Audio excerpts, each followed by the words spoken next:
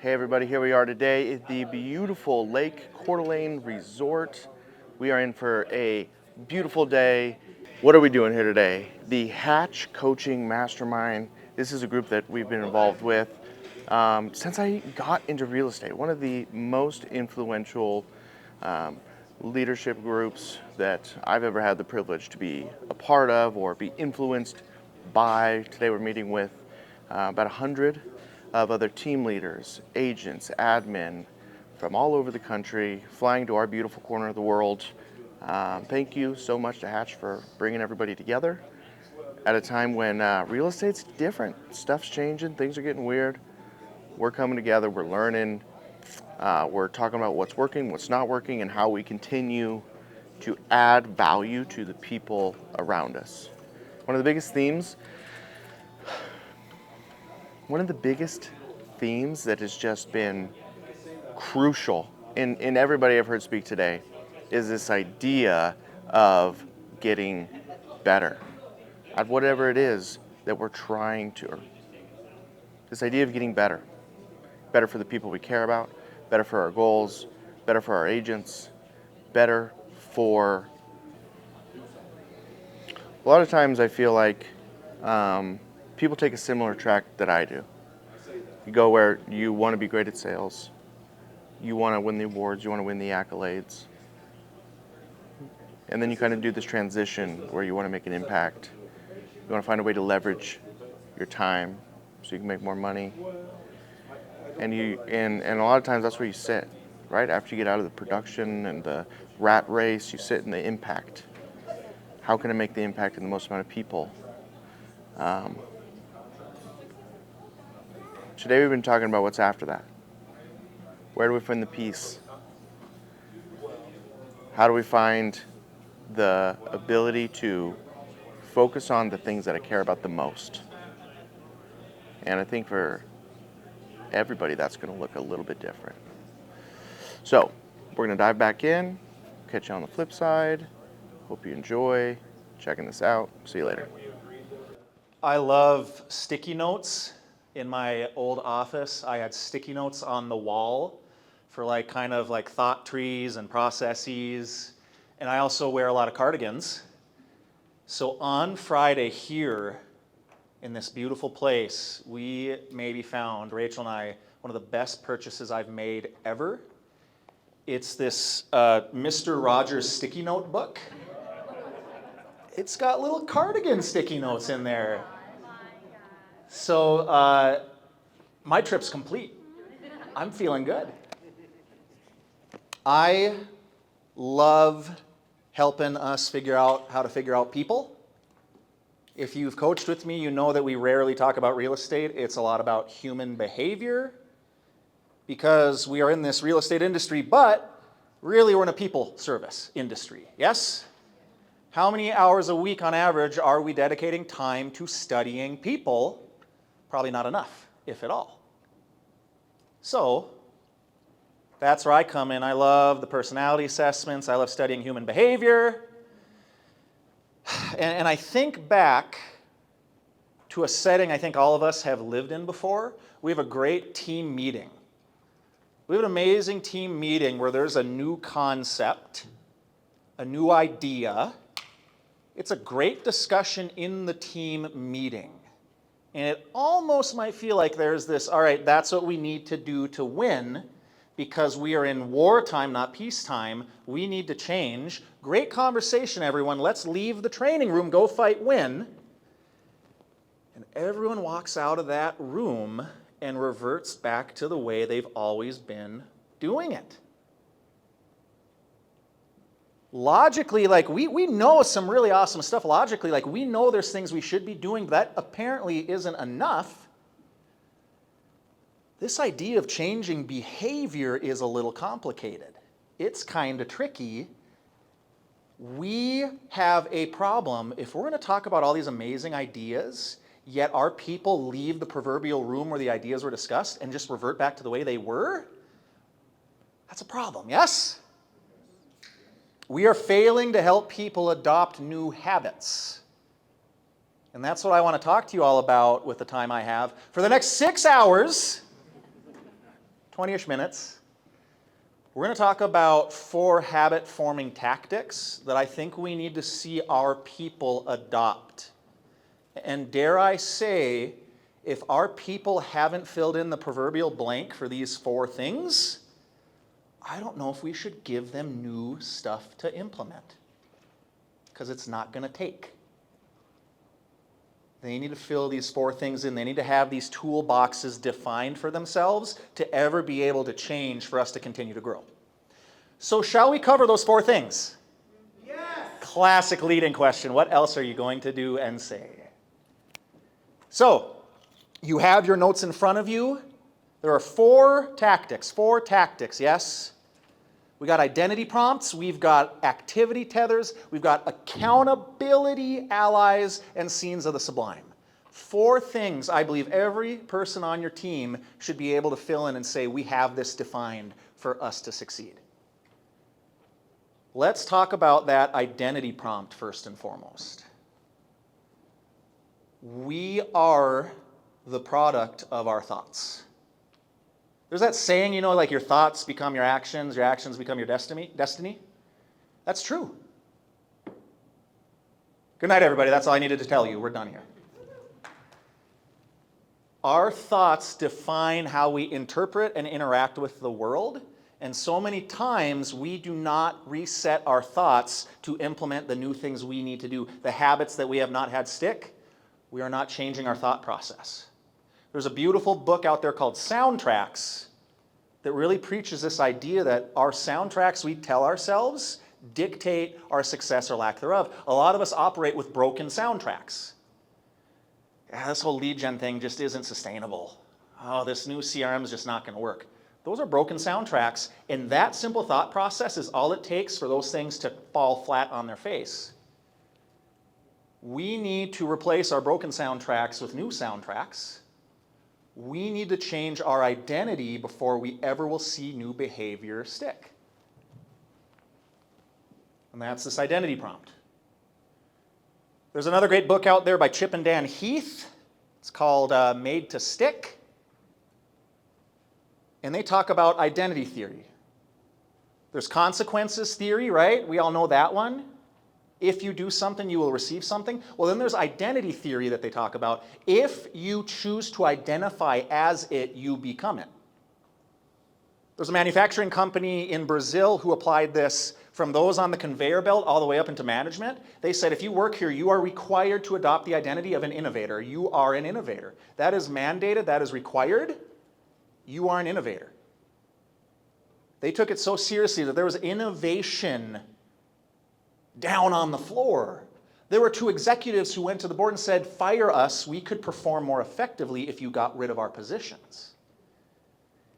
And they became incredibly profitable by simply doubling down on an identity prompt. And how much did that cost them, everyone? What do you guess? How much of the budget went into the identity prompt implementation? 0. Cost you nothing. If you identify as it, you will be becoming it. So who do you need to become to do the things that you are not doing well right now? That's the identity prompt. Who do you need to be? And we need to craft some powerful statements. An example of one I had a while back was, you treat your body as the most important investment. I stopped that, which was unfortunate because then I hurt my back not long after I stopped using it. So there's some irony there. I should have stuck with it. You treat your body as the most important investment was an example of an identity prompt. Now, when you come up with an identity prompt, what the heck do you do? Sounds cute. Now what? Well, the goal is to saturate yourself with that statement. So when you come up with that identity prompt, you need to put it everywhere around you. And I'm serious about this. You have this statement, you have it by your bedside table when you wake up. You get into the car, there it is in your car when you're driving to work. You get to your work desk, there it is written down looking at you. Imagine a trifold, imagine a plaque, whatever it takes. It has to be there independent of you remembering to log into it, yes? It's at your desk. It's at your car every time you drive somewhere. It's at your nightstand at the end of the day. You need to surround yourself with this statement, and you're going to infect the way you think. It takes time, but with time, I had not a lot of time to get lunch. I thought about getting fast food, and guess what statement popped into my head without even being prompted? Well, you treat your body as the most important investment. What are you going to do about that behavior? Yeah, I'm not going to go get fast food. What identity prompts are our team members missing? I am a past client follow-up guru. I'm a lead gen black belt. I will not be the typical realtor. What unique prompts do you need for yourself? I'd invite all of you, as I keep talking, write down your first draft. What's the identity prompt you need to identify for yourself? And every team member you have on your team, you'd want to hear their identity prompt and help them scale it to see it be placed everywhere in their lives. Kind of fun, huh? If you need a reminder, I can write this on one of my cardigan sticky notes and give it to you to make sure you follow through. So that is one, our own thoughts, how we think about ourselves. We need to be better at that. That's the identity prompt. Number two, activity tethering. We logically know, do I need the microphone, by the way? Am I pretty loud without the microphone? Everyone knows lead gen is what you need to do. Everyone knows follow-up is what you need to do. Does anyone really disagree with that stuff? And yet you are surrounded by teams of people who crush it at that stuff, right? Not so much. Logic isn't enough. Logic is someone trying to steer an elephant. The elephant is our emotions. The rider and the elephant. Logic is the rider, the emotions are the elephant. We are wired as human beings to seek enjoyment, and it is a losing battle to simply try to steer that elephant. We're going to lose out to our emotions all the time, and it is way more fun to do whatever else there is that you could be doing instead of your lead gen, your follow-up, updating the CRM, all of those things. We know logically we need to do it, but it's just not fun. So how do you marry the activities you enjoy doing to the behaviors you know you haven't adopted? That's activity tethering. It's like pulling teeth for me to just get through emails and respond to them. But I have an activity tether in my back pocket, which is podcast time. I love my podcasts. And activity tethering is marrying that enjoyable activity to the not so enjoyable time block to get through your emails, yes? And now it's not email run through, no, it's podcast time. Enjoyable activities to marry to the things you know you need to do, but that's not enough. Are you basically saying that we need to earn it? Do you need to earn it? Tell me more. Are you saying if I eat the vegetables, I can have the dessert? That could be part of your activity tethering because there is the before, the during, and the after activity tether you could do. Kyle and Cormac, you're in the room. I know you guys do an activity tether, if I remember correctly. Before you guys maybe do some lead gen, you've done like a ceremonial dart game, is that correct? Yeah. So now to kick off this lead gen thing, there's this great competition, this dart game they play against each other. It's almost like the symbolic opening of the Olympics. Instead, they go do their lead gen. There may or may not be a Viking helmet that's crowned There's a crown involved too. on the knees. So this sounds kind of fun. And you've married it to this lead gen thing that doesn't always sound so fun. Pre-activity tethering. Then there's the during activity tethering, which is a podcast. Some people maybe go to their favorite coffee shop and have their coffee they love, and it's that treat that becomes synonymous with client reach out and follow-up. And then there is post-activity tethering, which is certainly a reward tactic that you will then let yourself have. If I hit my goals for the week, I have 6 little present boxes by my desk, and it's like a fun little choose your own prize game where I open up a mystery box and it's, I gotta go buy a new book. I love that idea of being able to play a game and make these activities more enjoyable. So what do you like doing? What are your activities that you need to have prepared to tether to the things you're not doing well enough? I know some of you heard me talk about this. Anyone else have examples of activity tethering they've put into place? Amber, I know you do the coffee run for an activity tether for some auditing, I think, right? Yeah, basically like room and offer reviews with my favorite coffee drink. Again, that all sounds like, if has anyone ever done this in the last decade, by the way, the raise the roof? You do it? What do you enjoy doing? What are your default activity tethers to help you do the things you need to do?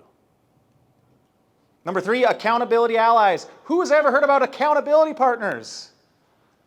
I hope you all raise your hands. Like, we've all heard this word before.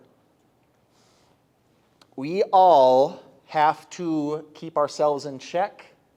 We cannot trust ourselves with ourselves. The number one person in the way of your success is who?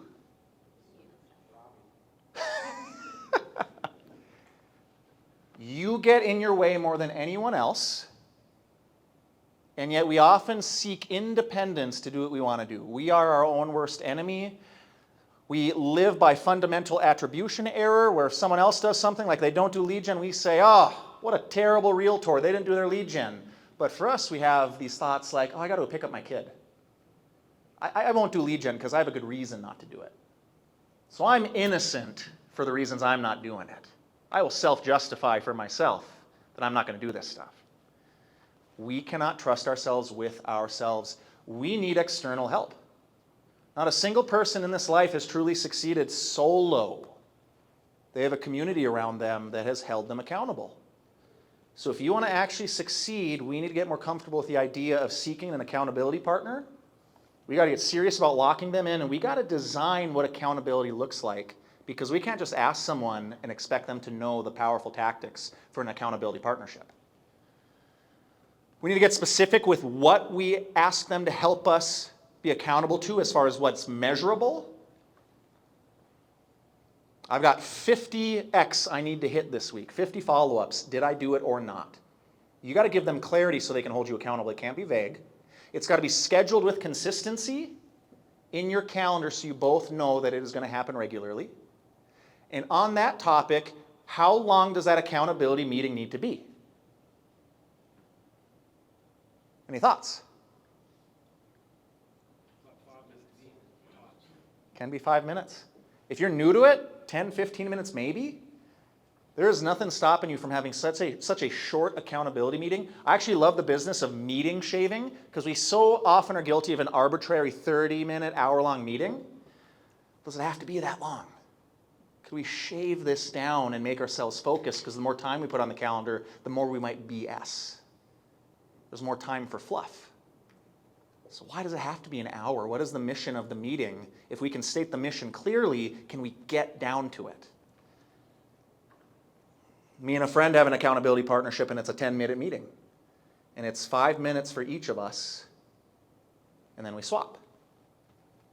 And we dare to make it a game. We set a timer, and we've even gone to a point where we set the time for 2.5 minutes, and when it hits 0, it's like, oh, we're at halftime. We got to get your accountability done. Okay, show me the specific metric. Did you hit it or not? It should be black and white for them to understand, and then they simply should look at you and say, what are you going to do about it? What are you going to do about it this coming week to get caught up, to keep the pace? You tell me what you're going to do about it so I hold you accountable next week. That's the basic DNA of an accountability meeting. Let me look at this clear information. Did you do it or not? What are you going to do about it next week? And I will hold you to that. Now, if that is not enough, and oftentimes it is enough, because more than anything, we're scared to death of rejection. More than death, people are scared of public speaking.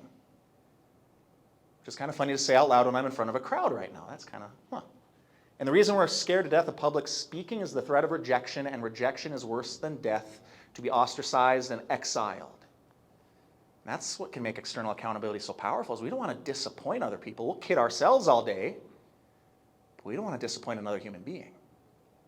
Now, if that's not enough, you can do an accountability contract. You gamify it and you put actual stakes on the line. If Connor does not hit his 2 social media posts in a week, he will Venmo Cormac $25 because that is defined as a loss.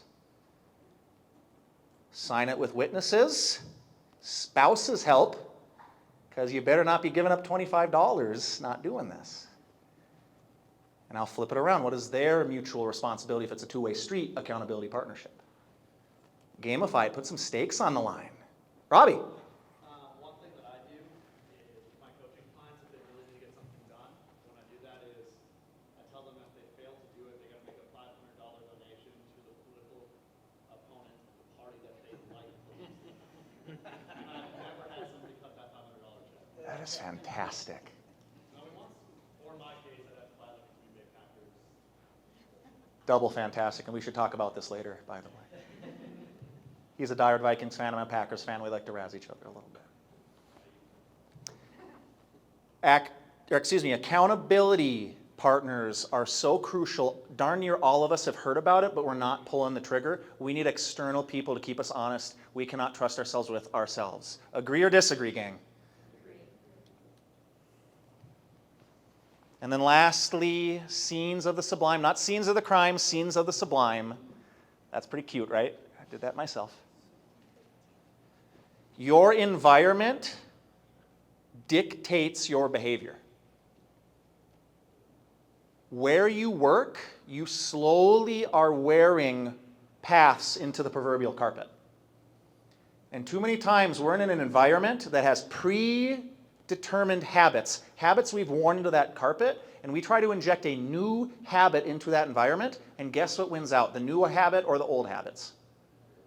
The old habits will win out darn near every time. I would see amazing team meetings, and then the team would go back to their desk that was synonymous with hopping on social media and just checking your phone. And the new idea was born to die right there on the spot. A new idea trying to compete with pre-existing ideas in an environment is a losing proposition. This is from, I think it's from Atomic Habits. This is a fantastic story about the power of environment. There was an individual who was a smoker in her youth, and her favorite thing to do when she smoked was ride horseback. It's kind of a funny visual with all the, she probably is a really good horseback rider. But for years in her youth, smoked cigarettes. Now fast forward, she grew up. She's in her 40s, and she'd since moved away from the family farm, was a professional in a different part of the country. And years later, decades since she had quit smoking, she's on a team retreat, and there's an opportunity to ride horses, which she has not done since she was a kid. She hopped on the horse, and guess what happened to her? Instantaneous craving to smoke a cigarette. Decades after having kicked the habit, that familiar environment activated a craving for the old behavior. Your environment matters. So when you have to do new things, where are you going to do them at? Your old habits will override new habits. You need to find new scenes of the sublime for the habits that haven't stuck yet. I personally drive to coffee shops and breweries, and they often are synonymous with particular behavior. Because my home office has now become synonymous with coaching calls and recording content. It has not become synonymous for the habit of follow-up. So I need a new scene of the sublime for things like follow-up. And that's where I like to go to Black Coffee and Waffle downtown, where you sit at your desk. Maybe you have an L-shaped desk. It can be enough to be facing this wall and then turning to look at this wall. That can be enough to change your scenes for the right habits. But let me again tell you all, so many of your agents aren't doing what you need them to do because they're going back to places with pre-existing habits that are at odds with what you want your agents to be doing, your team members to be doing. That's human behavior. I know some of your office spaces are designed a certain way. It can be inefficient. But often what is effective is not efficient, and what is efficient is often not effective. So this might be a bit of a challenge, but I think it's a worthy challenge because the alternative is, I believe that your habits, you need to see them have occur, are never going to stick.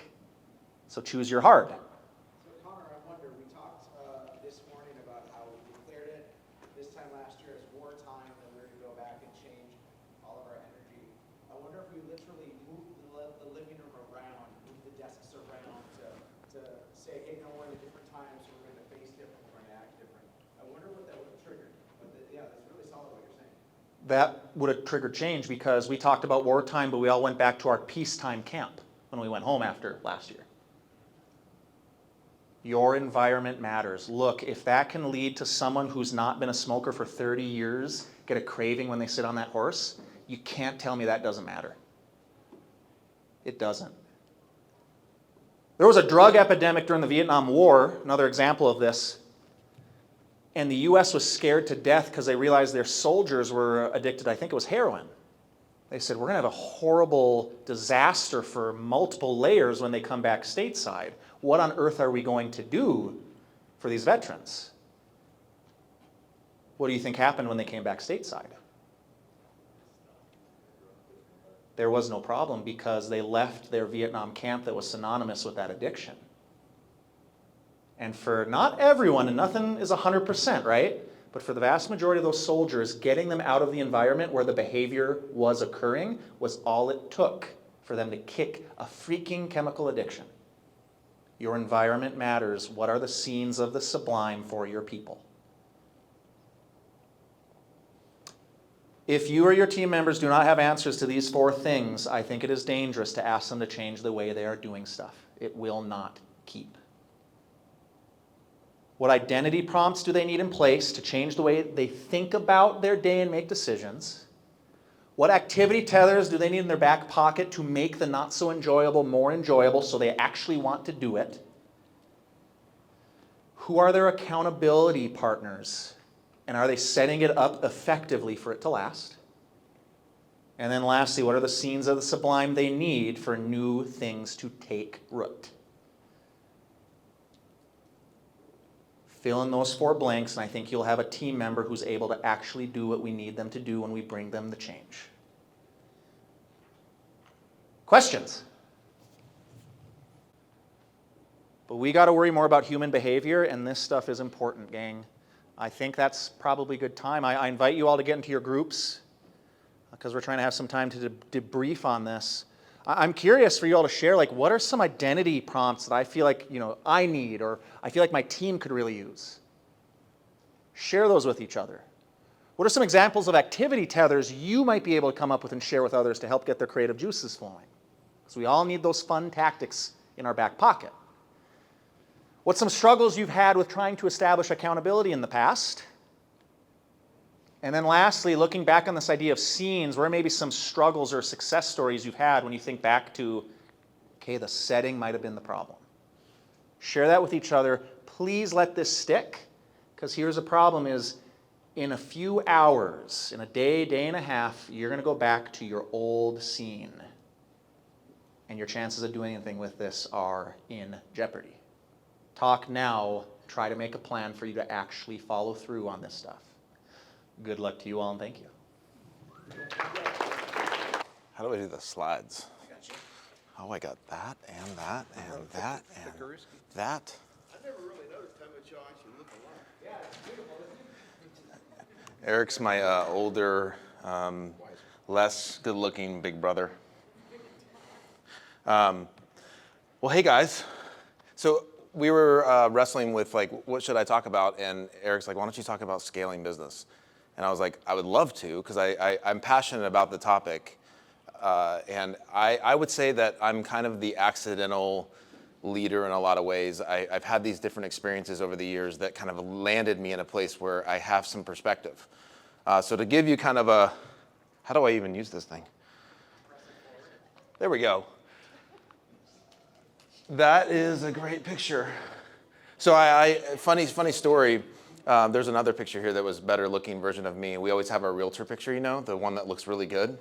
And I'm kind of like a bear. I hibernate in the winter and I gain like 30 pounds and then I get back to skinnier, never really skinny. But I was playing golf last week at this charity tournament and they had a booth. It was called the heckling booth. And different charities at every hole, they have different things. And I got up there And I was like, I know these guys are gonna drill me. And I walked up and they're like, fat pit bull, everybody. I was like, God dang, I can't. And it really hurts my feelings, so don't bring that back up. So I got licensed in 2017 and didn't really know where I was going to go with real estate. I just knew that I needed to provide for my family. I was jumping out of a previous career. I knew that I wanted to build something, but I didn't really know where I was going to go with it. At first, I thought I was going to focus on investments, but I quickly, you ever heard the phrase, wherever you go, there you are? Well, I quickly kind of showed up with some skill sets that I had been developing over the course of the last decade and a half. And so over the last 5-6 years, we sold 1,000 homes. We did 320 last year. We'll probably do, I don't know, maybe 450 this year. And it's been a challenge, but it's been an exciting and little adventure there. That first year, I was just trying to figure out how to sell homes, and then we started the team in 2018.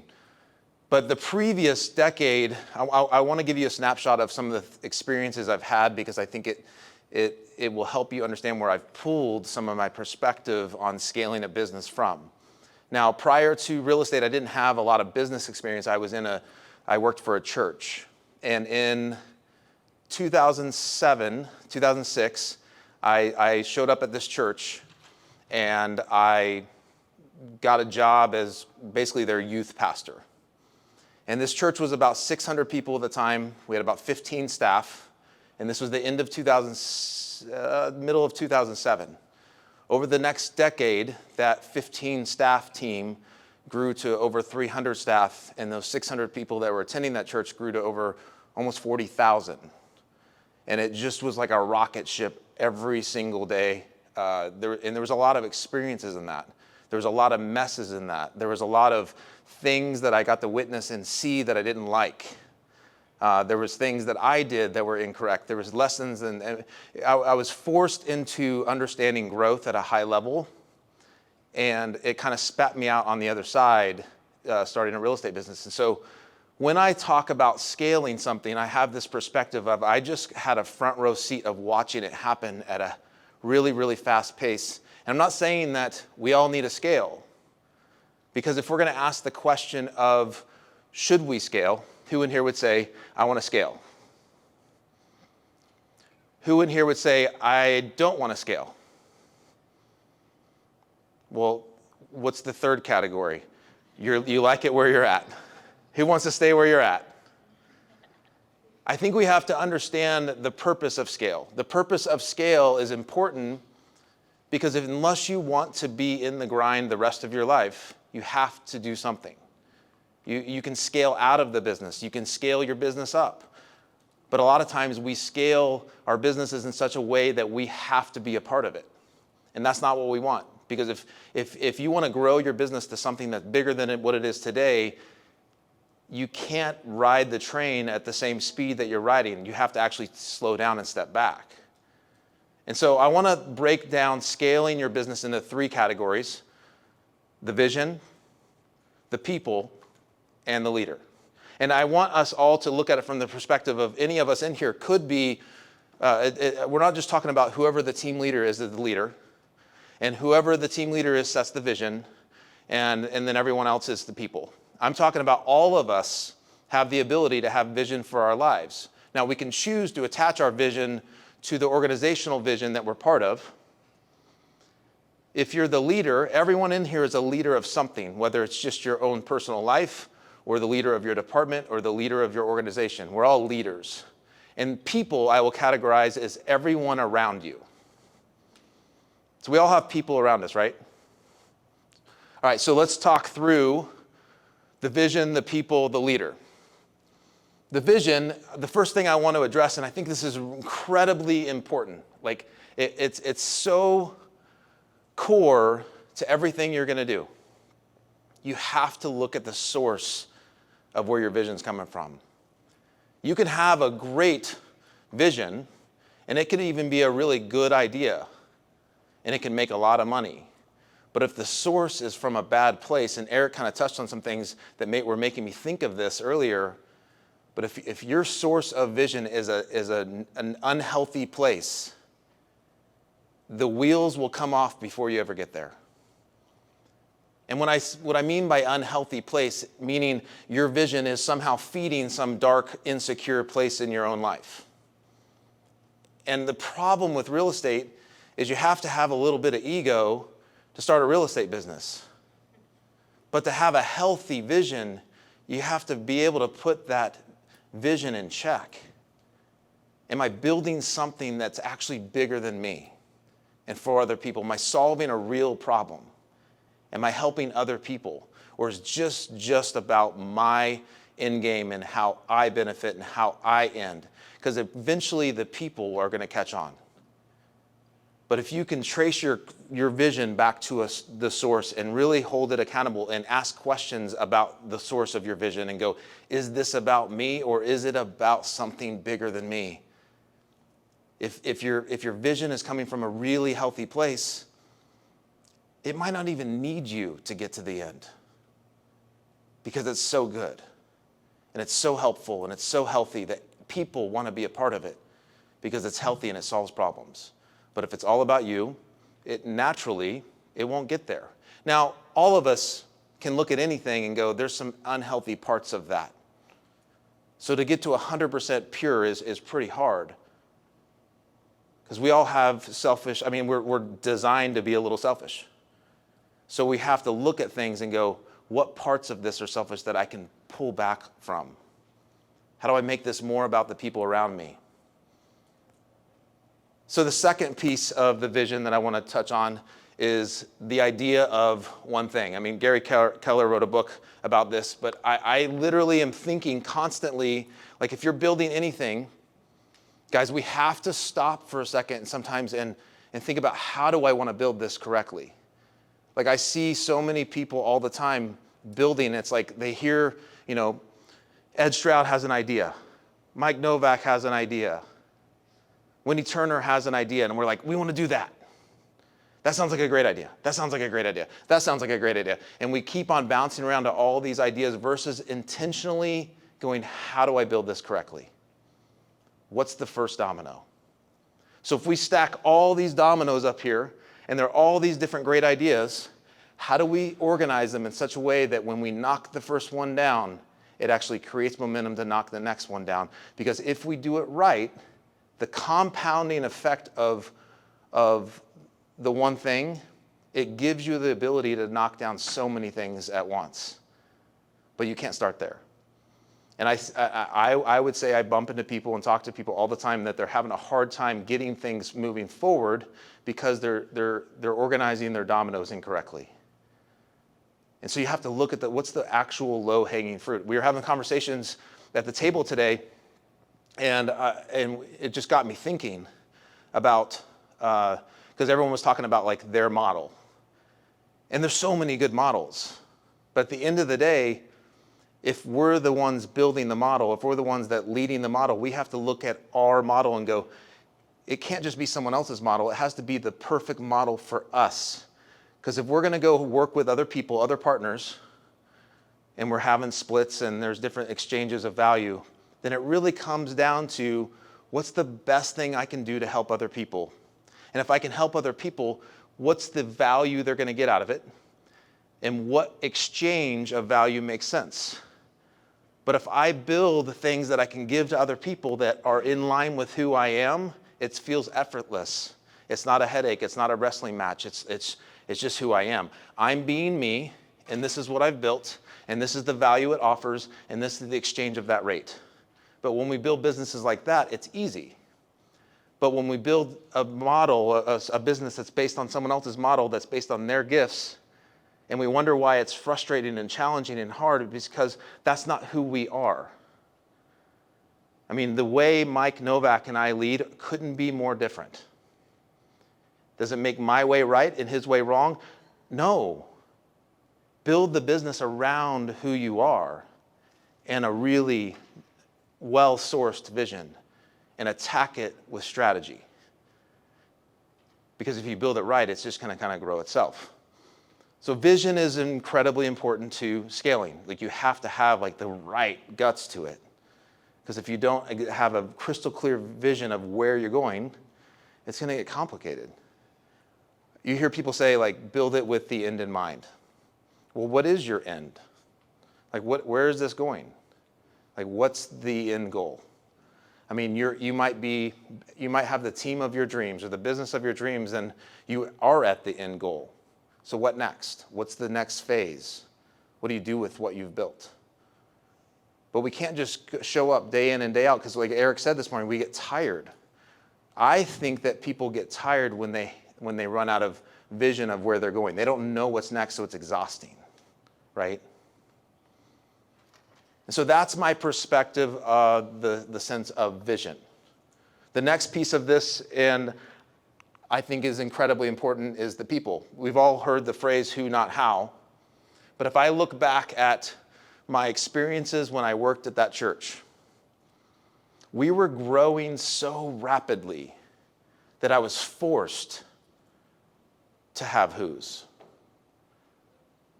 You attract really good who's when you need a who.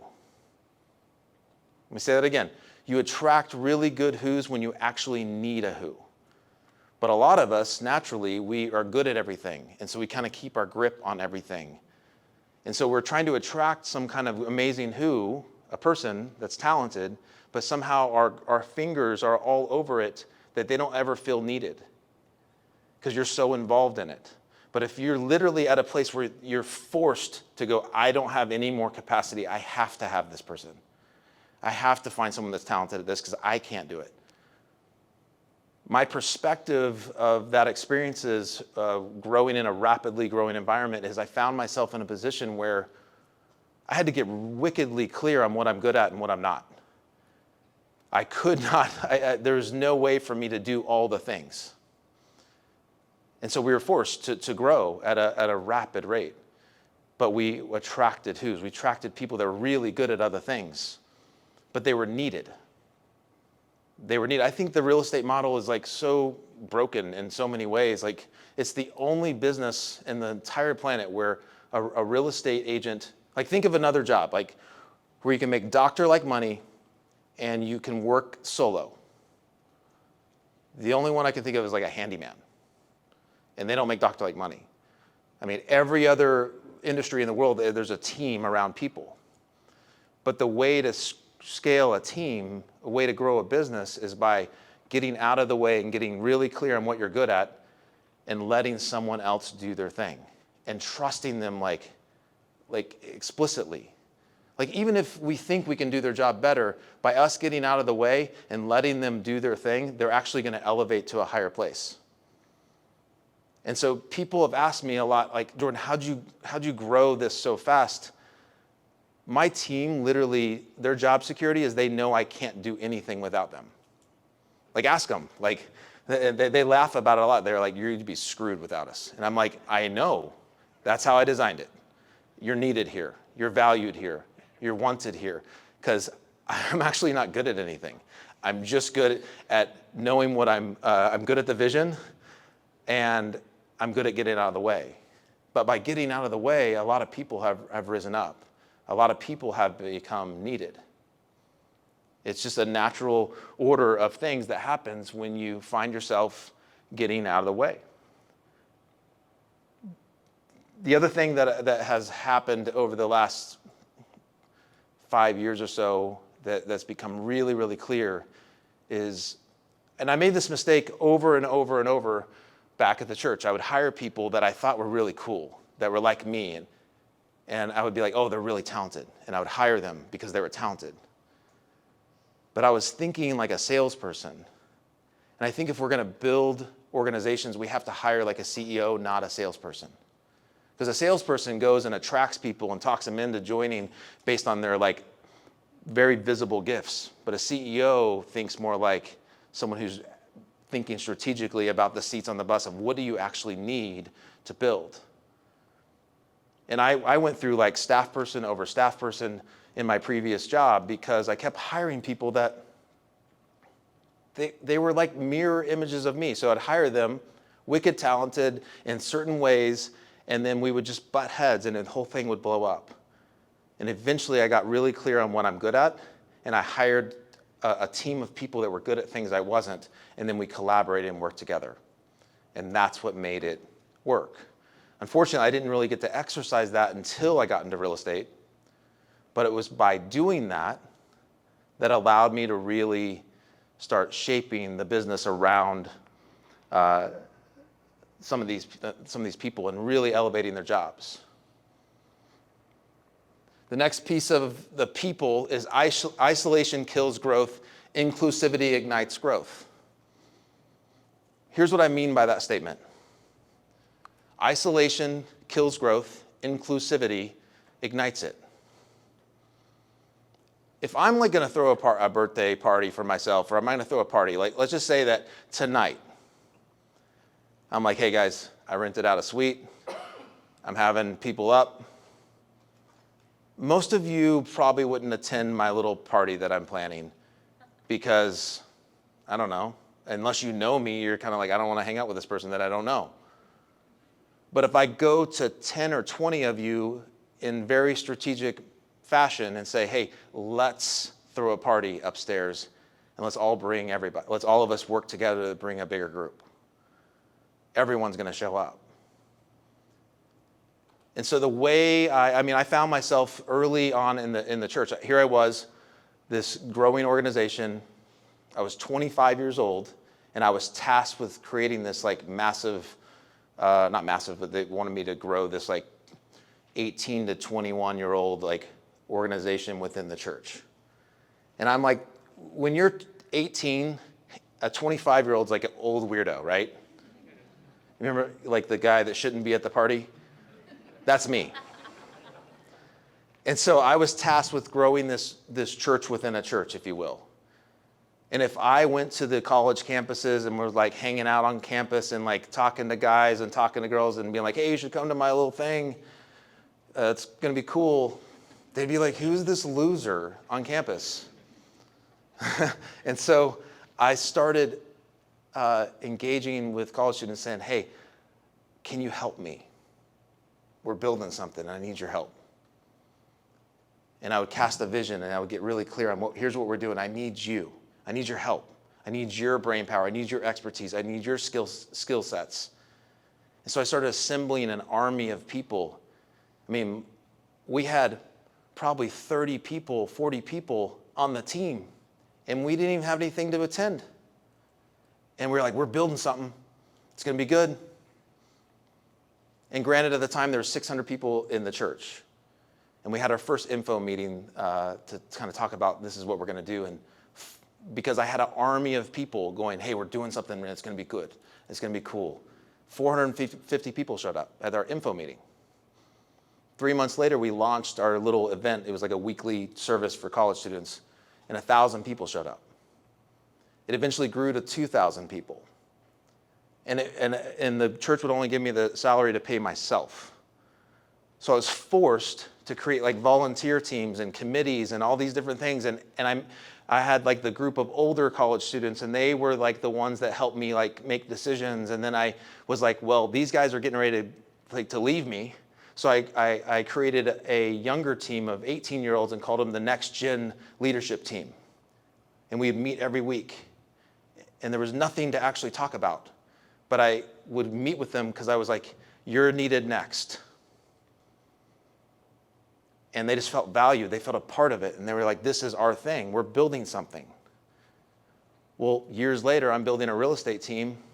And that's just the way I think. Anyone who comes to the doors, I'm like, you are needed here.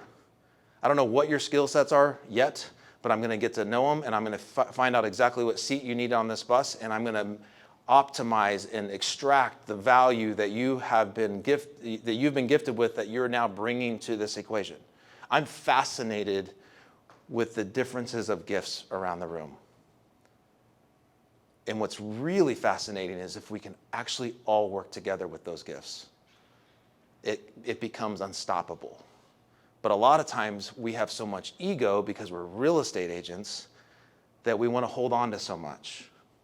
But if we can embrace and love and see the gift of other people around us, it becomes powerful. really, really fast. So I'm not proud of my weaknesses. I'm proud of others' strengths. I don't go around touting how horrible I am at things, but I go, you're so much better at this. I need your help. You're so smart at this topic. Can you help us? Can you speak into this? And people feel valued. Another lesson I learned around this same topic is I was meeting with the chancellor of University of Colorado. And she was giving me this tour of like some of their offices, and she was telling me about these students.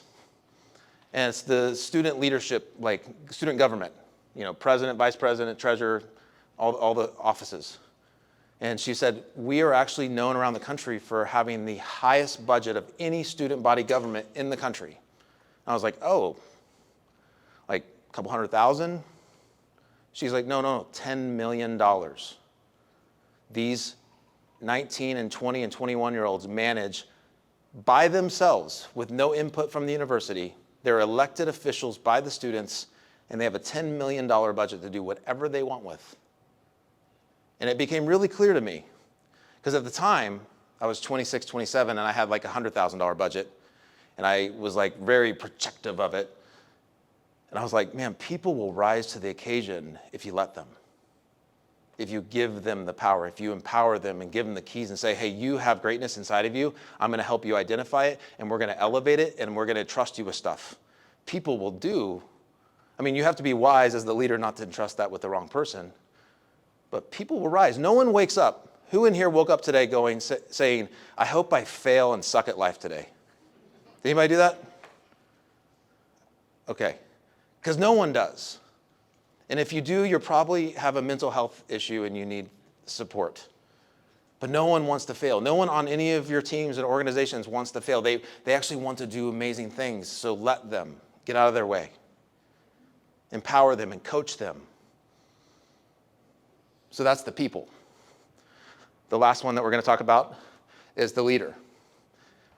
Guide dog, not guard dog. Let's talk about an actual guard dog and an actual guide dog for a second. Both the same species. Yes or no? Both have very similar instincts. Yes or no? But they're very different in the way that they articulate their gifts. Guard dogs, I just picture this big fence like with barbed wire and it's going around something. It's protecting something valuable. And if you come near that fence, the dog will come running and it will bark and it will growl and it will do whatever it can to scare you to stay away, because whatever's behind that fence is very special. Don't mess with my stuff. I think there's a lot of leaders out there that are like guard dogs. They snap, they bark, they yell, they protect, and it comes from this place of, if this screws up back here, I'm a failure. If the guard dog lets someone in and someone actually takes whatever's back there, then the dog is a failure. So it's almost like this whole mentality of being a guard dog is, if you're a real person, if you're operating in that place, it's because you just are so scared of failing and what that makes you look like. So it's really about you. So if leadership is all about you, then maybe you're a little bit of a guard dog. If leadership is about protecting your little baby that you've built and no one's going to screw it up, then maybe you're like a guard dog. But what does a guide dog do? A guide dog puts aside all of their own personal agenda, all of their own, they humble all these emotions as an animal to fight and to bark, to do their own thing, to serve another, to help guide someone to where they need to be. There could be distractions happening. Have you ever seen, like, I have an actual dog that went through like, I don't know what it's called, but some kind of service training academy where they get trained how to be like a service animal. And the reason we got her is because she failed. She like flunked out of school. And so she's like kind of trained and kind of not. Like she's kennel trained, she's potty trained, but if there's anyone other than my family near our house, walking by, we have a golf course behind our house, so golfers drive by, she's like, that's my yard, and I'm gonna bark at you and try to attack you. And it's like, no, like, that's not our yard, and she doesn't understand that. And when our kids swim in the pool, she thinks they're drowning, so she's like, goes crazy, and it's like, oh my God, relax. But these dogs that are guide dogs, they're absolutely dialed in and trained, and they put aside their own agendas and they lead, they guide, they take their people where they're supposed to go. Even if there's distractions, even if there's things that are pulling their attention another way, they still do what they were supposed to do. The only time they snap is if the person they're leading is getting ready to walk into danger, and they'll do whatever they have to pull them back on track. Not for their own thing that they're protecting, but for the person. So instead of it being about them, trying to make sure they look good and protecting their thing, it all becomes about the person they're guiding. So guard dogs are amazing leaders. They practice humility, they practice patience. They're very critically clear on the mission of what they're trying to do with the people around them. And it's not about them. The whole thing is about the person.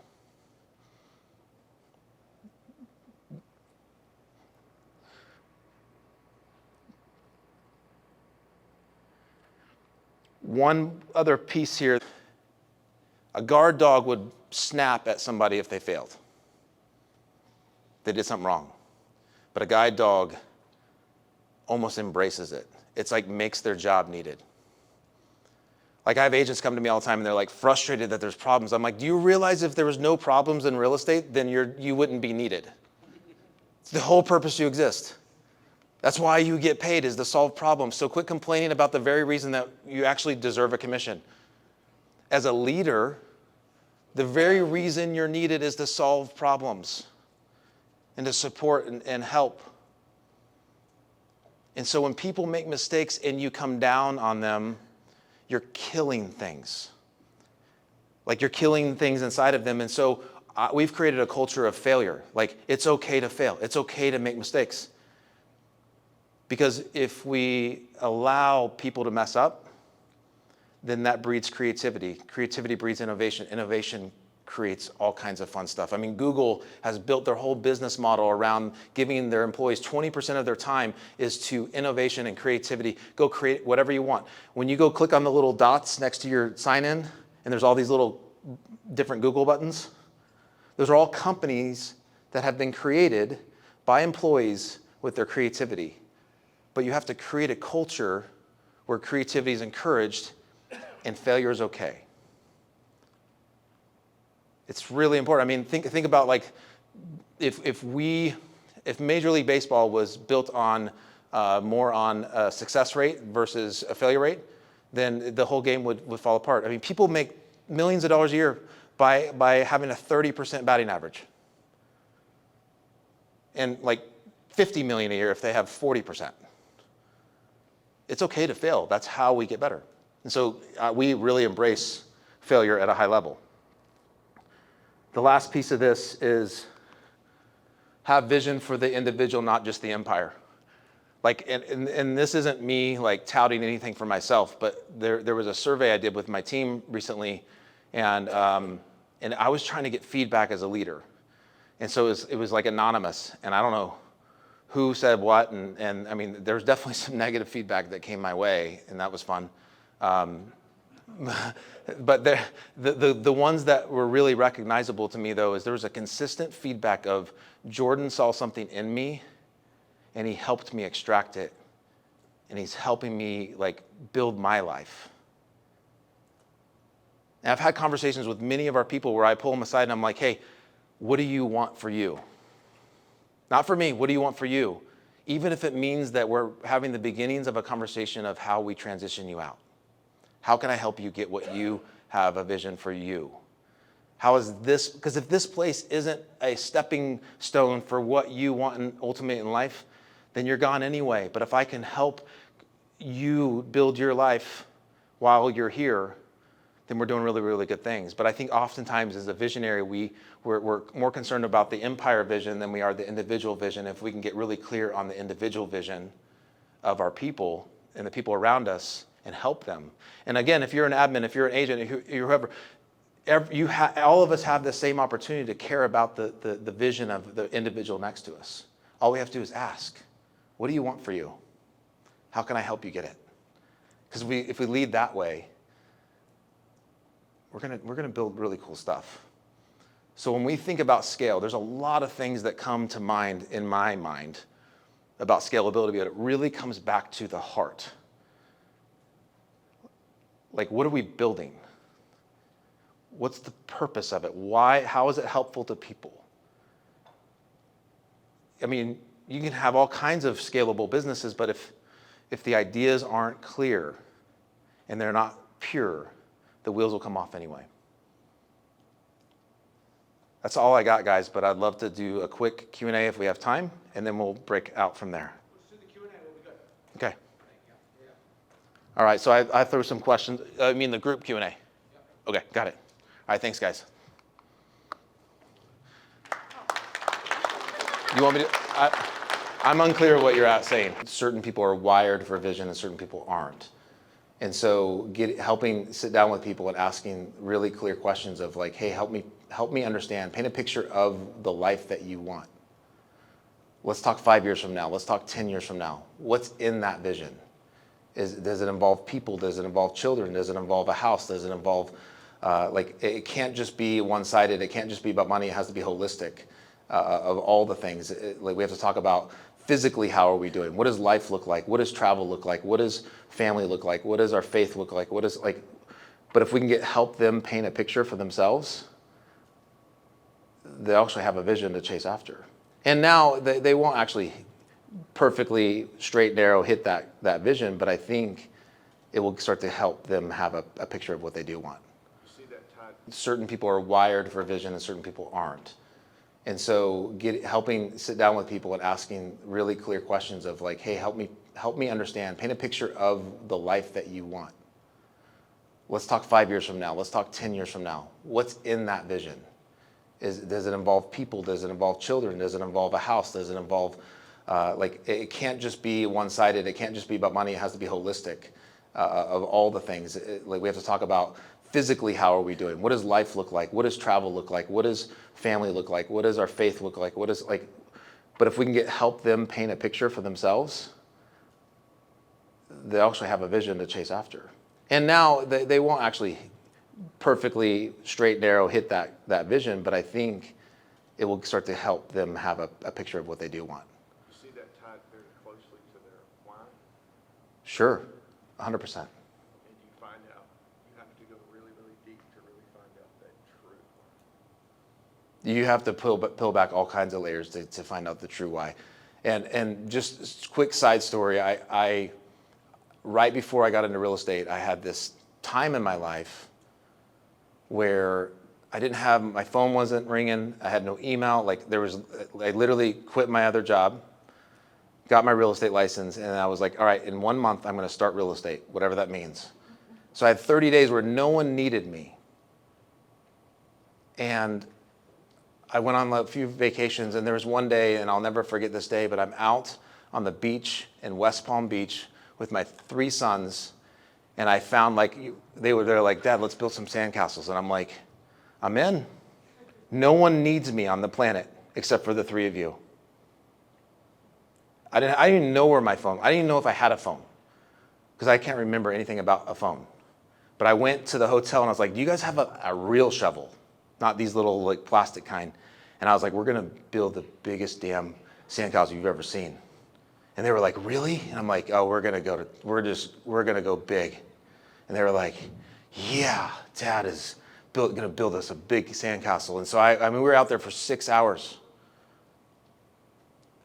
My wife had to beg us back to the hotel to get cleaned up so we could eat, sunburn and all the things. And then a month later, I started my real estate business. 5 months later, I get into business, and all of a sudden, we're in Aspen, and And I'm just thinking about all this money I'm making. I'm like, I can't believe how I used to make $55,000 a year 6 months prior. And I have $55,000 worth of pending transactions at the moment.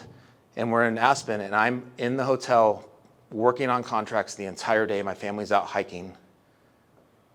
And I'm like, this is jacked up. This is not what I want to build. I want to build sandcastles.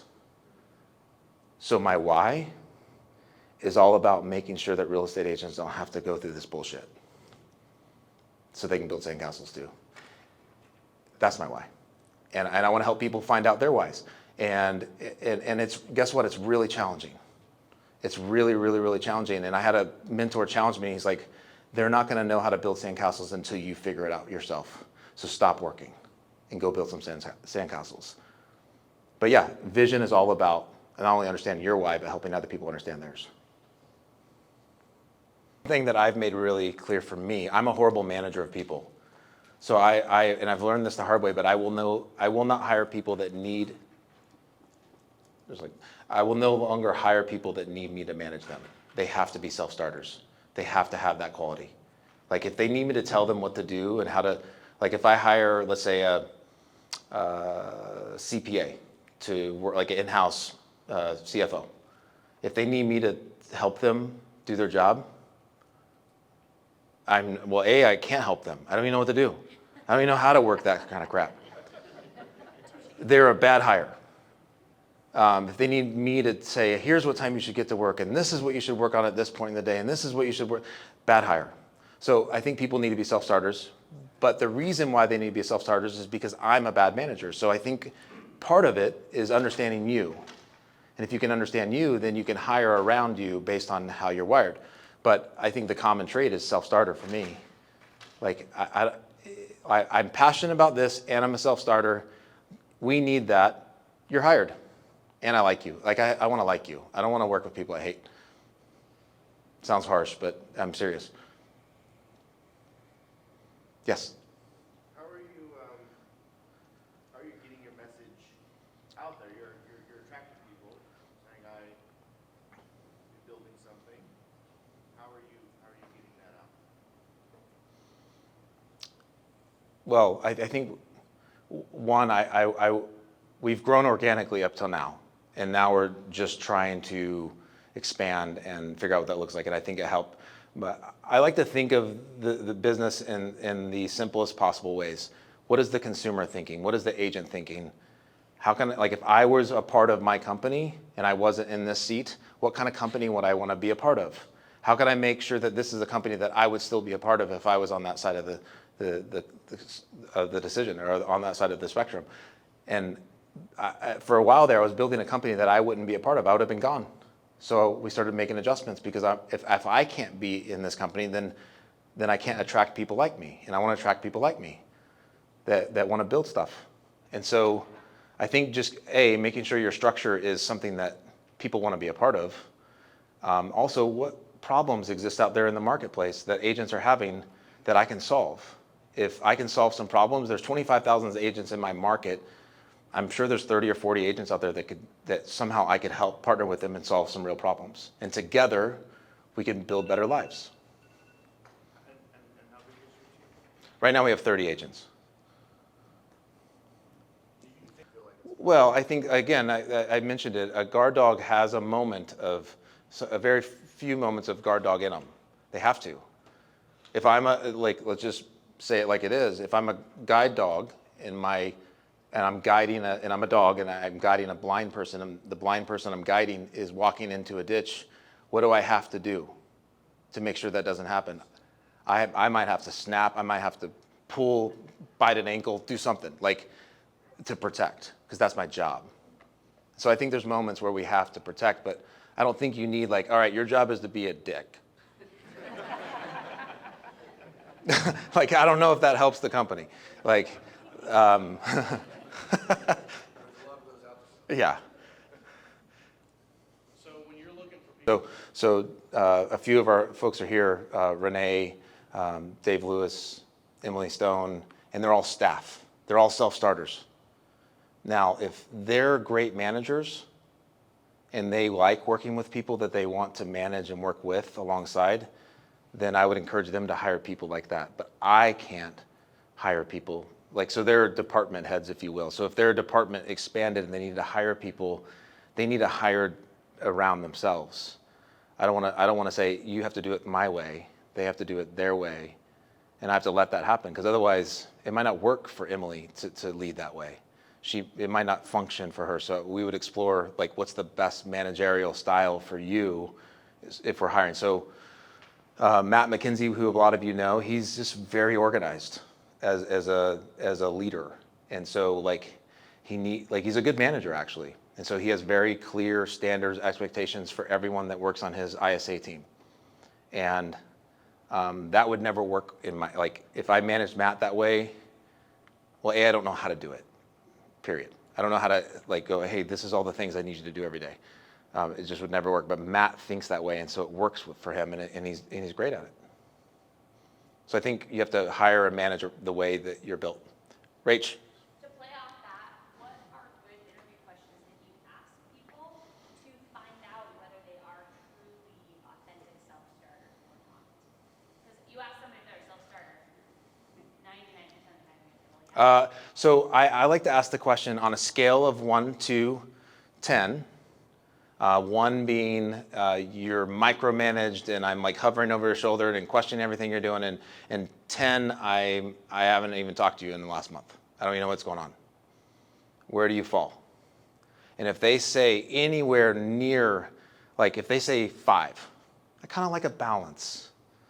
It's like I like a little bit of leadership and question, then they're out. I don't want a 10, because that just means I'm being a horrible leader. I'm like never around. But if they're like, I like an 8, I'm like, we're gonna work really well together. like you're like, get out of my way, Jordan. I'm trying to get things done. You asked me to build this part of the company, and I'm building it. I like it when people fight me a little bit. When I'm like, hey, we're doing this, and they're like, no, we're not. That is going to throw my whole thing off, and I'm like, oh, well, let's talk about that. Let me hear more. I don't even know. And then they start fighting for what I've entrusted them with, and I'm like, that's how I know that they're dialed in and owning it and empowered, and that's how I like to do it. What's the most or the best hire you've made? Yeah. Oh, come on. I can't do that. His coach. There's been some significant moments where, again, this is like the domino thing. Like, I hired strategically, like the domino, like, all right, this is the next hire we have to make. This is the next hire we have to make. And along the way, I usually lean towards high capacity people because like Emily's a great example. Like her job, we hired her to be my personal assistant. And we had 4 or 5 people that were interviewing, and we got done with all the interviews, and I'm like, I really think we should hire Emily. And they were like, but she doesn't, she seems like she's good at some other things too. And I'm like, exactly. She's high capacity, she can do a lot of things, so let's just figure out what she ultimately wants to do, but this is like a stepping stone towards potentially a career or an opportunities. And so super high capacity, but her first role with us was helping me with my calendar and email, and which she could do with her left pinky toe. That's kind of weird. Sorry, Emily, embarrassed you. Prove it. Anybody else?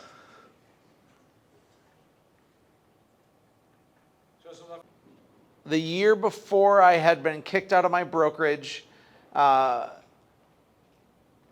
had 11 of my 13 team members quit. I had to start over essentially, and it was this really incredible gift. And at the same time that was happening, as I was dealing with all that professional stuff, my wife and I were in this massive infertility battle. It was completely over the top of painful. We had rounds and rounds of IUI, and that didn't work. We had in vitro fertilization. We got pregnant 3 times and miscarried 3 times, including one ectopic and surgery that was there for my wife. And it was just like some of the darkest, heaviest of days. And then we found out that the very last embryo that we had, the very last one, and if you understand how IVF works, like they'll take the best ones first. And we had 5 left. We were told we had 5 left, and when we laid on that, I didn't lay on the table, my wife laid on the table. In that hospital room, they came and said, hey, we only have one of these embryos that's even worth a crap. And the other 4 are just no good. They can't transfer them. And so my wife, convulsing in tears, is about to then have this treatment. It was around Christmas time, and it was so heavy, and everything in the world felt heavy and wrong and misaligned and everything else. And 9 months later, my daughter Finley came into the world, right? It was just this like super cool, incredible story. But here's what started to happen is the momentum started to come, okay? Stella started to get her groove back. I started to find and compound wins, little baby wins, over and over again. I made some good hires. That's when I hired Robbie. Rachel had been hired a few months before that. Like, we started to just compound these wins. It wasn't anything big. It was just small little micro steps. And then everything in my life led up to this one moment. And here it was of August 2014. My wife is 7 months pregnant at the time. I'm about ready to be a dad. My business is flourishing. And I'm like, oh my gosh, it went from 0 to hero like that. When I was in it, it felt like the slowest moving, most painful, arduous, I'm never going to get out of this dark place kind of feeling. But I look back on it, I'm like, hey, it was like 18 months. 18 months is a blip in time. But here I was attending something called the Global Leadership Summit. The Global Leadership Summit takes place at Willow Creek Church in Chicago, but they simulcast it all around. And so I was at this Global Leadership Summit, and I had been there before. I was there completely broken 12 months before. And August 2014, I found myself in this room. And I just kept hearing one theme over and over again. I ran into an old youth group kid. Those of you that don't know, I used to do youth ministry. And I ran into an old youth group kid named Dan. And Dan was about to welcome his 3rd kid under the age of 4 into his life. And I'm like, Dan, you okay? Like that's wild. That's crazy. And he's like, church nerds, you'll get this. He says, God's first commandment is to be fruitful and multiply. And I took him literally, right? Like, church joke, right? So, hysterical stuff. I'll also drop the F word here soon too, so I just want you to know I'm balanced, okay?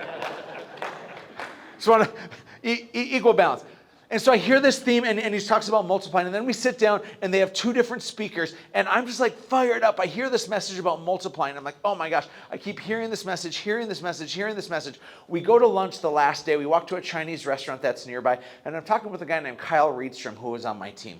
And we're talking and chatting, and I'm like, Kyle, I just keep hearing this message multiply. He's like, hey man, I'm hearing it too. And so we're fired up, and we go to lunch, and we talk about multiplying, and it's like, oh my gosh, why do we put you in small groups? It's because we want you to talk about the things that you're feeling in the moment, because that's so important. And so then we got to the Chinese restaurant, and I tell my group, I'm like, I just keep hearing this theme, and I don't know what it means.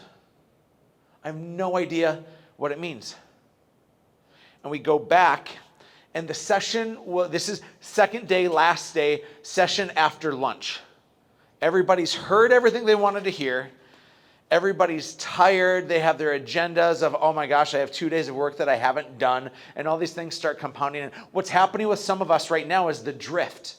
We're at the end of the day of a long day, and we're drifting knowing that the sun is shining, that our businesses have action going. We have family things. We have people we need to call, stuff we need to do. But at that time in 2014, y'all, I wasn't drifting. I was in the moment. I was right there, completely focused, completely eyes on the screen.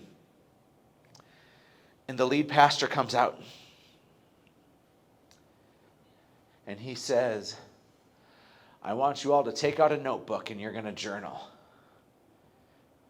And I'm like, oh, F no. Like, I was there for speakers and I was there for all these different things. But then he asked me to journal. And I don't know about you, but I am a high D. And the moment you give me a second, I'm going to go check my email and my social media. And I'm going to do anything but the assignment. Some of you are like, yeah, that's me. I totally get it. But I'm in the moment. And I'm hearing this theme. And so he's asking these questions about what do you want your life to be about? Like, you're at this moment in time. What do you want your life to be about? And I kept hearing this theme of multiplying and multiplying and multiplying. And my wife and I had chosen that in 2 months we were going to have a videographer and a photographer in the birthing room with us, right? They're careful on their angles, so get your mind out of the gutter there. They're like careful on the angles, but we wanted to capture this moment in time. And the song that we were going to pick was a song by my favorite band called Need to Breathe. There's a song called Multiplied. And so that was already in motion, and then all this stuff is happening. Like, we had this all laid out. Then we kept hearing multiply. And then during the third prompt of the lead pastor talking, the house band played Multiply by Need to Breathe. And it was that goosebump moment. And I sat there and I wept tears that I had like dry eyes for years. I hadn't delved into emotions because I was just a machine. I was hurt so bad and I was focused so much, but I had these tears just welling up in my eyes. And I sat there sobbing and writing and convulsing. And we went on as a group to do these big things to multiply, to give, to serve, to pour into. We built these little groups of hand raiser groups, and I gave them each some seed money. And we went and we just did big things to serve the world. And the bummer is none of it really lasted, but the memory and the feeling and we got to do something bigger than what we're doing right now. It lasted. And I talked to you all earlier today about how our time is the most precious thing that we have, that it's a limited resource above all the other resources that we have. And so I'm going to ask you at the end of the day, as your mind is full, as your schedule is filled with things that you want to do, I'm going to ask you to write. And I don't want you to get distracted with your phone, with your to-do list. I'm going to challenge you to give yourself 10 to 15 minutes. That's it. I'm going to play some music in the background. And I'm going to ask that you write your eulogy. Now, a eulogy is different than what is in the newspaper when you die. When you look in the newspaper when you die, it says, Dave was born June 14th, right? Like, it just kind of gives like a history of your life, of like the things that you've done. But a eulogy is different. I'm going to read to you a eulogy, and I want to give you perspective, okay? Alexandra was a compassionate, intelligent, creative, loving, and generous woman who placed great value on and invested greatly in all the people of her life. Her loved ones, colleagues, clients, and fellow musicians, and chose psychology as the profession as she truly wanted to make a difference and make an impact in the world. She was a true team player who never wanted to practice as a psychologist on her own, even though that would have been a much easier path.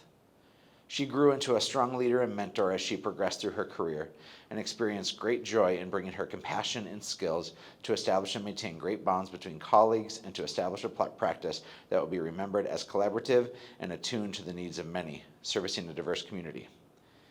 She channeled her passion for psychology, people, health, music, singing, dance, and the arts into her daily life, performances, leisure time, and work, seeking to find any opportunity that allowed her to bring authentic self to the different worlds that she inhabited and relationships she cherished.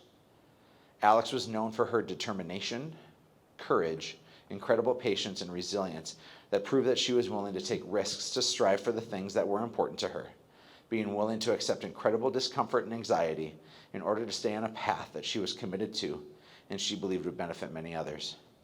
She truly believed in others' capacity for charge and transformation, and took the greatest pleasure from seeing those she cared about and assisted professionally overcome barriers to develop the change in the life of challenges and despite of discomfort. And the challenge I'm giving to you all is to write your own eulogy. And it feels heavy, but this is maybe that time where there's a compounding of feelings and emotions inside of you. And you recognize how precious the time you have is. And what are you going to do with it? What are people going to say about you when you're gone? Because it could happen tomorrow. And you get one chance to make an impact, to use your time wisely, to find peace, and to use your time to serve the world that you're called to. And so I'm going to give you this framework here, but here's an opposite framework, and you can take with it what you want. Is the eulogy that you're afraid other people will read? Are they going to say, here's Ed Stroud. He worked a ton. And he was really distracted from his kids because he had all these stressors in life. That would feel like absolute emptiness, wouldn't it? And so maybe your call is to write the eulogy that you're afraid that somebody would read. Or maybe your call is to write the eulogy that you'd love to be read at your own funeral. So I'm going to give you about 15 minutes. Time is yours. Who we are, what's actually of worth, and why we do what we do. Is this a typical day at a real estate conference? No, not really. But I hope it spoke to your soul a little bit. Your eulogy piece, that's for you. And if you want to share it with people you care about, you can. If you want to continue to work on drafts, you can. But it's an exercise I did a few months ago, and it shook me to my core. So maybe some of you are shook, and some of you just humored me. Whatever is going to speak to someone is good enough for me. I want to give you a few frameworks of today, okay? We're going to wrap right now. We're back in this same room tomorrow, but I ask that you take your books and your swag with you. You will be on assigned new spots tomorrow, so leave your name tag here and I'll put you in new spots. We think that there's such value in connecting with different people at different times, and you never know who you're going to be with that's going to really be a good launch and catalyst for you. Tonight, on the back of your name tags are the instructions for tonight. At 5:30, we're going to be loading the boats down to the harbor area. And we will leave promptly at 6. If you've ever been on a cruise ship and you see people running to try to catch it, that could be you, okay? If you miss the boat for one way, shape, or form, or if you're somebody that drove here and you don't want to take the boat because you're staying off site or you want to ditch out early, you certainly can drive to the location as well. We do have transportation back around 9 p.m. And if you aren't on that, you can certainly catch an Uber or find another way back to wherever it is you need to go. But otherwise, we have ourselves the basic booze cruise, as you've seen on The Office. That's what's happening tonight. So I hope you're ready for that. Gang, I hope it's been a good day. Jordan, PK, Connor, thank you for sharing your gifts with us. Really superb.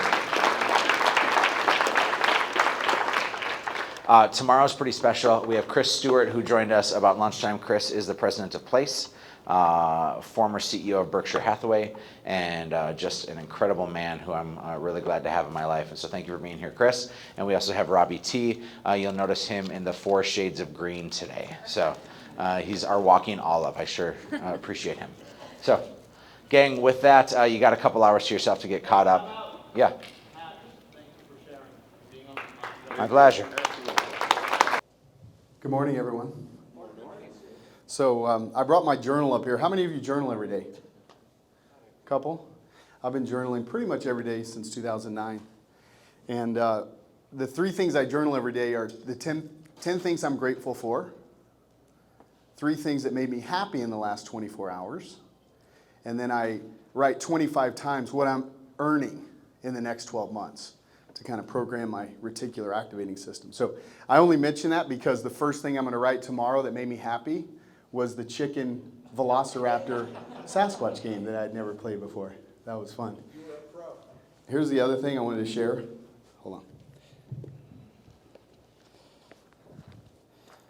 So in my journal, and by the way, if anyone wants is inspired to journal, I'll send you this if you want. I have 3 readings in there. The If poem by Rudyard Kipling. Anyone read that poem, If? It's a great poem. It's powerful.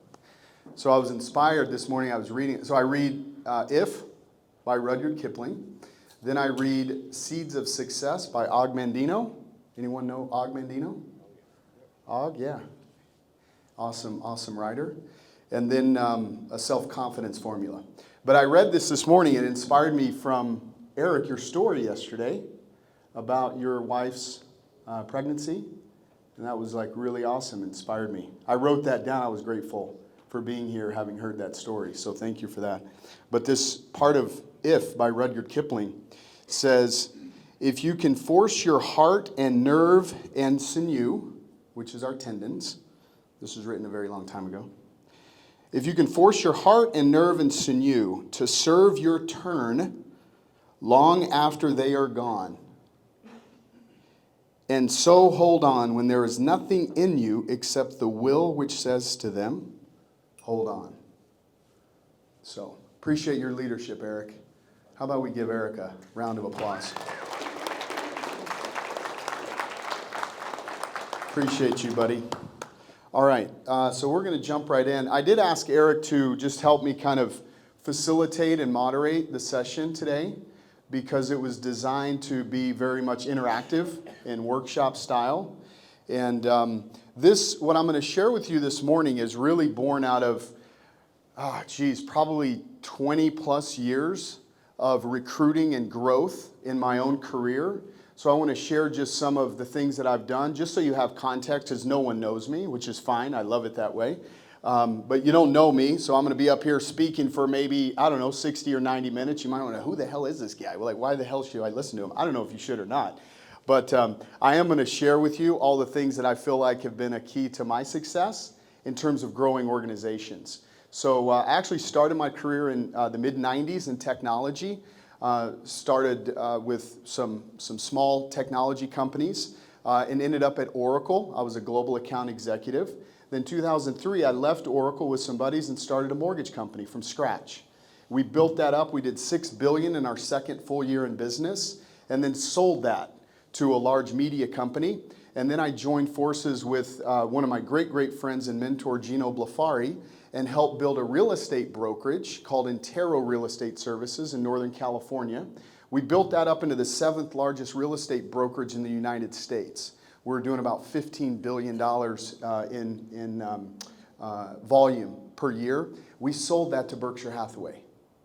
That's what put Gino and I on that side of the fence and helped them build their real estate organization. When we got there, we were about 18,000 agents. When I left, we were 56,000 agents.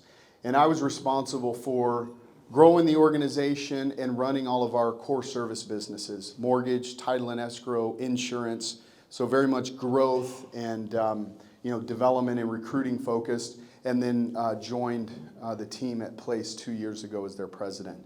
So again, everything that I'm going to share today is born out of my own experiences growing organizations. Big organizations, global organizations, small organizations, startup companies, big companies, whatever it is, and do my very best to share whatever has been helpful to me, and hopefully some of it's helpful to all of you to the extent that you're focused on growing your teams. So I'm just curious, show of hands, how many of you are really focused on recruiting and growth to your organizations? Just about half the room? Okay. I'll try to weave in some nuggets of takeaways for the other half that isn't focused on growth. For what it's worth, if you didn't raise your hand, I would say that no matter what we tell ourselves, if we're not growing our organizations, we're probably going backwards. There is no such thing as the status quo. Because, and I'll share some perspectives and experiences that I've had in the industry. Your team members are going to leave you. Life happens, things happen to constantly create pressure and tension in your business that results in your organization being smaller over time if you don't work proactively to make it bigger. And regardless of your own personal situation right now, your own personal motivations, like how many of you are still in a lot of production and that is the source of most of your income? Okay, that's awesome. And that's very typical. I would just say it this way. At some point, you're probably going to want to get off that treadmill. And when you decide to get off of that treadmill is the worst time to begin to prepare for what your income strategy looks like next. Now, To the extent that you have investment properties and other things that spit off passive cash flow, that's awesome. And perhaps that's the plan. To the extent that you need people in your world to begin generating the income that you might want to replace once you get off of the treadmill of personal production, that is something that is never too soon to start. So to the extent that you might ever think that you want people in your world that produce income for your business that allows you to step away from personal production, if that might happen 2 years or 12 or 18 years from now, it's never too early to begin to think about what that looks like.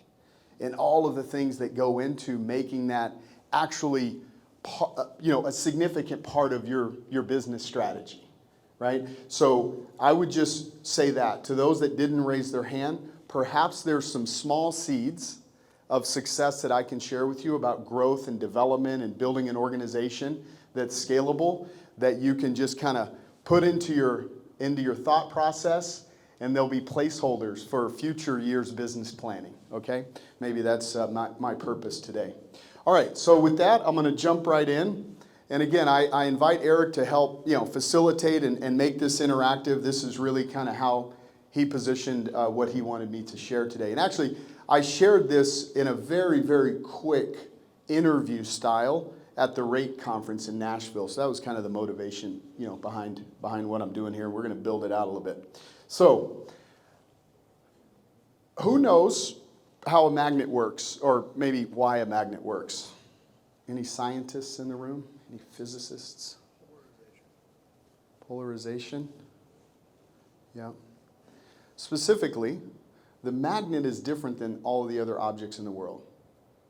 On one end of a magnet, all of the electrons inside of their atoms spin in one direction.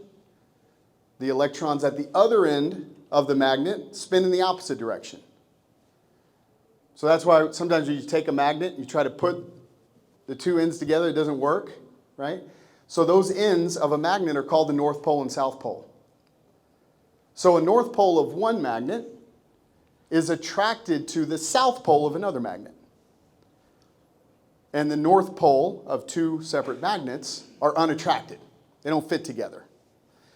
And I use this perspective in any discussion around recruiting and development and talent attraction, because we are a lot like magnets in the sense that each of us has what it takes to both attract people and repel people. But unlike a magnet, we can control how we present our North Pole to someone's South Pole and change the way that we're attracting. But all of that depends on who is the focus of the attraction. Are we the star of the show when we're attracting people into our world, or do we want them to be the star of the show? And particularly for top producers, where you've got this iconic personality, high D personality sometimes, and all that goes with everything that makes all of you who you are as just great individual contributors and producers. Sometimes it's hard to not be the star of the show. And attracting talent into your world, in my opinion, works the best and is most sustainable and longest lasting when you can just be comfortable making other people the star in your world. And I'm not saying that that's the only way to grow.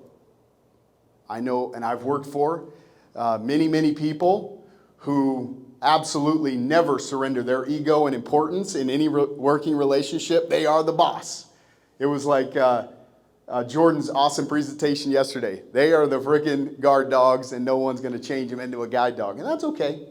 I'm just saying, in my own personal opinion and experience, when we can kind of surrender our ego and importance and allow other people to be the star of the show, which is, again, so I told Jordan, I thought that was a well presented set of perspectives yesterday on leadership. And a lot of this is going to feed right into it, which you'll see.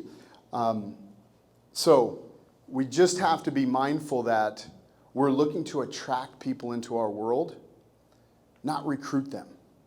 You know who recruits is the military. In college football programs, college sports programs. You're looking to attract and develop.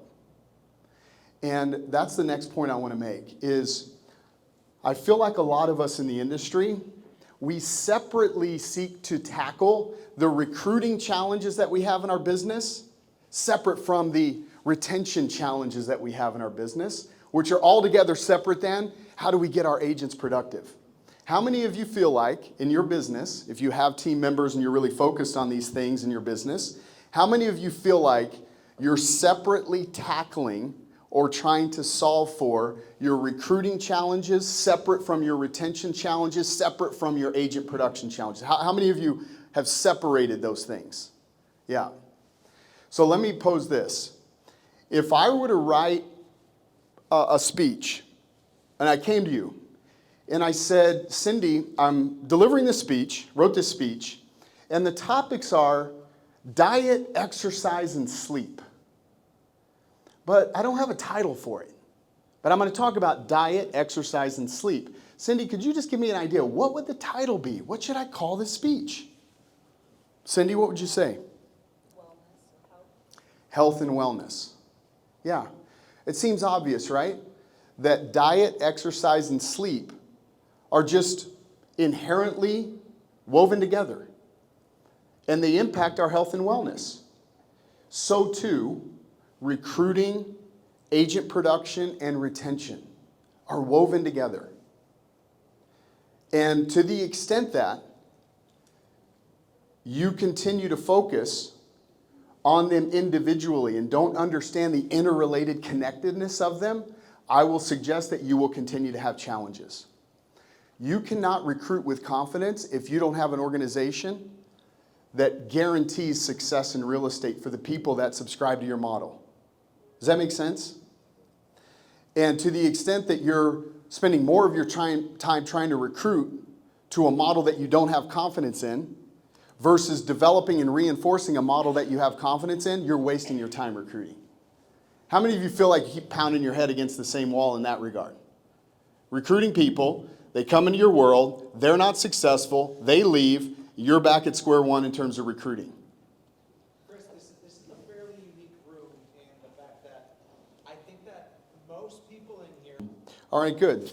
So how many of you feel like we are unique in this industry in terms of our challenges recruiting and developing and retaining talent? How many of you feel that we're unique in this industry? Just Jordan? Everyone else feels like we're just like every other industry. Okay, Jordan, this is only for you. Okay, this is just only for you, these next two slides. So we all know this logo, right? Not for long? That's what you were thinking? Not for long? And I know some of you are like, oh crap, another sports analogy? Come on, Stu, geez Louise, oh my God. Well, there's a reason. Because this organization, just like many other in the world, spend hundreds of millions of dollars aimed at the process of selecting talent and developing talent. And they do it every single year. And every single year, they only spend more money and more time and put more people and technology and resource behind trying to figure out who's going to be the next best fit for my organization. So who cares that it's a football organization, sports organization? Who cares? Spending a hell of a lot of money trying to figure out the same thing we're trying to figure out. Who should be a part of my world? And what am I willing to pour into them? And what are the results of the investments I'm making? No different than us, right? But here's the reality.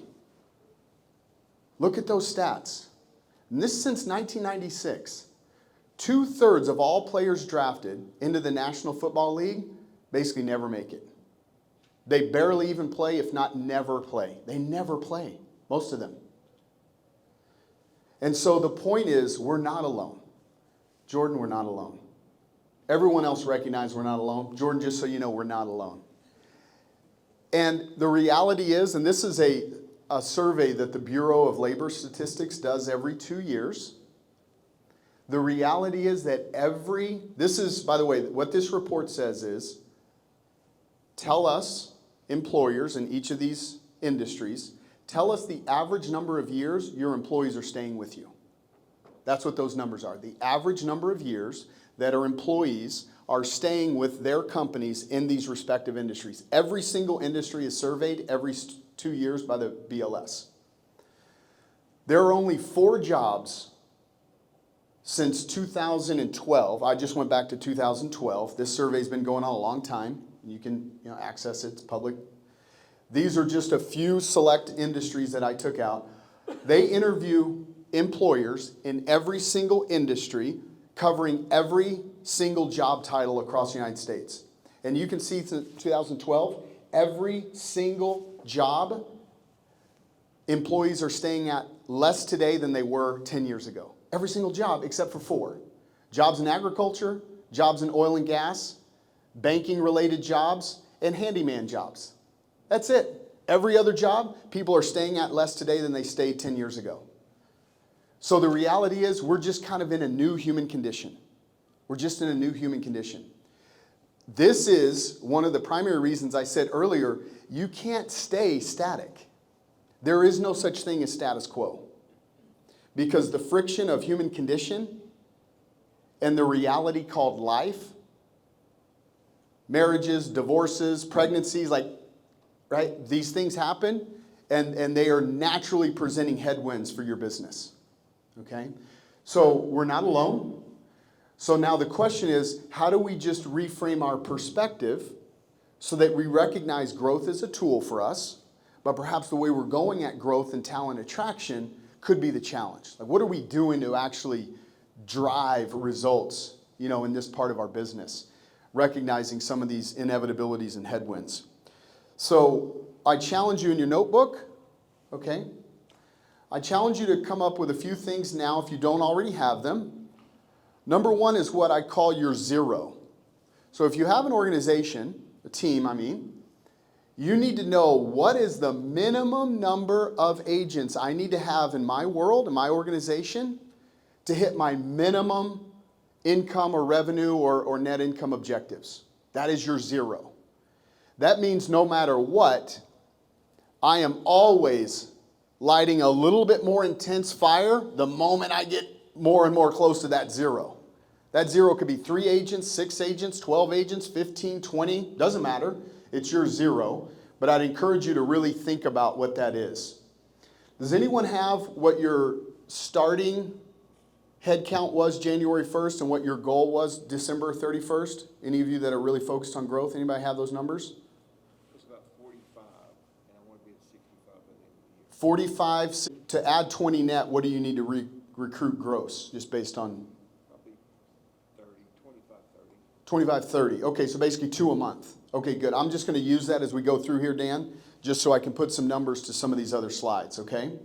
So if you're not keeping score this way in terms of growth, I would say that is a miss. We'll talk about accountability if we have some time later, because I've got some great accountability structures in terms of growth, plays that I've been running for almost 20 years now. So you need to keep score, and you need to be accountable in growth if you really want to maximize your impact here in growth. And again, stop me along the way if there's anything, because we've got tons of time here to discuss. All right, so now I'm going to unpack what I call our talent framework. And this is a model that I've been running throughout all the businesses I've built and all the teams that I've run and things like that, and just continue to refine over time. So 6-point talent framework. Point number 1 is, Chris, can I yes. pause for a moment? I had shared at the RATE conference this idea of productive agents that are like 30-year agents versus a new agent is you can't compare the new agent to the productive agent, right? And then you go on even further with the math to say, well, if half the new agents don't make it, I think most of us have heard the standard of saying 87% of agents don't make it past 5 years. Do you have a more dialed-in response for the first 12 or 24 months of a new agent? Because if Dan says he needs to net 20, but he says 25 or 30, the story I told myself was, well, more than 5 aren't going to make it, or people are going to drop. Yeah. That number felt low to me just as an observer. It does, but I'm trusting Dan's got a team of 45, probably been doing this a long time. The fact that he knew his numbers and was the first one to speak up, I'm not challenging his experiences. So perhaps it felt low to me, and the answer to your question is, I'm suggesting to our leaders a 50 to 65% 5%, so half to 2/3 of the people that you hire won't make it in this market right here. Now, to the extent that you have a wonderful development framework, and there's more predictability built into how agents come into your world and find production, then that's the key. That's the secret sauce. So everyone's results are their own. Anyone seeing anything different than 50 to 65% attrition for the people you're hiring over the last couple of years? I think there's Own. I tend to have always adopted a mindset of hiring people into my world that are, I always look for three things. Are they coachable? Are they willing to grow? And they are in alignment with my vision and values. Those are the three things. Now, how I uncover whether they exhibit those three things or not is really the focus of all of my interaction with them. So I'm getting to know them in my interview process. Whether they want to sell 6 homes or 60, that's fine with me. I can be flexible. And in terms of defining success, how many are with me after a year? Because after a year, life happens. Marriages, divorces, pregnancies, relocations, okay? Things are outside your control. That's why I'm saying if you don't have a growth formula in your business and you don't have another method of offsetting your personal production, I think you're being short-sighted. Particularly if you have just the natural leadership skill set in you. Because this industry is a vacuum of leadership. So you have an ounce of selflessness and leadership in your bones, in your soul that wants to come out at some point. This industry is begging for you to step up. Okay? So success is whatever you define it as. Now, Dan, I would challenge you, if you're saying you want to net 20, then your recruiting objective should be probably 60 gross recruits this next 12 months, which is fine. Hiring 60 people is easy. I think just having the infrastructure to onboard them, manage them, that's something that I think takes time. Yeah, and we're going to talk about all that. We're going to talk about all that, at least my experiences with all that, and hopefully we can keep having this dialogue. Stu, when you talk about, I just keep moving closer, it's great. Yeah. I think you were slightly attracted, North Pole, South Pole, to my Velociraptor. Slightly repelled by it at the same time. But I can feel it. I see your North Pole. There it was. See? We both. Yeah. This is something. Not sure what it is. Something. So the number you said so casually was like this stop us in our tracks kind of number. I don't know if it did for you guys, but that 50 to 65% number is no joke.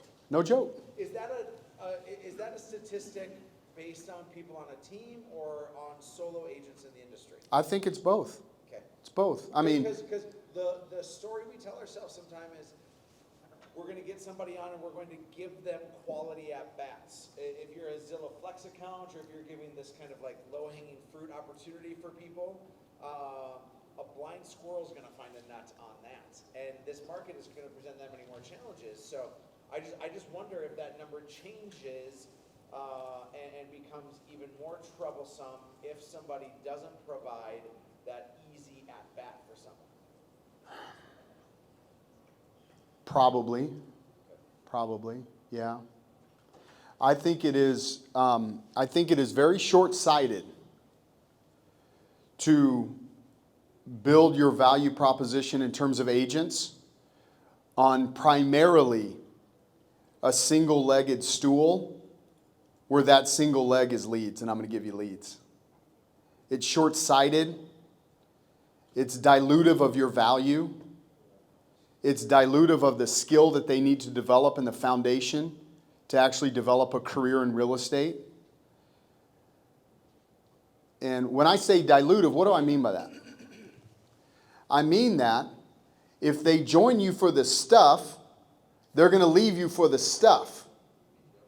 And if your stuff is leads, your stuff is shit because everyone has leads. Who cares about leads? I mean, honest to God, please. It's skill. it's environment, it's culture, it's leadership, it's energy. It's putting your arms around people and working through the issues to develop them personally, professionally, financially, spiritually, physically. That is the opportunity. I'm not saying all of you have to subscribe to do that. I'm saying if you choose to do that, it's exponential. And this idea that you're going to go out and recruit and build a really world-class organization because you provide leads is like, come on.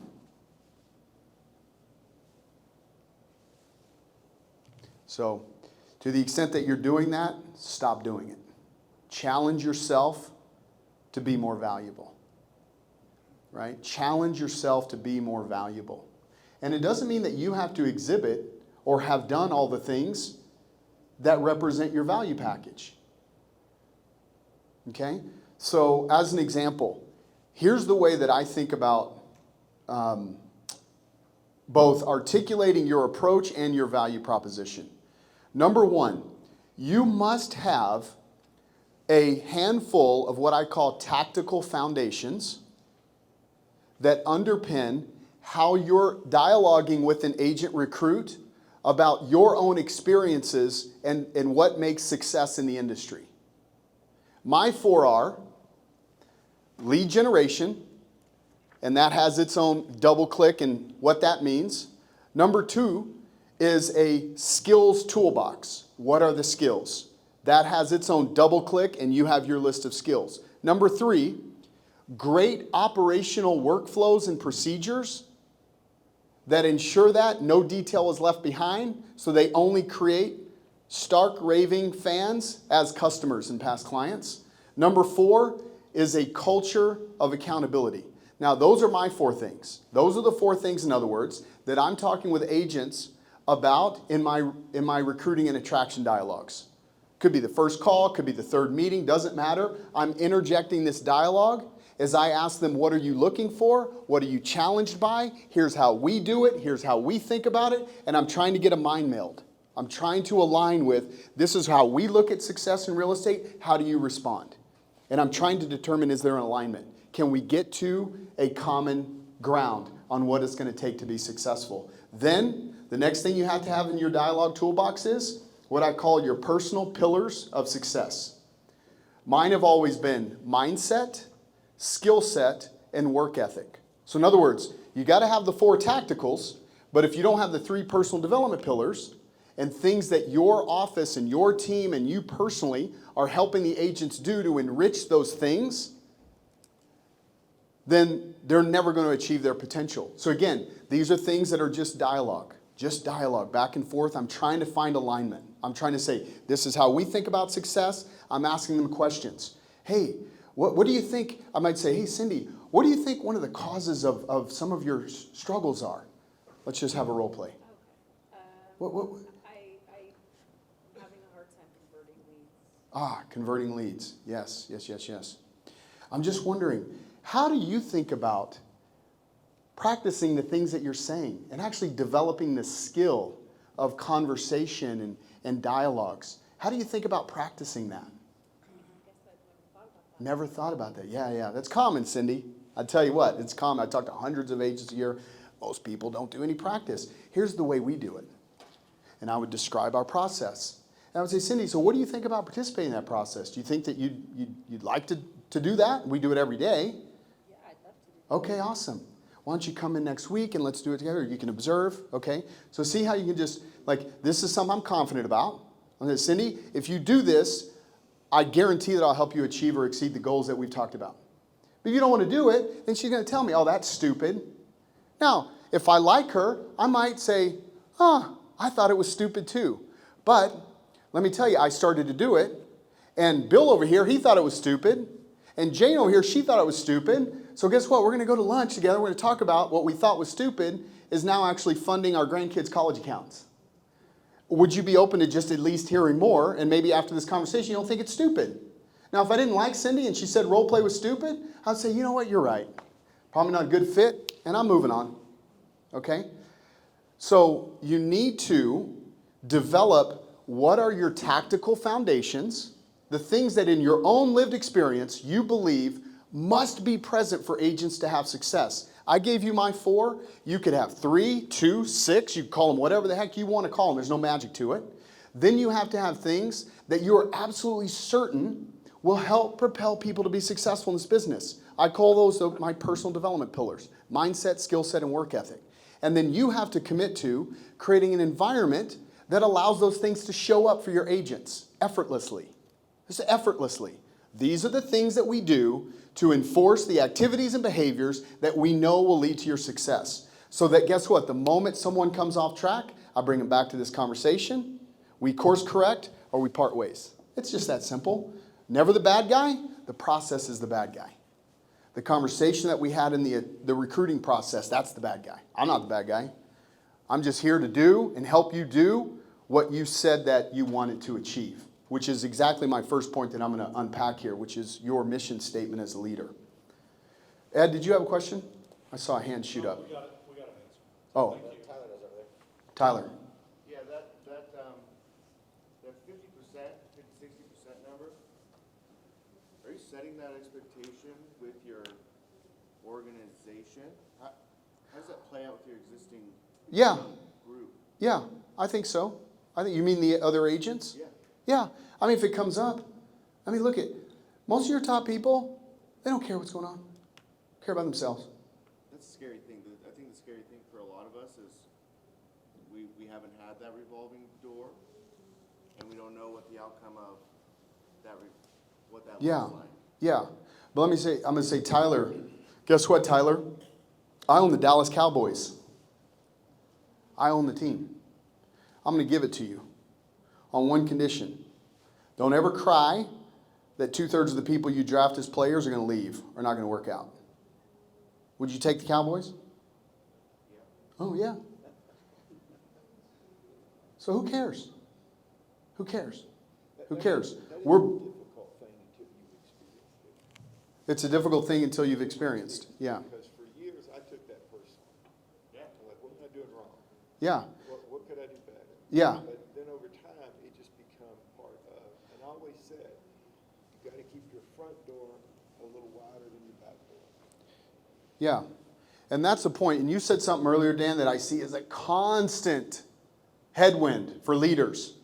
You want people to be successful more than they want to be successful. These are not your goals. This is your process. When you're managing process and not outcomes, your world's going to be much easier. So remember, it's not you. Get ourselves out of the equation. It's not us. It's not us. It could be our systems.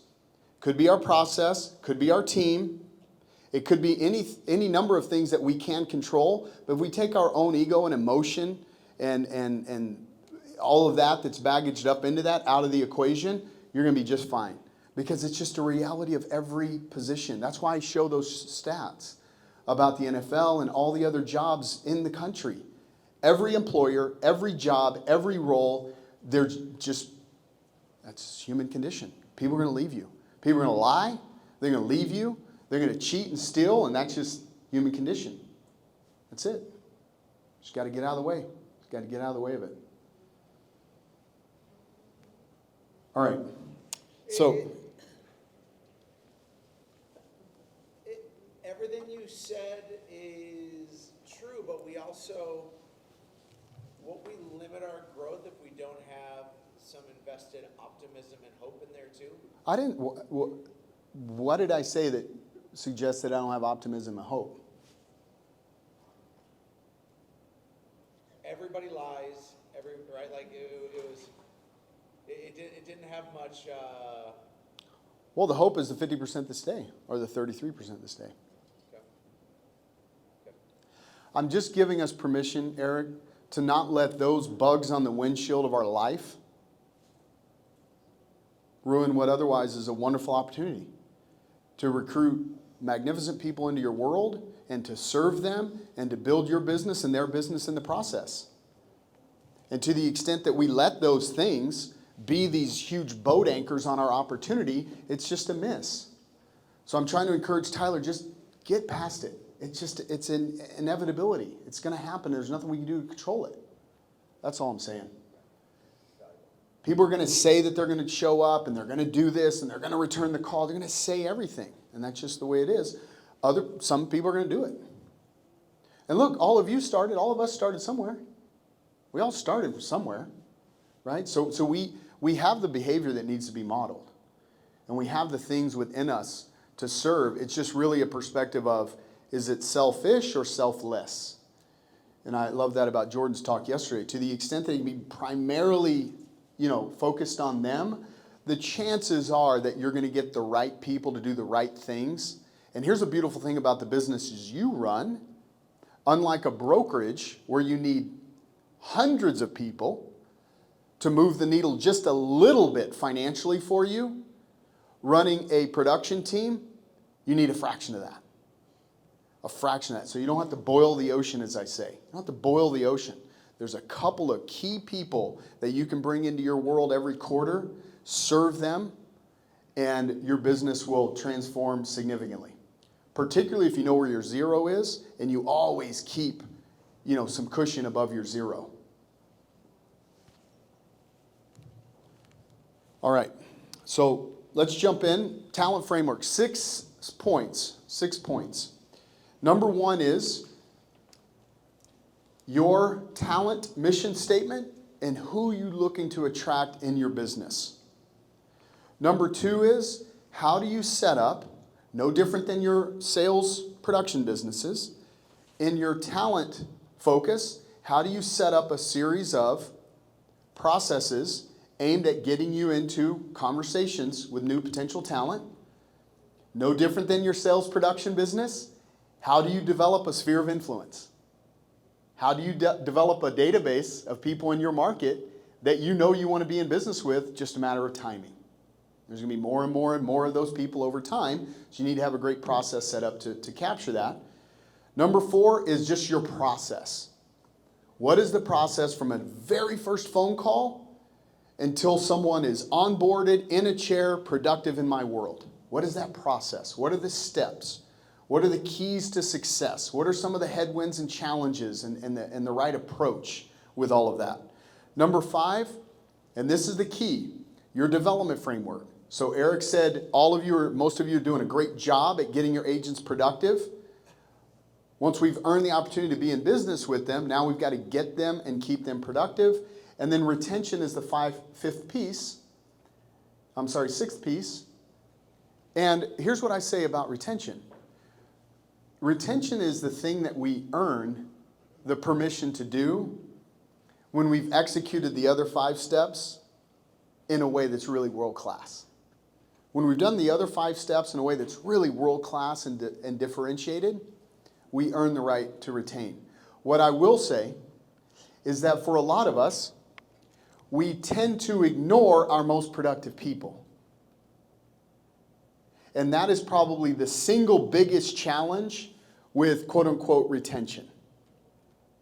The other thing is we disconnect how we think about retention from the other 2 legs of the stool. Recruiting, development, retention, they all work harmoniously together when done right. No different than diet, exercise, and sleep impact our health and wellness.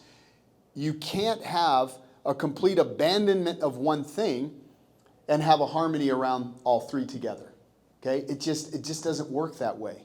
Said differently, your very, very best people, your top people, they want to be challenged. They want to be coached. They want to be held accountable. As you roll out new information, new products, new technology, new opportunities, oftentimes we feel like, oh, they just get it. Or heck, they're doing so much business, they don't even need this new thing. Those are all fallacies.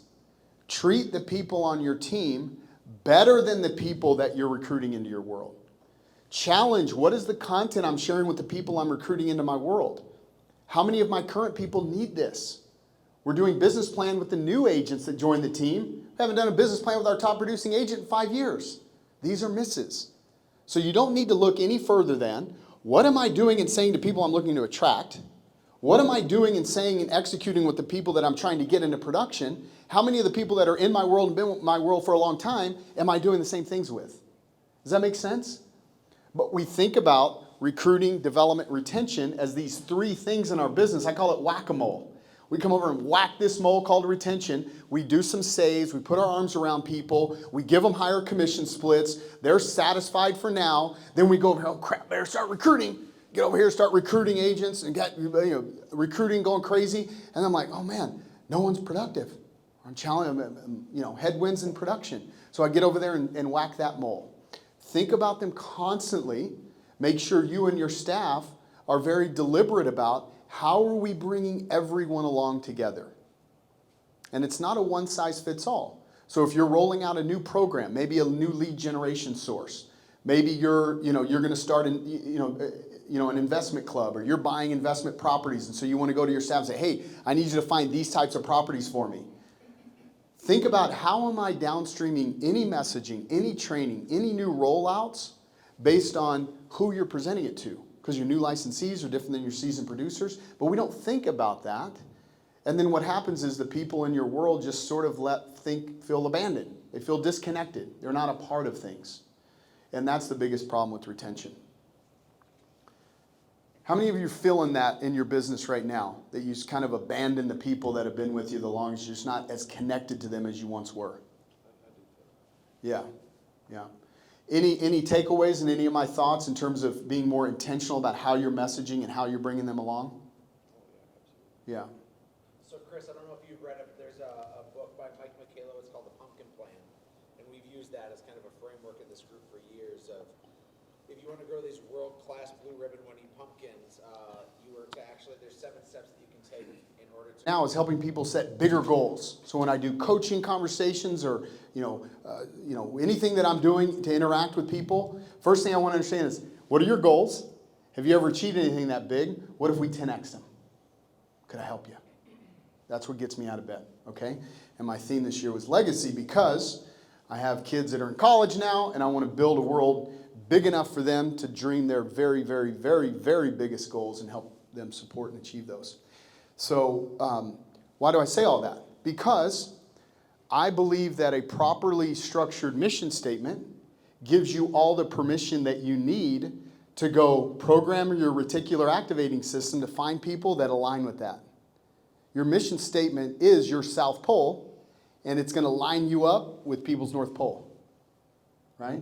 And if you want to talk about how you increase the probability that the people that you're attracting into your world actually stick and are a part of it long term, you will have this intentional approach to describing who you're looking for. What are you looking to do? Okay? I'll give you another story.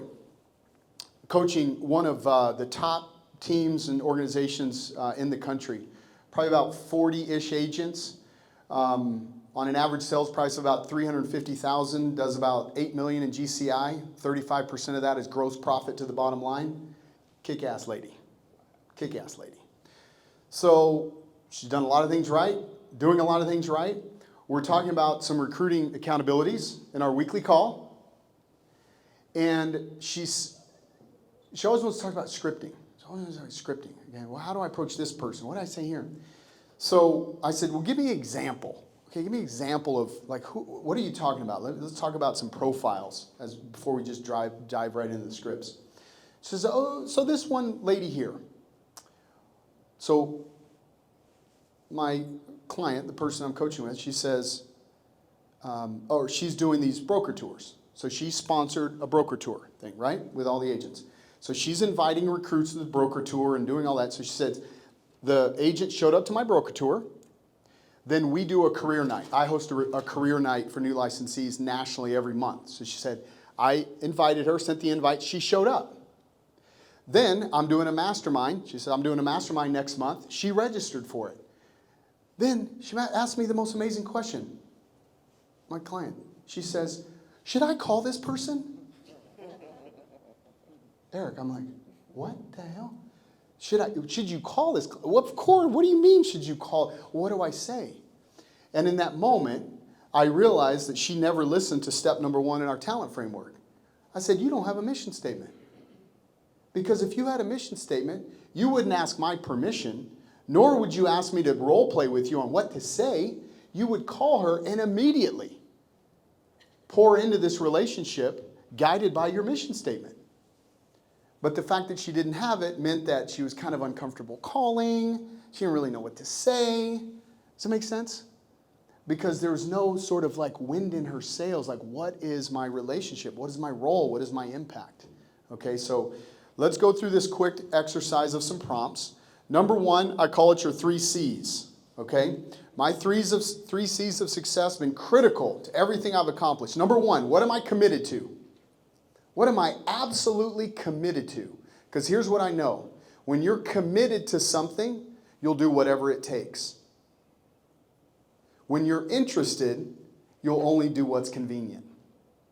The challenge is most of us are only interested in growing our businesses because we're hung up, Connor, with the soundtracks that I don't want the brain damage. I don't want to train people. I think people are going to leave me.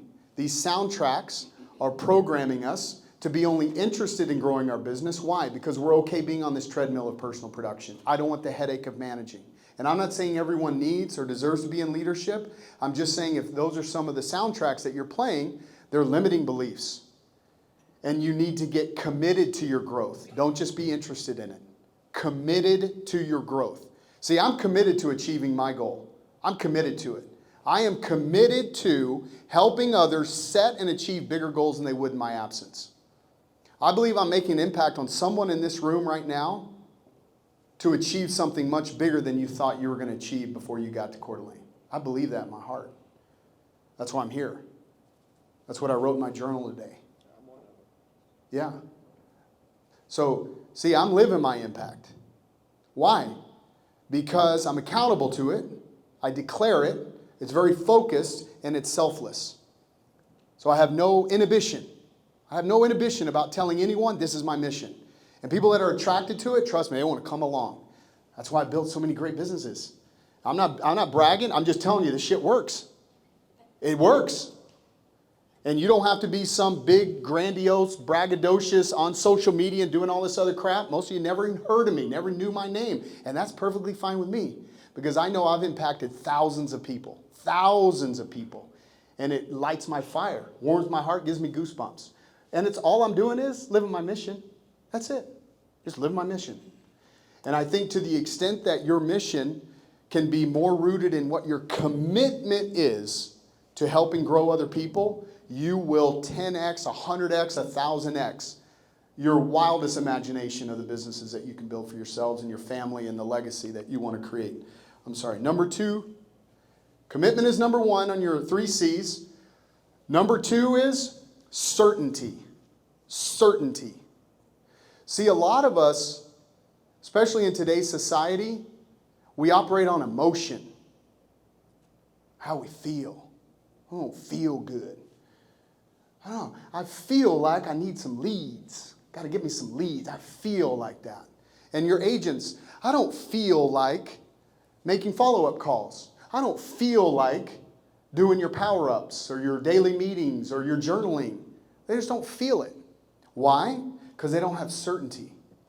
You need to be really rooted in what do you believe? What are you absolutely certain of about your model, your business, your environment, your leadership, your productivity rhythms, your technology, the things that you're telling these agents that they cannot do this business without? Do you believe it? Are you certain? Have you done it yourself? Are you hands in, sleeves rolled up, fingers in the dirt? If you do what I tell you to do, you're going to be successful. Because if you don't have that certainty, trust me, they're going to be as uncommitted to it as you are. So you can't just roll in there and say maybe this or maybe that and try this and try that. It's got to be certain. You got to believe it.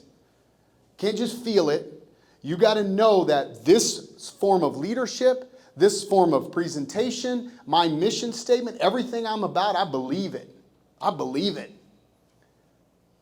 So certainty. The last C is contribution. To whom are you contributing? See, a lot of leaders don't want to make growth recruiting calls because they're primarily focused on their own ego. So because they're preserving their own ego, they don't make the calls because the calls lead to rejection. They don't make the hires because the hires lead to attrition.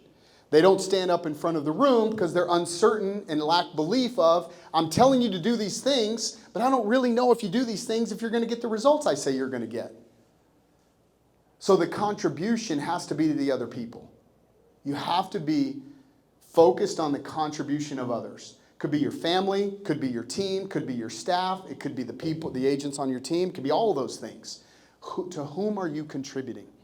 And I would challenge you, a lot of the soundtracks, thanks Connor, and other headwinds that are in your way of growing your business, a lot of them are rooted in your commitment to serve yourself. That's what you're committed to. And you got to get that out of the way if you want to build a big business and attract wonderful people to your world. Okay, so those are the 3 C's. Your experiences, your skills, and your expertise. What do I bring? Again, this is the thing that I bring to my mission statement that are uniquely mine. Who are you looking for? As I said earlier, always looking for is people that are coachable, willing to grow in alignment with my vision and values. You could have 2 things, 5 things, you can call them whatever you want, but you better be clear. What does the South Pole look like if you're the North Pole? What are you looking to attract? What do they have to exhibit? What experiences, what things do you want them to demonstrate? Then I would think about this way. What is your unmistakable impact? See, I know that I bring great energy.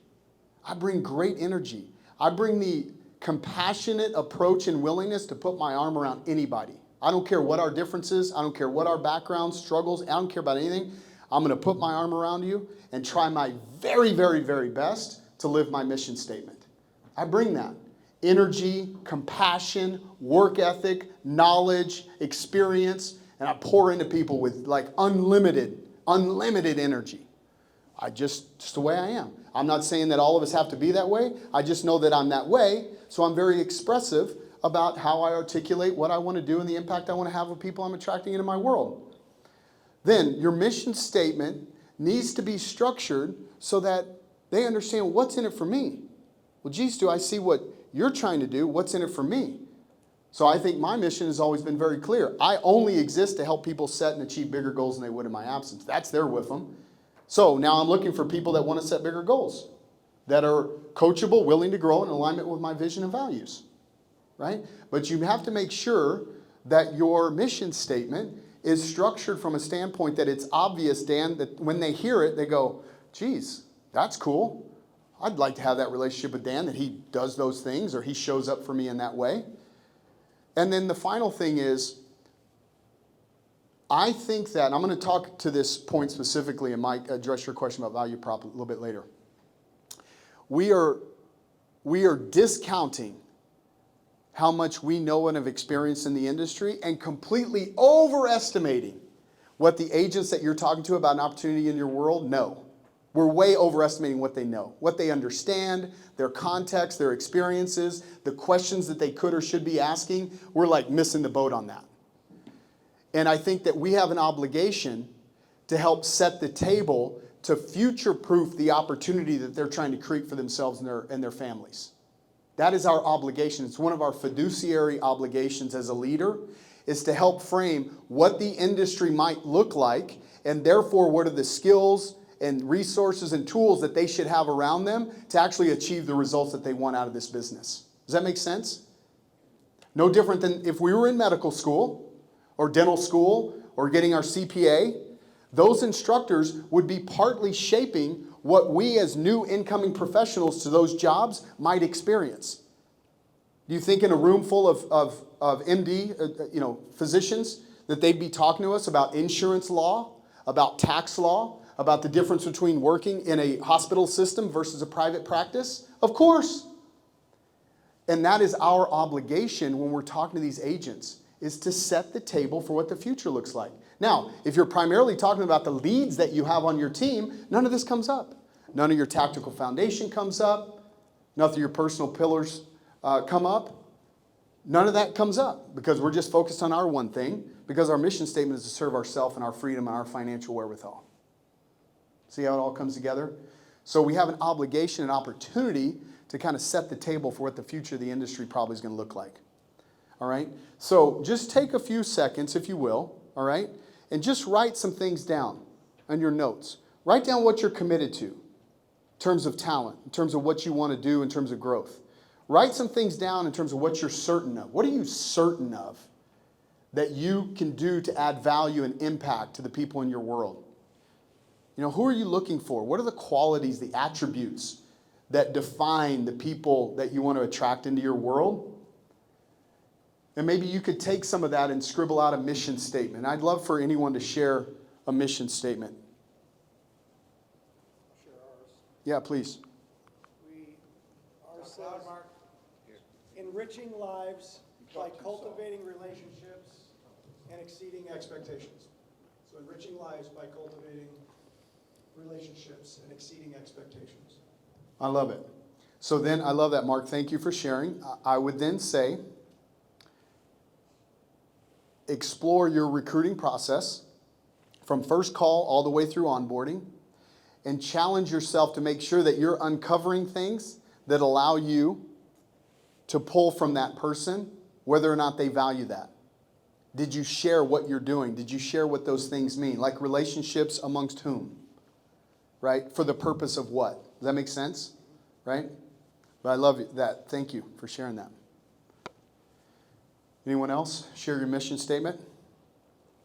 Like went through this exercise with a group of leaders recently, and one of the operators, she read hers, she said, something to the effect of generate passive income opportunities for the people in my world. I said, great, so tell me about how you do that. Have you done it before? You know, what structures do you have to set up? Tell me about the questions that you're asking of the people you're looking to attract in your world about their desire to do that. And of course, there was nothing there. So, which is fine. That's the purpose of the exercise, is to challenge, is to iterate, is to get, this detail. But we can't just say things that sound pretty. It's got to resonate with who we are. And it actually has to align with what we do. Like, do we actually show up that way, right? Do we have the patience to do that? Anyone else? Mission statement? Eric, mission statement. We're like a work in progress again, Chris, so I'm going to choose to listen to everybody else's. Okay, I love it. Thank you. Through May, 38 agents, something like that. 28 of them were new licensees, and only 12 of them remain. 12 remain of the 28. The other 10 were experienced agents in our market. Now, when she went into the recruiting year last year, her focus was new licensees. So on the one hand, she was attracting people into her world that she wasn't really prepared to support. And on the other hand, she was completely ignoring experienced producers, people that actually resonate and align with the support that she provides and the value that her culture provides. So I want to challenge you to really understand who you're focusing on matters. What you say to them, your approach, your questions, your dialogue, the process of your recruiting model, all of that is very nuanced. And the problem is, you ever heard that saying, when you have a hammer, everything looks like a nail? That's the problem, right? You have a hammer in your hand and just whacking everything, right? Like, put the damn hammer down. So our value proposition can be that hammer. And it's not equally applicable to everyone in your market. And you want to be intentional about what is this experience going to be for these people that are coming into my world? And how do I make sure that I show up for them, ask great questions, onboard them, and get them into development, because it's very, very unique. So are you saying here, Chris, that we should target on one or two of those, or that we should have different strategies for all five? Great question. Here's what I would say. It depends on where you are in your recruiting sort of life cycle. If you're very mature, you've been doing this a long time, you have a big team that's capable of supporting all these profiles, you can go after all of them. Just recognize that you've got to just kind of switch the dialogue, switch the approach, be more patient in the form of experienced agents and teams within teams and the bigger producers, and be more nuanced in how you're approaching new licensees, right? Different than the others. So if you're mature in recruiting, you could go after multiple of these or all of them. If you're newer to recruiting, I would say be very focused, probably no more than two. No more than two of these at a time, to just kind of get some swagger, get some momentum, get everything gelled internally, so you don't feel like this is a complete waste of time when you look back 12 months from now and go, geez, a lot of those people left. Right? And I would be an expert at least 2 in the beginning. What I mean by expert is the process is different. How you engage with them is different. Your qualification questions are different. How you articulate your value, all of that's different. It's nuanced. And so you want to be thoughtful about how you're getting yourself up to speed and your team and confidence around, what you're doing. Yeah. All right, lead generation. So now I have a metric here. Here's what I would challenge. You want to have 20 times the number of conversations monthly compared to the number of agents you want to hire monthly. 20 times. That's the metric. So in Dan's case, let's say Dan wants to hire 60 agents. If we're looking to net 20, let's just say that. So 60 agents a year is 5 a month. 5 times 20 is 100. So Dan's organization needs to be having top of the funnel conversations with 100 agents a month to yield the 5 onboarded to yield the 20 that stick after 12 months. Okay? That's what that means. Then what I would say is you want to have a very balanced approach to how those conversations are showing up in your schedule. And the balance that I prescribe is basically, I'm going to just kind of go through all these, is threefold. You want to develop a set of procedures that are designed to make people raise their hand, submit an inquiry, come to you. We call that inbound. Anybody come into your world with a submission, a response to a job post, a response to a social media ad, inviting them to a mastermind, all of those things are inbound. And there's any number of ways to set that up. With Career Plug, we built our own technology. There's Indeed, right? And I'll tell you one of the most common observations that I make in the industry is that a lot of teams do virtually all of their recruiting only in the inbound channel. They're not talking to anyone else except people that come to them. And what I will tell you is the very, very best talent that you want to attract into your world is not looking for a job. They're not looking for a job. So this is that old activity is the enemy of progress. This is that in action. We're taking a lot of activity vis-a-vis inbound inquiries. We're responding to them. We're auto-planning them. We're doing screening calls. We're making some interview time, a total waste of time for many of them. And we believe we're doing something. You ain't doing nothing. You're not doing nothing. Just noise in your calendar. I'm not saying don't do it. I'm just saying that you cannot primarily rely on it. That's why I say less than 50% of your conversation activity should be coming inbound.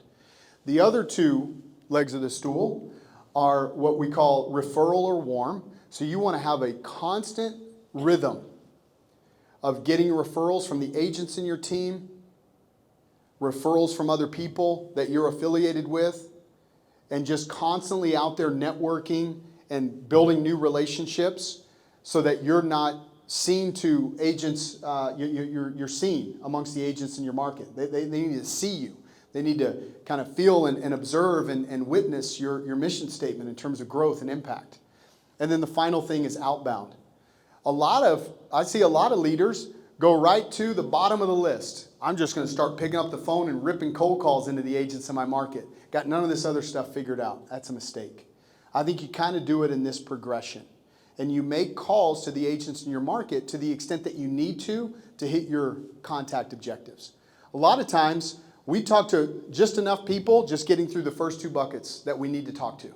Just that right there, if you just execute that right there, and then calling the co-brokes, the agents on the other side of all your transactions, easy, low-hanging fruit, set it up in your calendar, don't even think about it, and just building relationships and developing the next element of the talent framework, which is your sphere of influence, okay? So let's talk about that.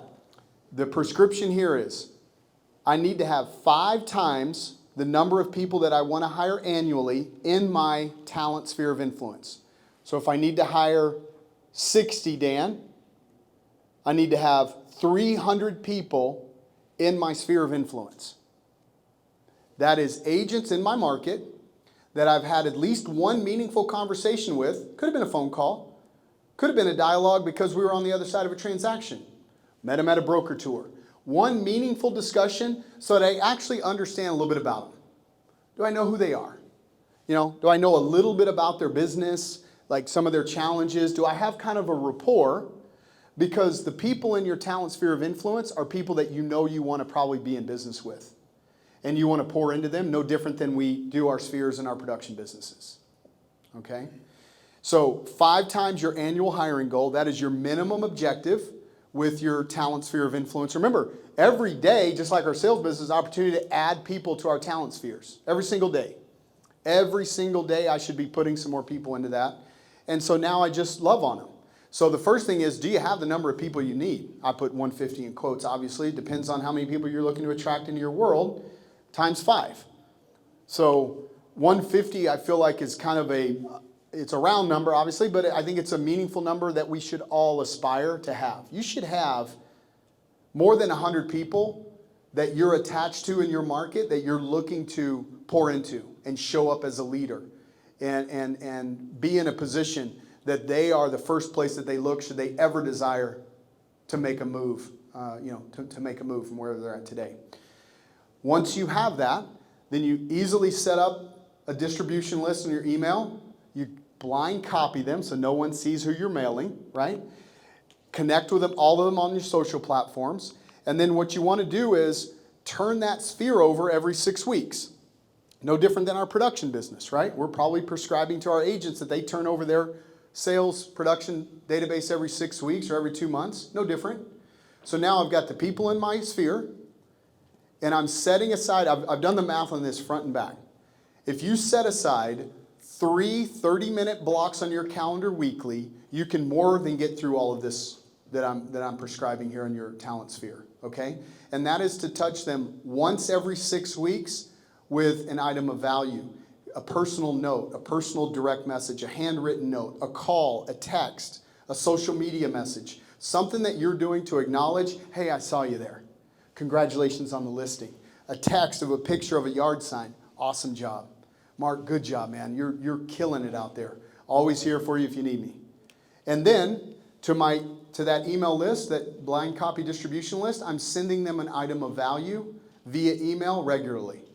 So what are the things that are coming into your world that are of value to you as a leader, as a producer, as a developer, a business owner, whatever it is, whatever you're getting that's an item of value that you're sharing with your team, share also to that group so that they constantly see you as a value-added leader in the marketplace. Okay, this is that small edge, right? The book, this slight edge. Very easy to do, very easy not to do. And it's just so simple that we ignore every single day an opportunity to grow our talent spheres and our influence. And then I would say, and I mentioned this in some of the other stories, is you need to have an event strategy, okay? You need to have some kind of recurring thing that you're doing and committed to on your calendar. Could be career night, once a month or once a quarter, if you're looking to attract new licensees into your world. Could be an agent mastermind. It could be an agent panel. It could be any number of things that you're just committed to coming together with other people in your marketplace and just showing up as a leader. Showing up to contribute and give back, because when you have those things on the calendar, it becomes your reason to call. It becomes the prompt to the email you're sending. It becomes the things that you can put out to show up, as a leader. So it's a big thing for many of us to do client events because we know that that's our excuse. Moving on to the process. So a lot of what we talked about so far is designed like at the top of the funnel, right? Driving these new conversations and kind of getting into the steps. So let's talk about the steps. So we basically have a kind of a 3-step process. Goal, value, plan. That's kind of the sequence. So in terms of goals, I would just challenge all of us to recognize that, and I see this so many times, I mean, like 20 years, this has been a common theme. Well, Stu, I want to know what are the steps? Like, how many times do I need to meet with this person before I should hire them? I want to know, is it 2 calls? Is it 45 minutes on the first call and then 90 minutes on the second call and then I recruit them? It doesn't work that way, right? For new licensees, it might. For new licensees, I would argue that, yeah, there's a pretty routine process. Some of them are going to be, shopping around and talking to a bunch of brokers and maybe a little bit more, intentional about understanding your value proposition, things like that. But for the most part, it's very nuanced based on who you're talking to. And if you can spend more time in those first series of calls and meetings being curious and being interested more than you're trying to be interesting, you're going to find that connection with the people that you want to be a part of your world. To the extent that you're focused more on your own storytelling, I think that's when we make a lot of mistakes and hire the wrong people, and that's why the retention in the industry is so poor, for the most part. I just really believe that. Then the issue is how then in the next step, again, it could be a call, a coffee appointment, and a meeting to get through kind of their goals. What are they trying to achieve? What are their challenges? Really just asking more than I'm answering. Then the second step is, how do I now associate what they said they wanted to achieve with my values? My value proposition, my values, my mission statement. How do we kind of do that? And then the third piece is the plan. And I think that is kind of your closing exercise. And I brought with me, we have all of this in our organization in what we call our career opportunities guide. So I brought this in case anyone wants to see it. This is laid out. It won't say the words goal, value, plan, but in the sequence of the content in this book, that's what it is. Goal, value, plan. And this is not something that a leader in our organization has to just shove in front of them. Dan, read that and then we'll have any questions. It is a framework that allows us to have the confidence over a course of calls and meetings and whatnot to kind of make sure that we're following the right flow. Because if you can get this flow down, my belief is that you're really going to attract a very, very high percentage of the people that you want to attract. And the probability that they're actually successful and align with what you want to do and want them to do is going to be higher. Okay? Now, still people are going to be people and all the stuff we talked about earlier. But this approach, I feel like, is really solid. So I think that going back to Mike's question earlier, in terms of your value proposition, you want to make sure that it's customized to the goals that they have. That's the first thing. Remember hammer and nail. Some people aren't interested in making a lot of money. And we lead a lot of our recruiting discussions with what? The opportunity to make money. Some of your part-time workers, so you have to be nuanced in listening to what are they trying to achieve and then customizing your value proposition to meet them at that place, okay? And I'm going to go back to a point that I made earlier, which is future-proofing. This is something that I think we're all significantly underestimating, okay? When you look at the Real Trends report, last year, the top X number of agents in the United States did 60% of the production. The top X number of agents in the United States did 60% of the national real estate sales volume. What is X number of agents? How many agents did it take to do 60% of the sales volume? 5%. So 5% of 1.6 million is 80,000? 80,000. Dan says 80,000. 2%? 2% would be 32,000? 19,000. And all of you are in this room. It's part of that 19,000, I would suspect. Most of you. You said that does 65%? 60%. So 1% does 60%? Yeah. So I want you to do an exercise. Okay, I want you to do an exercise. I want you to go back to your market, look at last calendar year, last 12 months, trailing year to date, however you want to slice the numbers. And I want you to look at how many agents in your market did what percentage of the volume. You're going to find something very similar. Could be 5% did 70% or 2% did 50%, whatever, it doesn't matter. Get the numbers for yourself, okay? Then work that into how many agents is that in your market.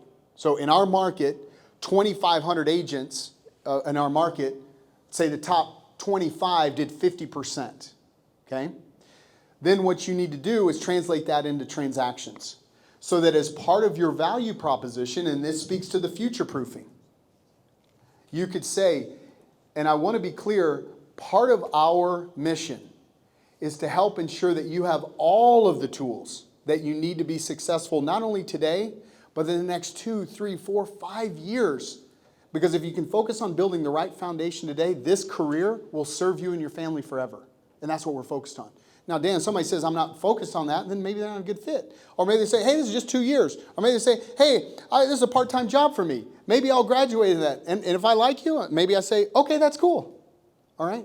But what you need to prepare with these statistics is, if you don't surround yourself with this type of an organization, the focus on the tactical tools and the personal development pillars we talked about earlier, the emphasis on all the things that we think that it takes to be successful, how prepared, Dan, are you to compete against 2,800 of the realtors for only 45% of the deals? That's where you use the inverse. How prepared are you to compete against the other 95% of the agents in this market for only 35% of the available deals? And I'm going to tell you right now, when you pull that out with an experienced producer you're talking to about joining your organization, they're going to feel it. And you're going to ask them, remember you said you're feeling this? It's kind of a different market. You never felt that before. This is what you're feeling. You're feeling the fact that 65% of this market's activity is only going to like 100 agents. Does that make sense? So your value needs to be aligned and directly associated with what their goals are. And we need to do a much better job of describing why the resources of your team, your leadership, your culture, your systems, your operations are built to guarantee their success and help them navigate the challenges. Trust me, they don't know the challenges. They don't know. They feel it. They sense it. They're being told it. But it's our job to connect the dots. And I think we way overestimate what they know, what questions they should be asking, and way undervalue our experiences and what we know. So, Mike, is that helpful to the value proposition discussion, or is there something more specific that you're looking for? Well, yes, it's very helpful. I think I was curious though, I mean, okay, so you just gave us like principles, which obviously you're speaking to an audience of 50. I was curious, if you're actually me. Yeah, so let's role play it. You're writing a postcard. Yeah. You're getting ready to send out to your 150. What is the message on that postcard? Okay, so great question. Let's unpack this. Personal. Yeah, so great question. So let's unpack this. Number one, to my 150, I'm not sending anything that's mass communication, except my items of value that I send to the email, but I'm still personalizing. Hey, I found this, I read this, I saw this, it made me think of these things. Here's how I'm connecting the dots. Hopefully it's useful.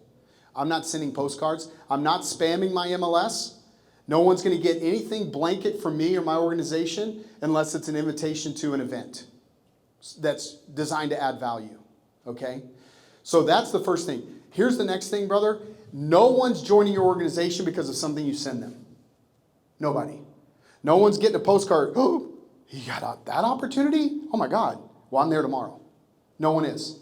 So what you're probably saying is, what is going to cause people to raise their hand about an opportunity on your team? Is that fair? Is that what you're looking to solve? Yeah, yeah, exactly. What is your message? Yeah. In a more concise format, that you're communicating. Yeah. Well, the first thing is, it depends on, are you talking about putting an ad out there that is intended to make people raise their hand, or something of value to people that already know me in the community? I can see why I need to distinguish between those. There you go.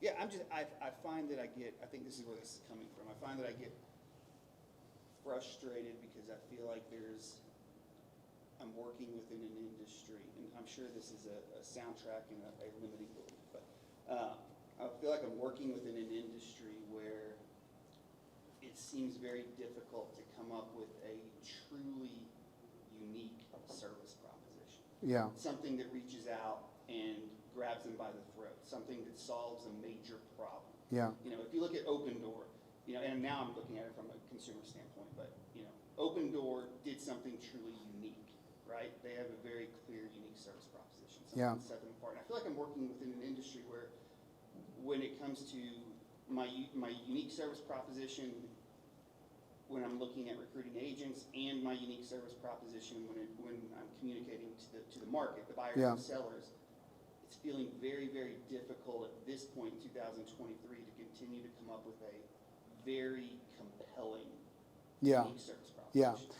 So a couple of things. These are all great points, and I appreciate you sharing them. Is we, no matter what any of us individually believe, we are not going to become a dominant household name in real estate. Not going to do it. Most people that are surveyed today think that Coldwell Banker is a bank. That's what they think it is. They think it's a bank. Okay? So the very biggest brands in the world, Keller Williams has less market awareness than Century 21. Talk about consumer sentiment and what consumers want and appealing to consumer. We're not going to win. So throw this idea that you have to be compelling and resonant to consumers. It is the agents that we're looking to activate to have the right dialogues and trust-based relationships with their customers. That's who you're looking to activate. That is your single point of accountability in terms of messaging and activation, okay? To the agents, no one's going to join your team because of some pithy slogan on a postcard.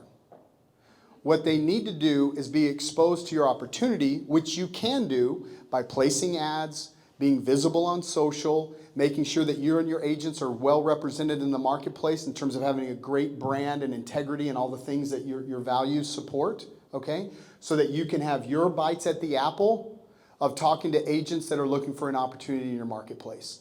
That's going back to the talent lead gen. Having inbound, outbound, and warm referrals. There's no other shortcuts that really build lasting, enduring business value in terms of growing your agent count in this business right now. Because as I said earlier, if they're going to join you because you've got this pithy slogan on your postcard that you provide leads, it's very easily duplicated. Splits, right? Pretty much all of the companies that are the fastest growing companies in the industry, why are they the fastest growing companies in the industry? Why? Because they give all their money away. You do not want to build a business where you're giving all your money away. How do you build a business where you don't give all your money away?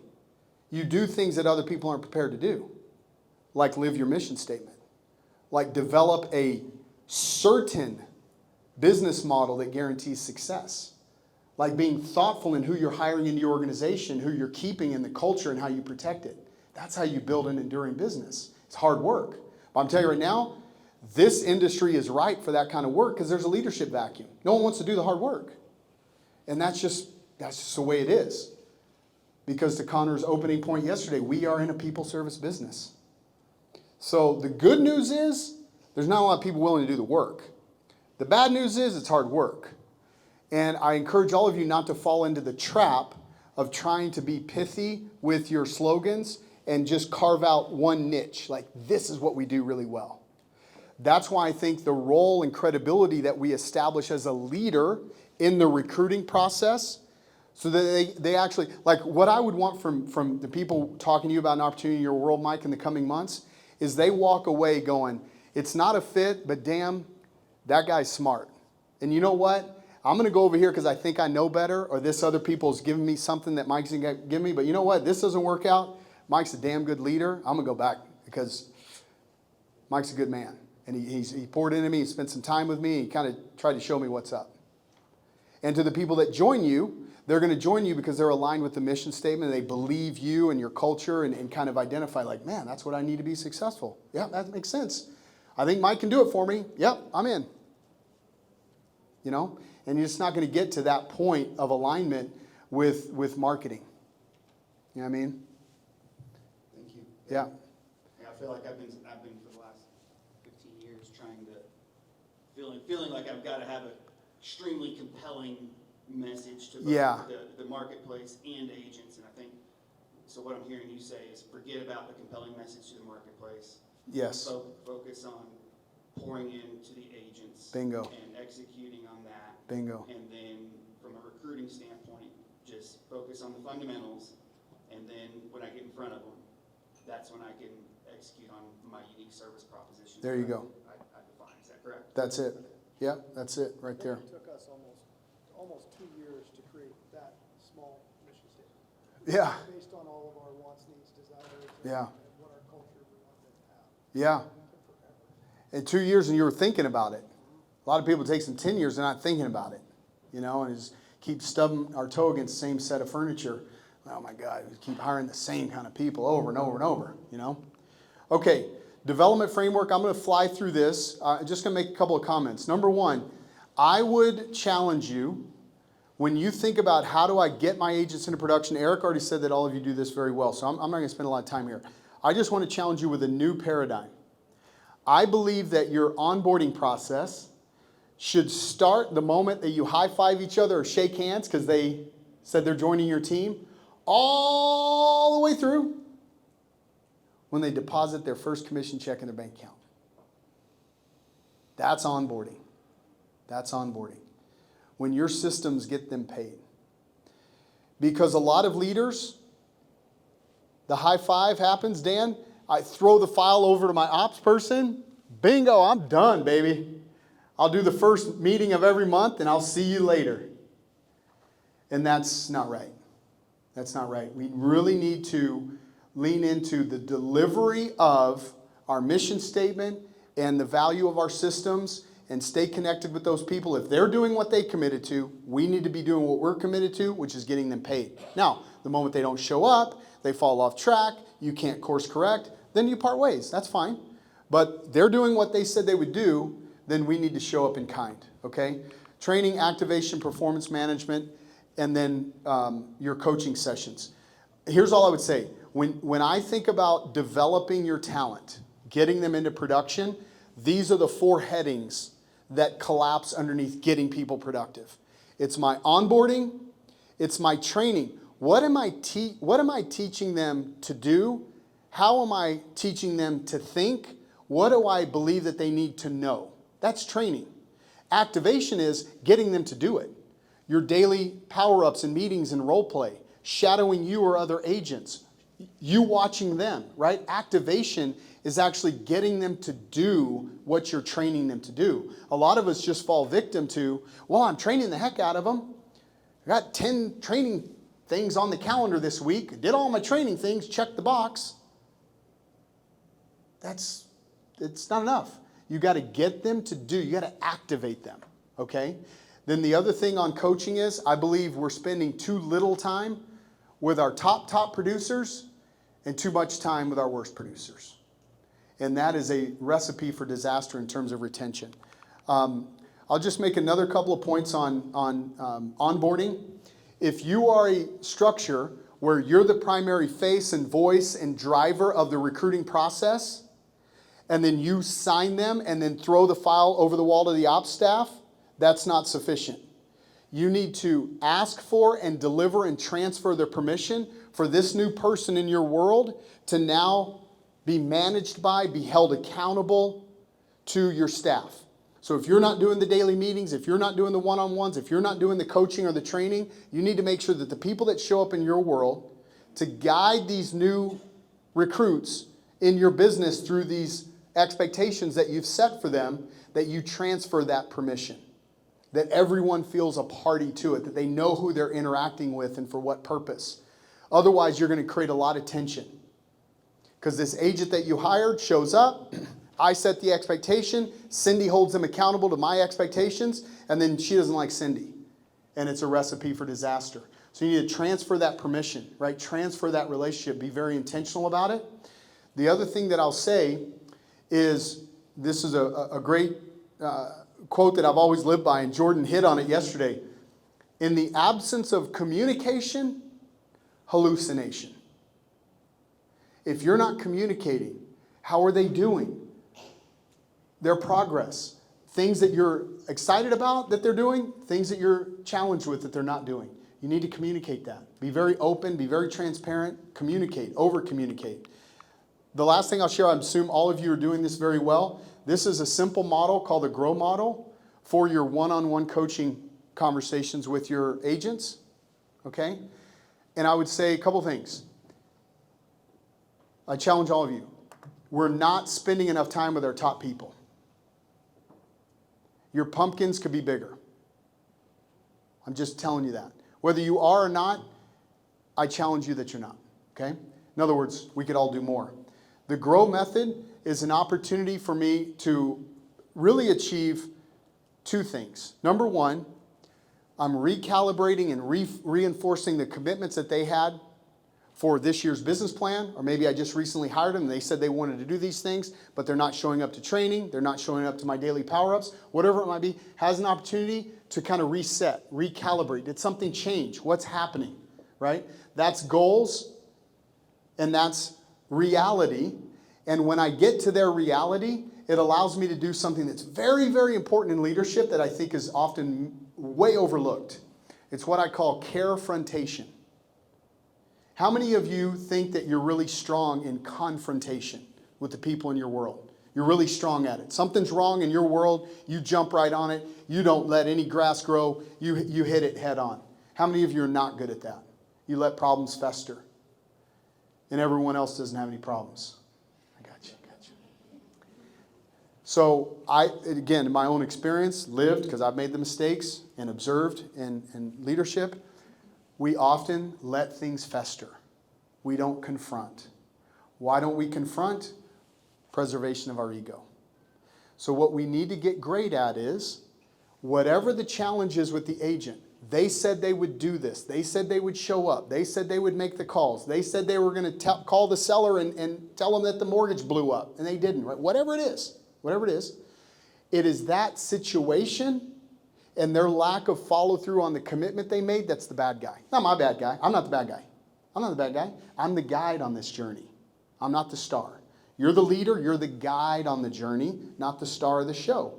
So when I interact with them about this challenge, about this frustration, when I confront the issue, I'm going to be empathetic, try to come at it from their side, and then make the commitment, their lack of follow through on the commitment that they made, their lack of following through the process, make that the bad guy. Because they said they would do it, and you didn't do it.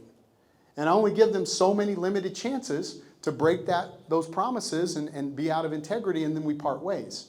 So make sure that your coaching is aligning you to have those confrontation. That's why I call them carefrontation. You're being empathetic. Take yourself out of the bad guy seat. You're guiding them on this journey, okay? And then, the final slide here is, again, retention is what we earn the right to do when we're doing all of these other things very well. It's not some whack-a-mole. And it's going to show up in your world either positively or negatively as a function of how well you do the other things that we talked about today. And I would say that if you do those things world-class, repeatedly, show up very consistently, living your mission statement, retention is not going to be an issue for you. To the moment that we kind of get off course with a lot of this stuff, retention will be an issue for you. Chris, what's the frequency on the one-on-ones that you like? Weekly. Great question. Yeah, weekly. First of the week, not the end of the week. It could be 5 to 20 minutes. And here's what I would say. The more prepared you are as the coach, the more effective they'll be, and the shorter and more powerful they can be. So what you want to do is, with all my one-on-ones, at Berkshire Hathaway I had 17 direct reports. Did one-on-ones with them every single week. When I first took over the organization, we were growing. It was like probably the most point in time I ever had that many direct reports. So been doing direct reports, one-on-ones for a long, long time. And here's what I do. Set up, obviously, a recurring meeting invite with the person. Easy. Inside that recurring meeting invite, you need to have two things. Number one, a Google document that serves as a real-time rolling agenda for each next meeting.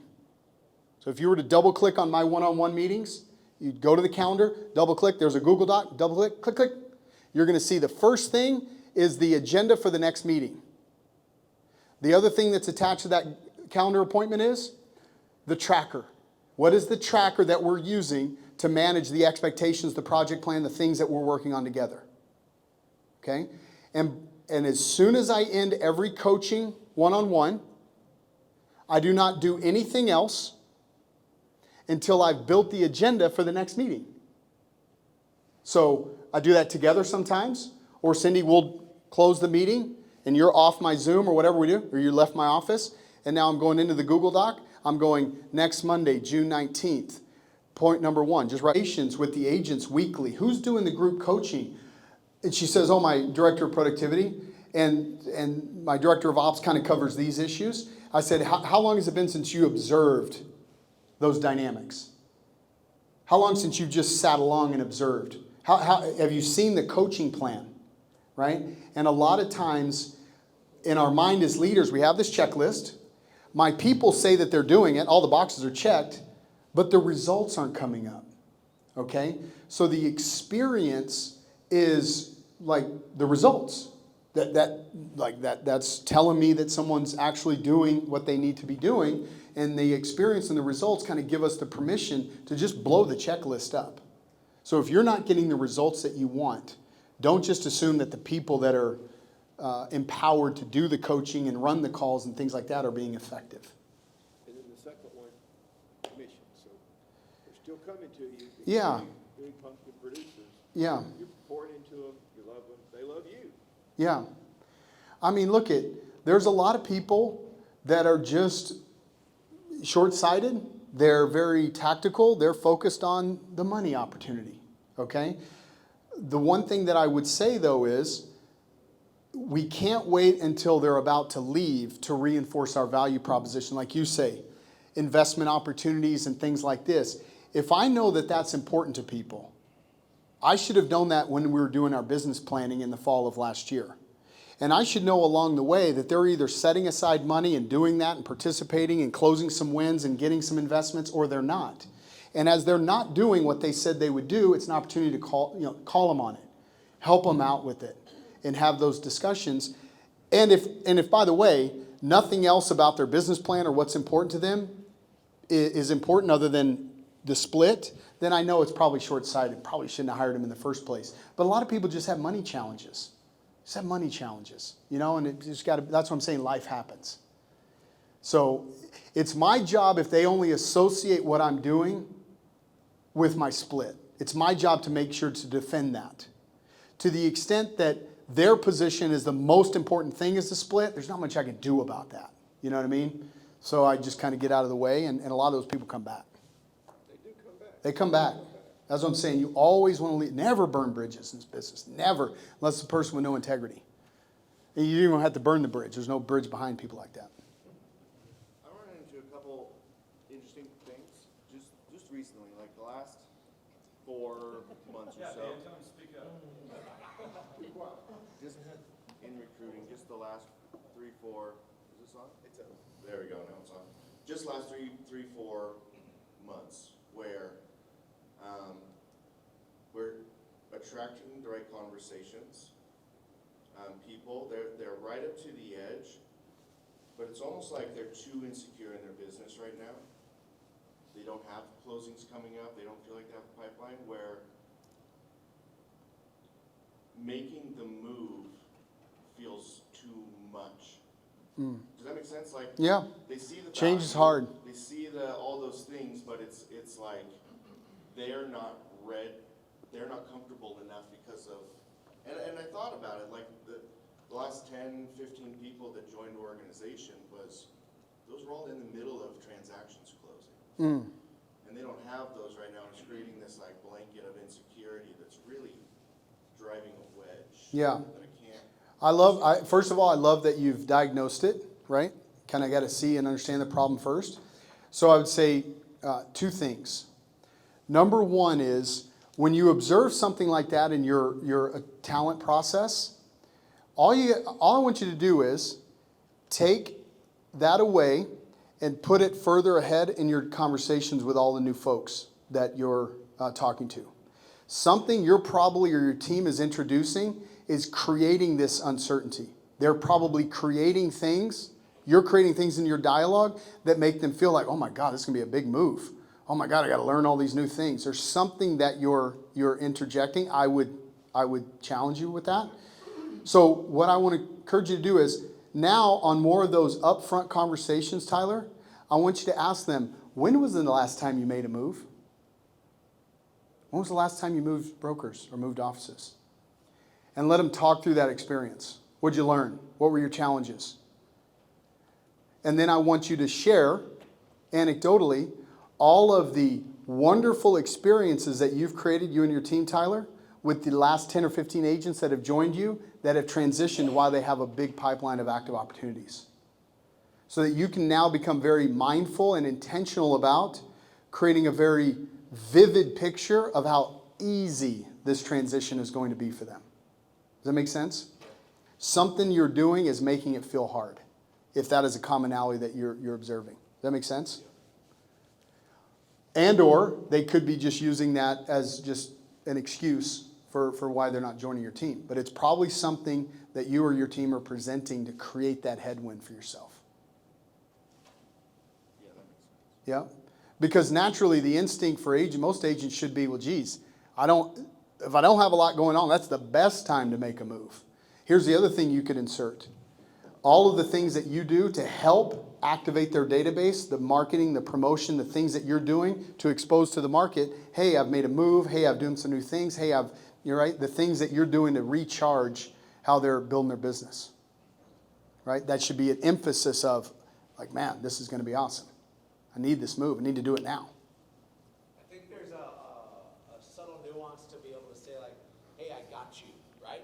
If somebody feels nervous, identify what are the top 2 or 3 things. You know, we would do that with a seller. I'm nervous about finding a new house. I'm nervous about moving and getting all my stuff done, right? So we talk about, hey, you know what? I've been here before. I can help you get through this. And your confidence in their transition, I think, will, and for you to walk by their side and say, listen, I'm with you every step of the way.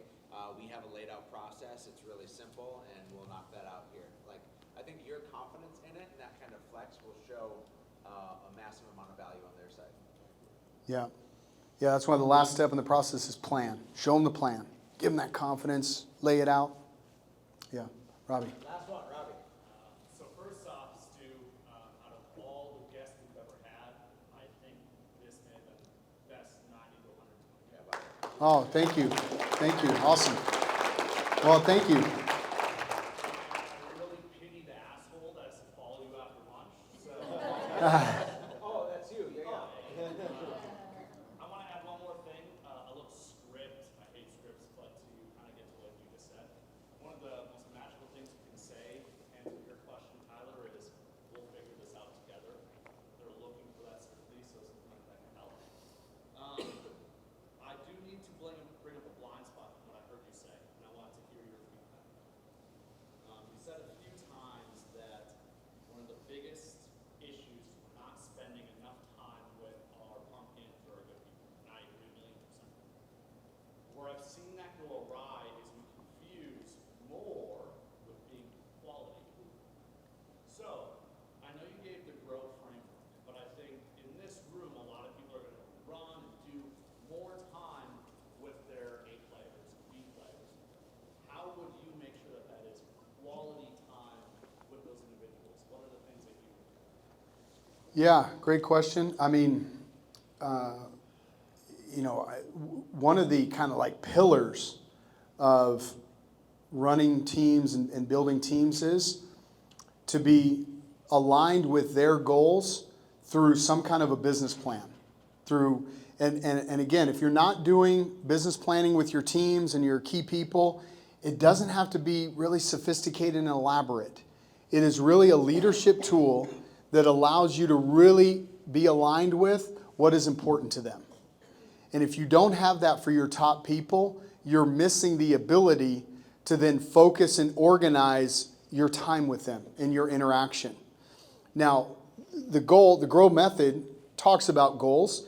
I think that we should bring an awareness of what we understand about their goals going into that, right? It shouldn't be the first time we're hearing those things. If it is, then I would say, so let me answer the question this way, Robbie. Show of hands, please everyone participate. For the agents in your teams, how many of you have business plans for each of those agents that you can access right now that you can see? Okay, so about only a third of the room. So I would say in response to your question, Robbie, for the 2/3 that didn't raise their hand, the first objective with your top producers is, hey, Dan, man, I just want to congratulate you on your success this year. It's kind of getting at the midpoint of the year. I'd love just to take you out for coffee or lunch, whatever you have time for, and just learn a little bit more about, where some of your wins are coming from, what some of your challenges are, and kind of how you think about the next half of this year and what 2024 looks like. If I didn't have the awareness of my top people's plan, that's my dialogue right away. And I'm trying to get that with as many of my top producers as possible, okay? Now, in that interaction, if there are things that I thought I provided in the past that Dan isn't using, like my business planning, because we did a big business planning retreat in September, oh, Dan didn't show up, or Dan didn't share his with me, then I'm going to close that gap. I'm going to connect those dots. And then I'm going to get the buy-in from Dan to set up my one-on-one rhythm with him at that point. Could be once a week, once a month, once a quarter. This is probably a new dynamic with Dan that I didn't have before since I really didn't know his goals. I'm going to challenge Dan and I'm going to get permission to be that influence for him, okay? If I know the business plans for the other 1/3 of the people in the room, then I'm going to quickly look at them. I'm going to quickly just kind of do a level set, and I'm going to just make sure that I'm tuned into that first coaching call if I'm going to use this GROW method with challenging them on how you doing, where are you at, what's changed, right? That recalibration of those goals. And then with that, I think the time is very quality. It should be, Robbie, because all I'm looking to do is be the wind in their sails. That's it. The one other blind spot I see is a lot of people in this real estate game are pursuing goals and they're not consciously aware of why they're pursuing them. And I think one of the things that we have to do as leaders is have a more in-depth conversation of why that goal actually matters to that person. Yeah. And the argument that I've always made is I can't just know they want to make $150,000 and they want to buy their first investment property. I need to know the way that they grew up and the lack of money their parents had. I need to know the why behind the story. Oh, yeah. That way when they fall off this all people at some time with, that way when I'm having that conversation, I can name, hey, I know that you're running towards this or away from this, and I can reflect that back and say, hey, does that still matter to you? Yeah. So what are some questions or how are you achieving that? Because that's probably commonplace for you, but it's not for most people. Yeah. How are you getting more depth in your initial conversations to find out why? Yeah, that's a great question. It's a big question. And I think, it all, in my opinion, my experience, it all starts with how did you show up in the beginning of the relationship?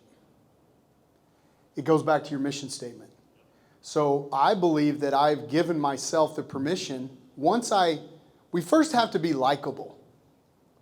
That's what a lot of people go straight to rapport and trust. People don't like you, right?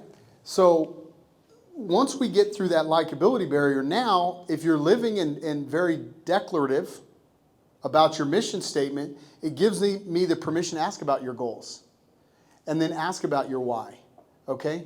And I would just do it very conversationally. So I'd probably try to do it with you, Robbie, right up front, right? And so let's do it. And so, Robbie, let me ask you, what are some of the challenges that you have in your real estate business today that you're really looking to like bust through, that you just feel like you need to get to this next level? Okay, and what is that income goal? Really around 200,000. And what's the most money you've ever made in your life?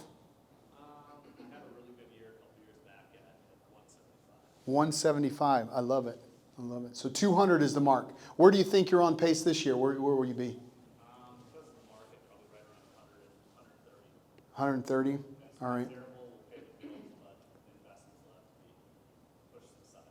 And so what does that 200,000, what does that represent to you? Like what comes to mind? What gives you goosebumps when we get to that number? Every one of you needs to write down that motherfucking question. Sorry, but you do. Because that's the money right there. Yeah. I don't want to do this forever. And if I don't have that extra cash, I can't make investments and I'm stuck doing this. I don't have an end goal. I want to get out. Yeah. Do you know what investments you'd make? Maybe some in the stock market, but some real estate. I have a buddy Awesome. And so when you're not doing this, so we get to those goals, you invest the cash, you got all this passive income. What do you do then? Where will you spend your time? When you say that, really what it comes down to, my dad's a truck driver and is still driving a truck and there's no end in sight. And he missed so much of my childhood. So for me, it's the ability to be present and to travel and do things and see my grandkids someday or my kids. So I love it. that's what it does. Okay. You have grandkids now? You have kids? Yes, yeah, 3 of them. Awesome. Are you married? Oh, yeah. Does your wife know this goal? What's that? Oh, she doesn't know this goal? But that's a punch in the gut to most people. Can I ask you, Robbie? And by the way, whatever I ask you, you can ask me. Is that fair? Whatever I ask you, you can tell me to go to hell. Is that fair? Okay. Go to hell. I haven't asked you yet. Can I tell you that my mission, the only reason I'm here on this planet doing what I'm doing with you right now, is to help people set and achieve bigger goals than they would in my absence? How are you doing that? A lot of different ways. Shows up a lot of different ways. But I can tell you that I'm attached to your why. I'm attached to what you want to do. And I'd be willing to do everything I could do to get you to $400,000 a year. And I believe that what we've identified in terms of, where you want to go and challenges you have in your business, that we'll get to $400,000 if we do this together and commit to the things that we need to do to get it done. I like it. But can I ask you that you declare right now that you will set a weekly activity plan that creates a monthly closed unit and income plan, and that you will commit your progress of the daily activities in that plan to your wife moving this from this day forward. How much time will that take each week? Probably take about 10 seconds a day to commit your plan, commit the progress of your plan. That's fair. I love it. What can I commit to you to make sure this happens? Keep this conversation going, because I know I'm going to fall off sometime. Beautiful. And then I'd roll in probably my one-on-one. I'd roll in my business planning. That's what I was looking for. But you see the mission statement. I didn't have to fumble and bumbling around. It's like what we do. It's what we do. And see, that's South Pole, North Pole right there. Right? You track that person right into your world. And not everyone's going to do that. Not everyone's going to align like that. But that's how you just kind of, make it conversational. Yep. And be true to who you're looking to attract in your world. I just started a book that I would recommend for everybody. It's called The Unsold Mindset. If you have not read it yet, it is so good. But you reminded me of a piece they talk about, which is intentional ignorance. We view ignorance as a bad thing. But that's really what you did when I was talking about the things that mattered to me. You didn't allow your own definitions, and you didn't solve my problem right away. You made the problem more visceral and bigger in my mind. And I think that's why I wanted to pull it out of you, because you're really good at it. Yeah, I love that. Yeah. And that's what I meant by, our instinct so often is to be the star of the conversation. Yep. Somebody says, I want to create an investment portfolio. Let me tell you what I've done. Got apartments over here, duplex over here, I do this and do that. And we think that they're going to go, oh my God, you really? Right? And those people, a lot of people, they're going to be attracted to that, to soak up everything that you teach them, and bam, they're your competition. And then we wonder why. Oh my God, why did that happen? Because we weren't aligned. We weren't service. Thanks, Chris. Appreciate it. Yes. Do you ever bounce from being truly curious like you are to what you just described? Yeah, all the time. And how did you recognize to get back? Yeah, it's a great question. So PK asks about bouncing from being curious to, kind of being the star. Here's kind of how I let that guide me. I know the questions that I want to ask them because I'm looking for the experiences, the commitments, the things that I believe they need to exhibit to be successful. Sometimes when you ask people questions, they don't really understand what you mean. They haven't thought about it. They haven't heard about it this way. And so I think our role in becoming a little bit of the star is just to provide context. So if I'm asking people about, are they committed to doing this? Do they see this challenge? Do they believe that these skill sets are important? And they don't understand it, I would just tell a story from either personal or lived experience that just shapes the question, gives them a for example, gives them a hypothetical, and then just quickly switch back into restating the question. So I'm only sharing personal narrative if it adds context. I guess the way I'd ask the question transparently, I naturally, incredibly curious, want to find out the why, grow the people. Don't know when, but at some point in the last year, I felt like I flipped to, I want to be the star. And I don't want to be that because it doesn't feel good for me. Yeah, that's interesting. Yeah, I mean, I'm happy to take it offline and talk through, something happened, right? Yeah. Something happened maybe in your conversion rates and you were just thinking, you know what, I just kind of I got to take control of this thing, maybe, or the quality of the candidates and just kind of the market situation and the headwinds we're in with production and inventory, maybe it's just kind of leaning on you. Yeah. Probably something, we should talk about it, Yeah. But you got to get back to that. Are your recruiting results what they were when you were not the star? We kind of paused all recruiting. You paused, okay. Yeah. Yeah, so maybe it's just getting at bats. Maybe it's just kind of recalibrating what's happening at the top of the funnel, just getting into more conversation rhythms and kind of get your mojo back that way.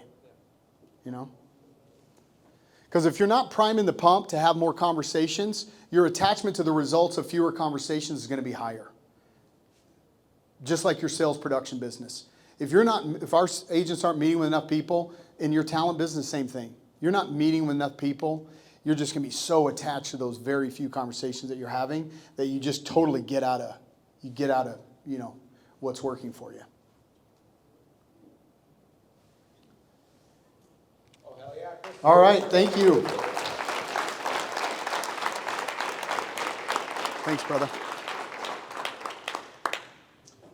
You? All right. I don't care. Writing, typing, I don't care. That's not me. Is it going to be you, Nicole? Nicole's my girl. All right. Thank you. No peer pressure at all. Is this volume good? I don't need to talk louder than this. You guys can hear me? All right, good. I don't want to yell at you. A couple different things. Nicole, the real reason I want you to take notes is you got to take a tally of every time I cuss. And every time I cuss, we got to take shots later. So we're partying tonight. Just kidding. Just take notes. There's going to be some lessons that I'm going to be layering through this. So let's start here. A lot of this first 20 minutes is going to be storytelling. It's going to be talking about frankly, for lack of a better term, the downfall attached realty in a lot of ways. The lessons we've learned, and how we're rebuilding. So that's going to be the first 20-ish minutes. And the latter 20 minutes are going to be very specific 40X principles that we've been using, especially in the ISA department. Sound good? Okay, cool. So let's start with this story. Where did this story start? Eric and I went to, it was One Reel, I think, when we were down at One Reel. And when we were down there, we were on speaking tour for 14 days, weren't we? We went to Vegas and went to all these places. And while we were there, we had Jackie do an audit on our CRM to see how good our ISAs were doing. And the first thing I need to tell you all is when that audit was completed, I was absolutely horrified. Horrified because the ISA department, this was September, yeah? Then October, there we go. Can't really remember, it's all a blur, it's been a lot. the numbers were dreadful. We, the ISA gurus, our own ISA department, weren't doing a fraction of the things they were supposed to do. I'm talking systems were in complete disarray. Y'all, I created the dang system. Calls were never happening. Standards were literally non-existent. Is this accurate? So what we did, of course, was we saw this. We had some really intentional conversations with Heather, who is fabulous, the new president of Hatch Realty. And we said, well, we got to fix this. And we turned to, that was a weird noise over there. I'm glad that you saw it. We turned to who, I'm not going to say his name. We turned to who at that point was, what was his role? Sales manager, for lack of a better term? Chief Sales Officer. Yeah. Chief Sales Officer, whatever that means. And said, these things need to get cleaned up. And we gave very specific instructions. Basically, you need to go in and make sure you're doing these things. You gotta be making the calls. Here's the numbers you should be hitting. Nothing that is overly complicated, okay? Well, some time passed, and long story short, as we were visiting Ben Kinney for the thing that we had auctioned off at the summit last year, we had done another audit right before that, and guess what had happened? Nothing. Almost to a T, the exact same things were still happening. So we had to make some really, really tough decisions on where did we take the business. It's really funny because Hatch Realty has been, for lack of a better term, cut in half since this time last year. Is that accurate-ish? And it's really funny because the more I've stepped in, basically after we had met Ben and we had decided to go to place, we had some honest conversations about me stepping in, and I came back in. I'll tell a little bit more about that later. I stepped back in as essentially the lead ISA, and now it's really expanded to, my joke is like interim CEO, whatever the hell that means. But what it really comes down to is when I started to dive back into Hatch Realty, there was a lot of little lessons that you guys need to learn from that I wanted to share. The very first thing is this. Eric bet on the wrong horse. Is that an accurate way to describe it? Yes, sir. Who in here thinks Eric's an incredible leader? It's really shocking because if you would have went to Hatch Realty and asked that question 6 months ago, a lot of arms wouldn't have been up. Who's wrong, us or them? They are. What really happened was this. When people would place the blame for why the team imploded, you want to know the number one thing that I heard over and over and over again? Because we went to real. I heard it over and over and over again. Because it made it too easy for people to just go switch their licenses and go to real. Okay, and I'm not here to talk about real or EXP, that doesn't really matter. That was absolute bullshit. Now, what had accidentally happened was Eric bet on a leader who was not leading. And by the time he brought in Heather, it was too late. Here's what really, really happened. This leader, the chief sales officer, the lead ISA, would say he was doing things all the time, and none of it was happening. My favorite example behind this was on this person's very last day. We sat in his office and reminisced about the good old days of being ISAs, all the fun stuff. And there was something that just was the epitome of what happened here, and it'll tie the thread of this whole story for a minute. There was a little square white box on his door. And I asked him while we were sitting there, I said, what the hell is that? What is it? And he said it was a sticker whiteboard that one of the former ISAs had put on his door.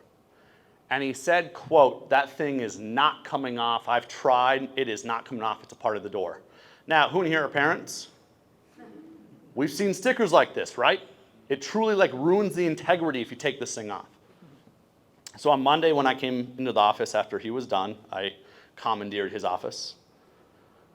I walk in and I'm a stubborn asshole. So what's the first thing I did? I tried to take the sticker off. And guess what happened? It was one of those removable kid stickers you could go put anywhere you wanted. You see, what I saw happen here was we had somebody who not only said they did something when they clearly didn't, or he's so incompetent that he doesn't know how to go like this. I don't think that's the problem, right? The problem was we had somebody who said they did something and lied about doing it.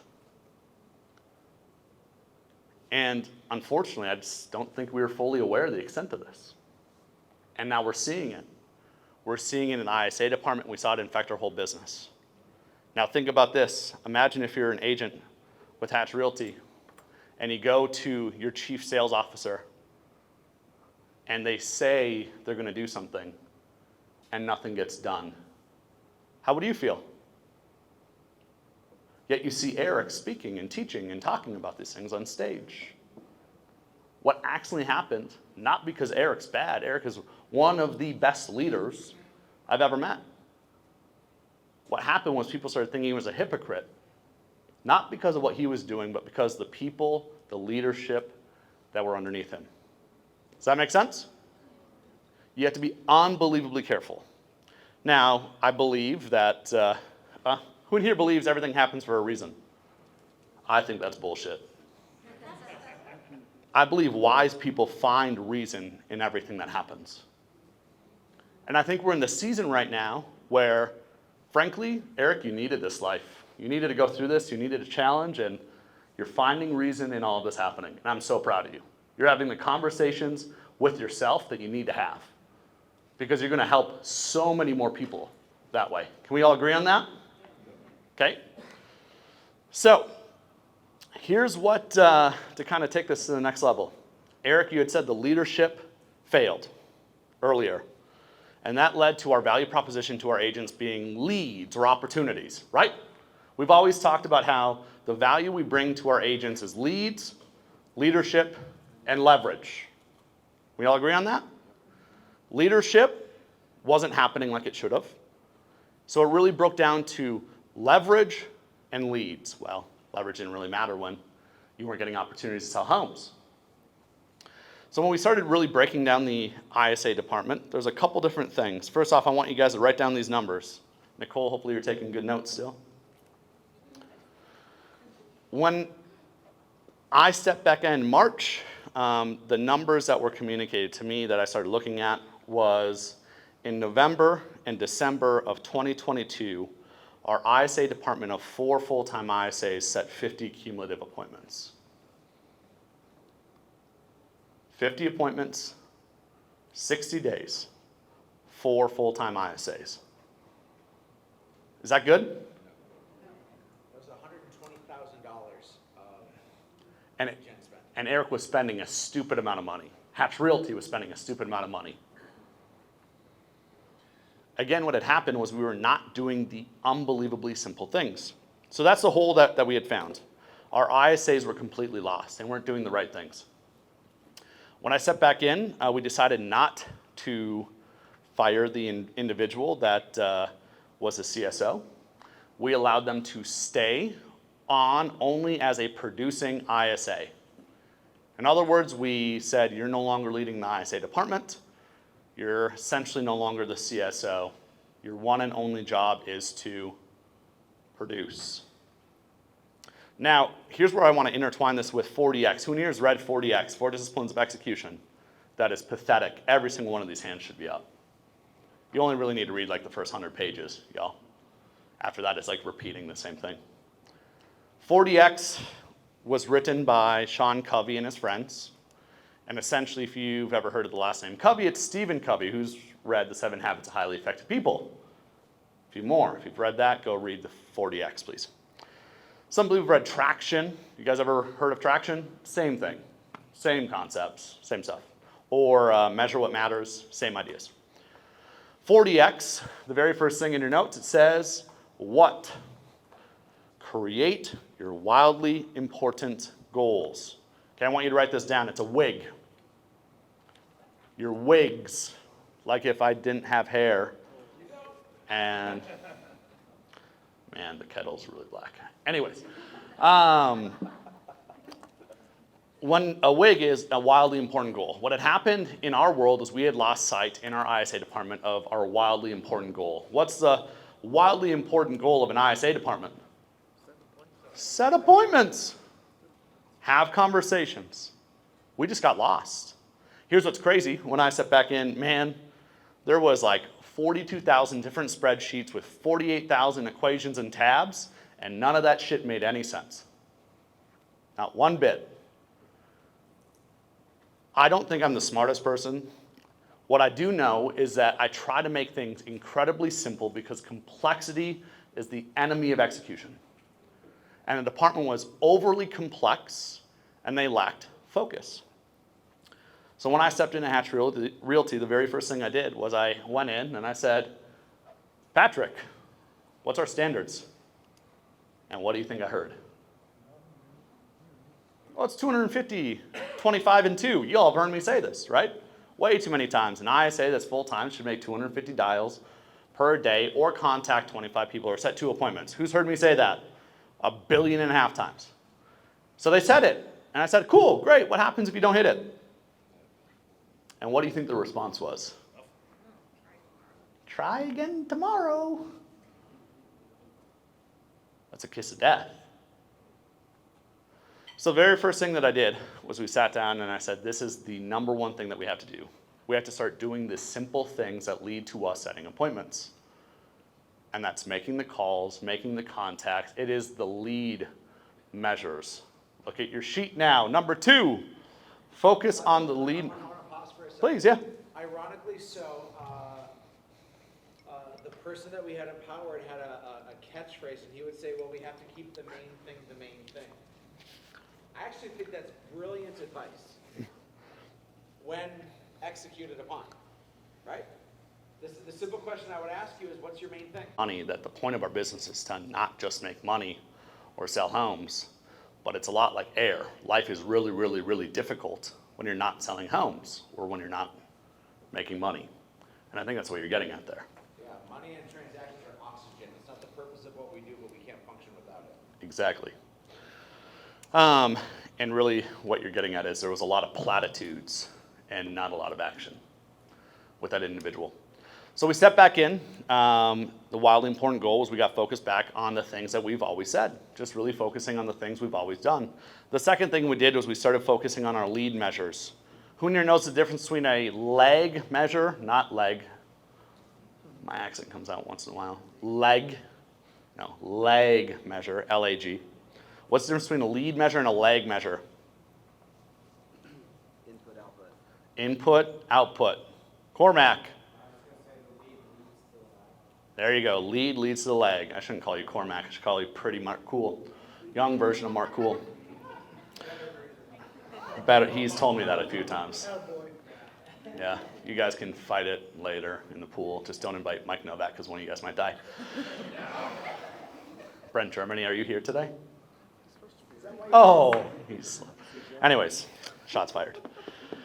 All right, lead measures. It is the inputs that you can actually control. So I want you guys to write this down. What is a lead measure? It is literally the thing that you can go and do. You can put your hands on it. It's a lever that you can pull. Everything I'm trying to talk about, I'm going to tell you from my point of view. In the real estate world, in ISA world, it is calls or text sent. That is the ultimate lead measure.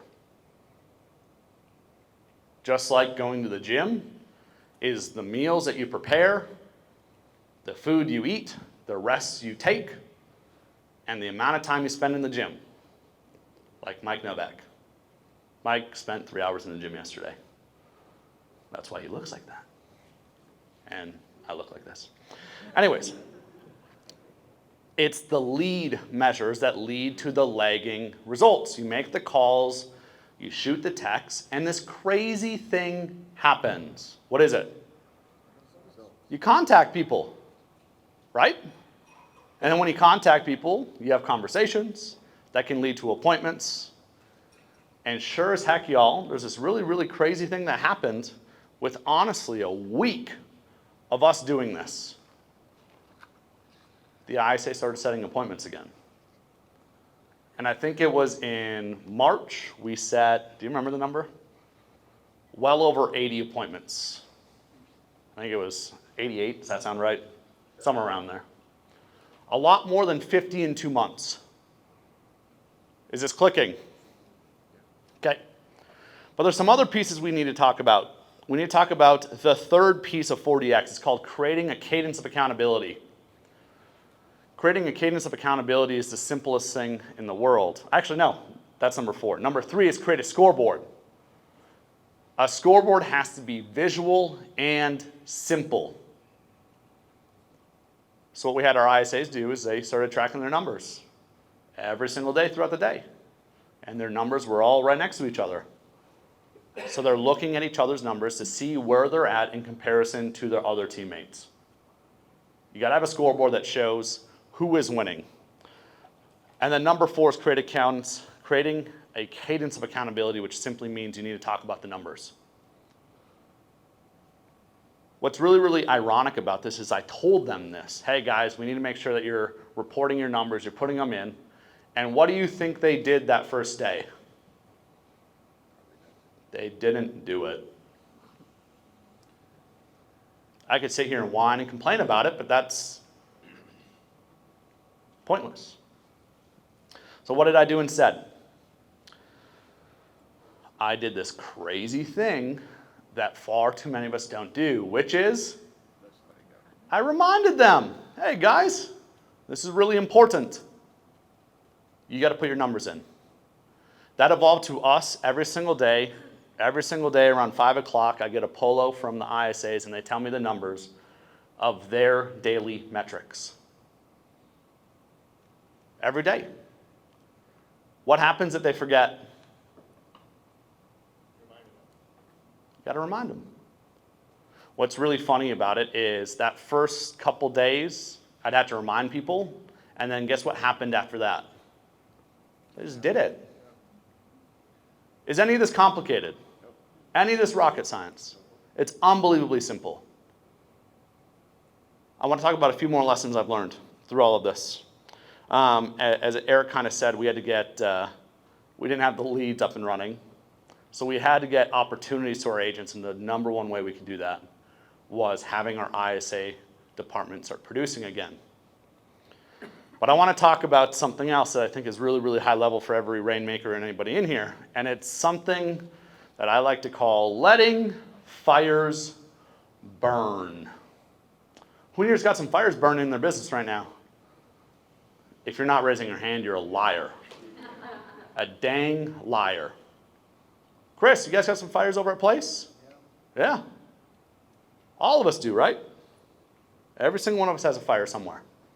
This is what I found that successful people do, is they ask 3 simple questions about the fires.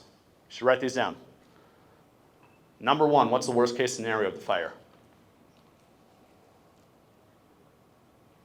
What is the worst case scenario of the fire?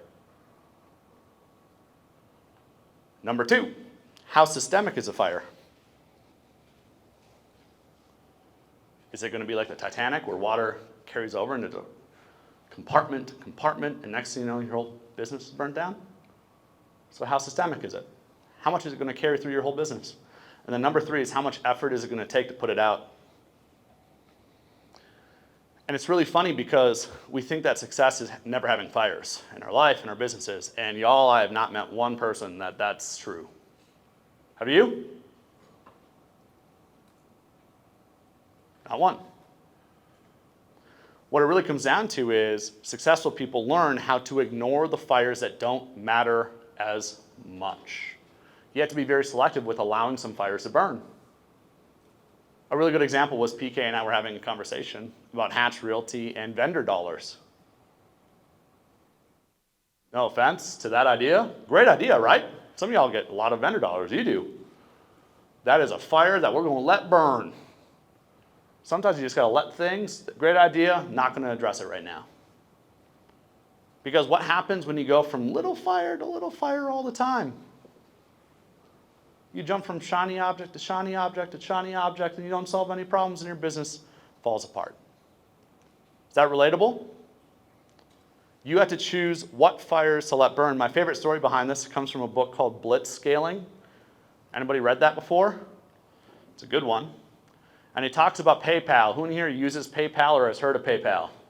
It's the reason that you guys have also heard of Tesla and Neuralink and a guy named Elon Musk. He's one of the founders. But when they were growing, one of the things that they had to decide was, because we all have limited energy, limited resources, they had to decide to let some fires burn. And my favorite story is that they were getting something along the lines of 10,000 inquiries a day from PayPal users saying, hey, we're locked out of our account or something is broken. And you know what PayPal decided to do? Let it burn. Literally for over a year, they just let it continue to happen. Why? First off, they saw that people were really creative. They would go create another email. So they're like, it's just not worth solving. The second thing was they just didn't have the resources. And things were growing so fast that it was just, we don't have the time, support, the resources to address it. They asked themselves those questions and decided to do nothing. Some of you all have fires right now that you need to decide, do we let it burn or not? Is that clear? Okay. Other things I wanted to hit on real quick. Let's see here. Who in here has a scoreboard that you actually use? Okay. What does it look like? Spreadsheet. What was that? Sisu? 4-foot by 8-foot whiteboard right in the training room. 4 foot by how big? 8 foot whiteboard in the training room. Who else? What about you, PK? It's a spreadsheet in our room. Spreadsheet in the room. Dan? Spreadsheet on the screens in the main part of the office. Okay. Let me ask you this. How visible is that scoreboard? Okay. When you're saying visible, do people actually know the numbers on it?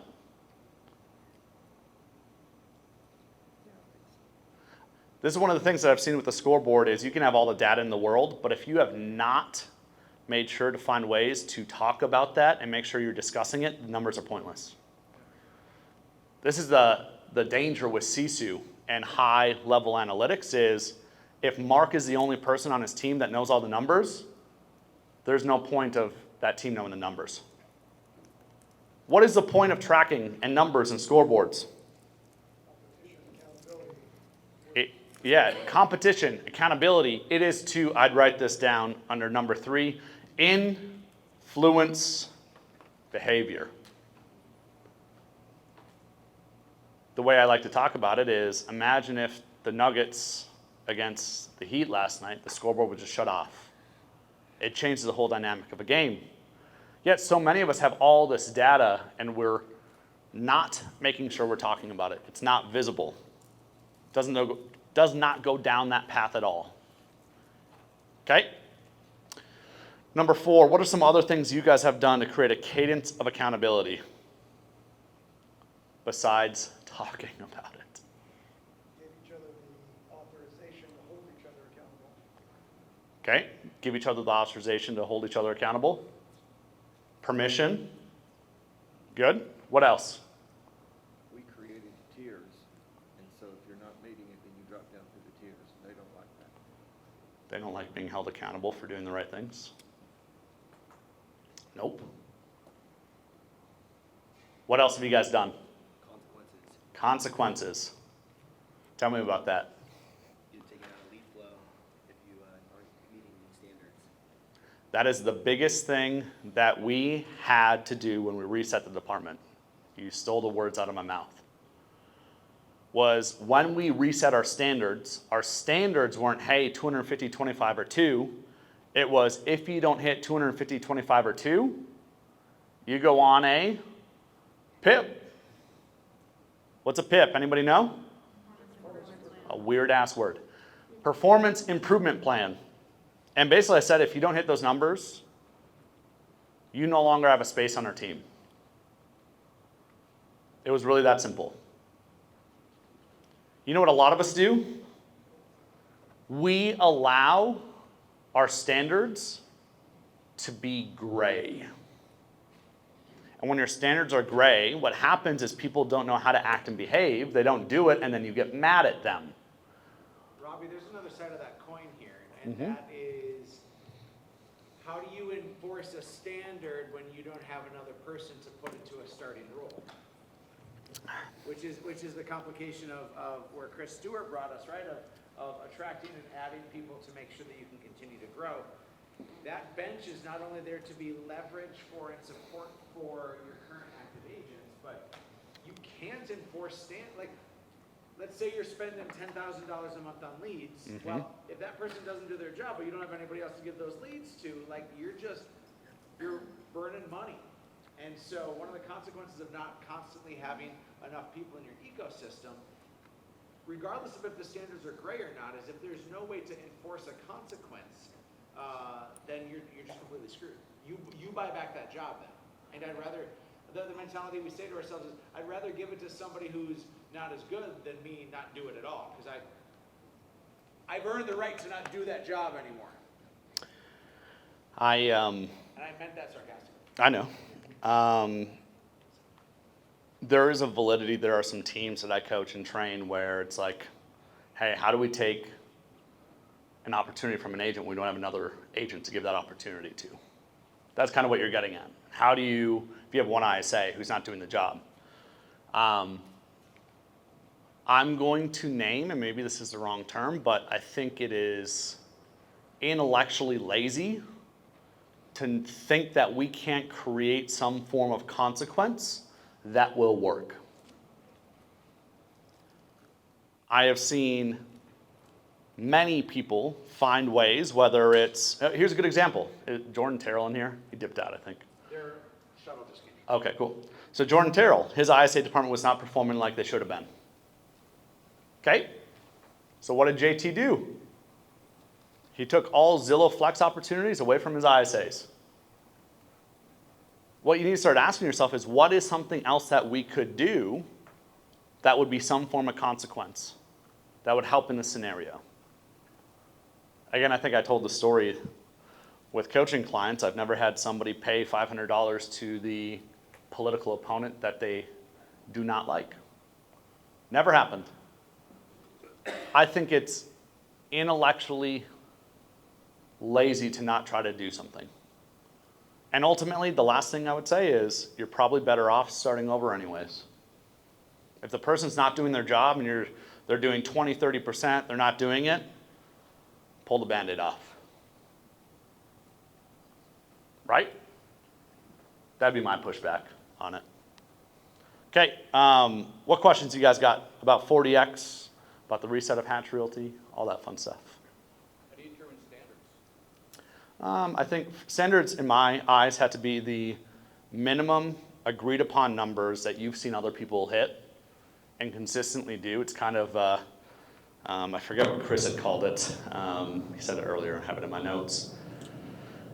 Basically the numbers that you can plan around, that others have done, or that you've done, or other people in a similar role have done to you, and those should be your standards. And there's a lot of different ways. Standards can be lead measures like calls, texts, emails. It can be days in office. It can be whatever you want it to essentially be. Open houses help.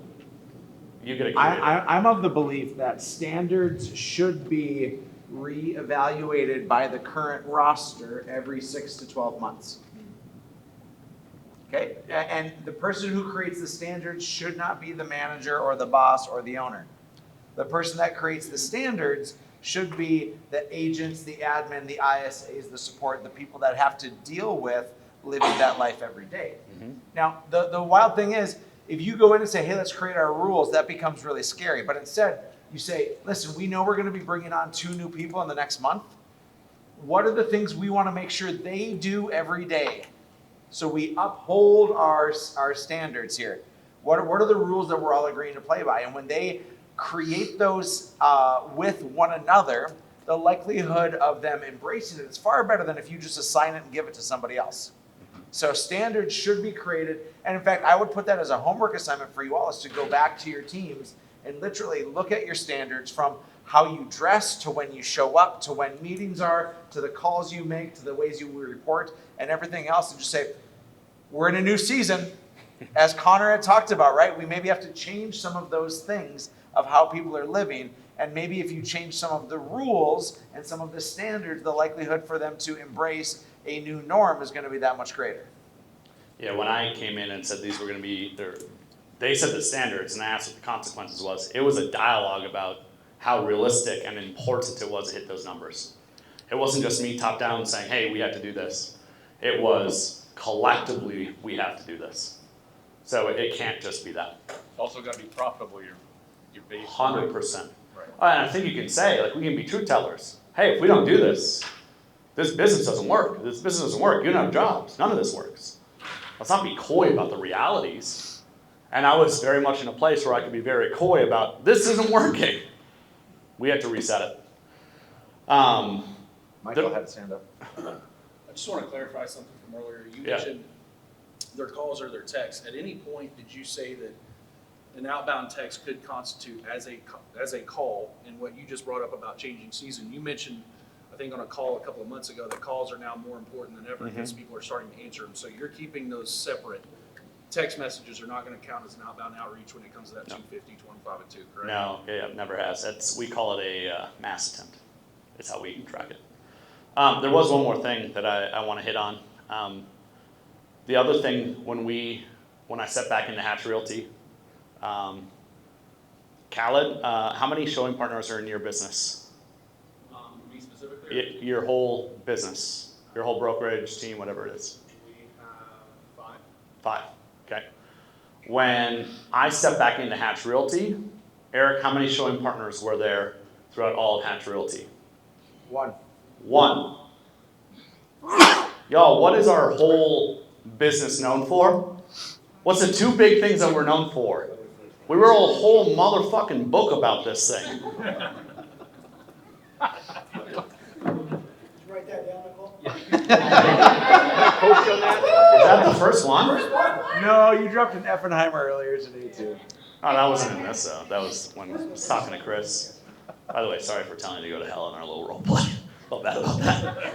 I'm joking. I think you're brilliant. Anyways, we wrote a whole book about this thing. And Justin Bro, one of our ISAs, at our last quarterly said something that was so profound. He had said that you guys used to have a recipe. And our recipe was the ISA department. It was a showing partner model. And the third thing was, frankly, for lack of a better term, our mornings. The glue that held together our company for so long was ISAs, a high-performing ISA department, showing partners that leverage their top-producing agents so they could sell more homes, which is a win for them, and that created a bench of talent for the future so when people did leave, others would step up. And then the third thing was our mornings together, our lead generation and role-playing time. And how often do you think people were in the office? Nada. So everything's been about, let's get the ISA department up and running again. The second phase that we came up with is we're doing a little tradesy with our top performing agents. The funny thing is, it sounds all doom and gloom, but things are not back to normal, but much, much better than they were. Do you know how many homes we pended last month? 63. 63. And in the month of February, we pended 22, I believe. So big changes, just from getting back to the basics. We have 6 agents that all sell more than 30 homes. And it's funny because we've been having conversations, we talked last night, that it's really tough to break that ceiling of selling more than 30, 35 homes without leverage. Unless you're willing to literally trade away all your family time, which I think the reason we're all in this room is we're not typically those people. We want a little more balance in our lives. But what we're doing is essentially the company is going to be paying for the showing partners for those agents, those 6 agents, so we can build a bench, so those agents can sell more than 30, 35, 40, 50 homes, whatever their number's at. And every single time I've seen somebody take on a showing partner, their production typically increases about 40 to 80%. So if I'm selling 40 homes, I'm gonna sell, let's call it 60 next year. Who wins in that? Everybody, right? These are simple things. Again, we wrote a whole book about why this makes so much sense. So we had to get back to it. But the tradesies, and this is where I really appreciated Eric's perspective on this, is we can't give people showing partners unless they were going to commit to lead generation. So the standards for them to earn these showing partners are they got to commit and be in office 3 days a week from 8:30 to 11. Again, what was our recipe? ISAs, showing partners, and mornings. That's it. That's what we're getting back to. Now, what I don't want to have happen is if you go back to your team leader and you're like, hey, Robbie and Eric are buying this showing partner for somebody, and I think, hey, this is maybe the time that you buy me a showing partner. Like, you have to understand that where we're at right now, the people that are with us, we're still serving them, but they're serving us. Yep. And they've weathered a storm that many shouldn't have to, and this is a short-term reward for them. Mm-hmm. This is not the long-term solution for forever. This is a short-term reward for a give back of loyalty too. And frankly, we have to pour some gasoline on our fire because the ways in which we've been burning has been the wrong way. So I want to make sure that this conversation here, our story is not your story. Your situation is still highly unique, and you should always be talking about how you can bring value to one another. That conversation should always have a place. But please don't take this one little piece of it and say, I heard this, so I should get this. Does that make sense? Go into your notes and scratch out, ask for showing partner. Scratch it out for me. That's good, that's good. Good point. Yeah, that's the place we're in. Doesn't mean you are. Did I hear you clearly that you guys kept the CSO on, but as an ISA? Yeah. He's left now. He left. Okay, I was gonna ask what was the thought process behind keeping him on? The Emotional damage. That was the fear. The president had So a lot of fear to understand this person that was put into a leadership position was not valuable for what we needed him to do, but in the minds of our team, he was invaluable because he was the person that everybody went to. And because he taught all the right things. And so had we fired him like we should have, there were consequences that we didn't want to deal with. We had to choose the fire, right? Had we just said, sorry, dude, you're gone. This place isn't for you anymore because we've now uncovered all these things, we would have lost another 30% of our agents, I'd imagine. And the ripples it would have caused would have been far too detrimental. And he was a good ISA. Yeah. When he's in production and he was focused, he was good at that. Did you never see that it just doesn't seem like it's a recipe that would work? I don't regret. We knew he was going to be gone. We did. Yeah. It was simply a matter of time, but we were buying our time to get front facing with those agents and make sure that we were establishing that connection once we had removed him from that. Yeah. Right? So Robbie, Heather, and I each spent time with our agents reinvesting in that relationship so that their value proposition wasn't with that guy that left. So we understood what we had to do, and we were still keeping a cancer in our world. He was a good ISA, but everything else, it was like walking on eggshells, and now that it's gone, we're able to move much faster and better. So you guys encounter a lot of resistance from the agents and the ISAs because of what you were doing? No. I would say the exact opposite. When we demoted him, we're in this all agent meeting, telling them, giving them updates of what's to come, and he walked in there like we had just shot his dog in front of him. And so we had to clean that up as well. He came back around like 48 hours later, but our agents were like, what did you do to him? Why did you? And we just had to say, listen, what's the most important thing? with setting appointments. That's all we can do right now. We can't honor his leadership position because we need to set appointments, and that's the only thing. You said you need appointments, right? Is that the most important thing, that you need to sell more houses? Okay, so that's what we have to do. That's where we're putting all our energy, is just into selling more houses. So he's a full ISA.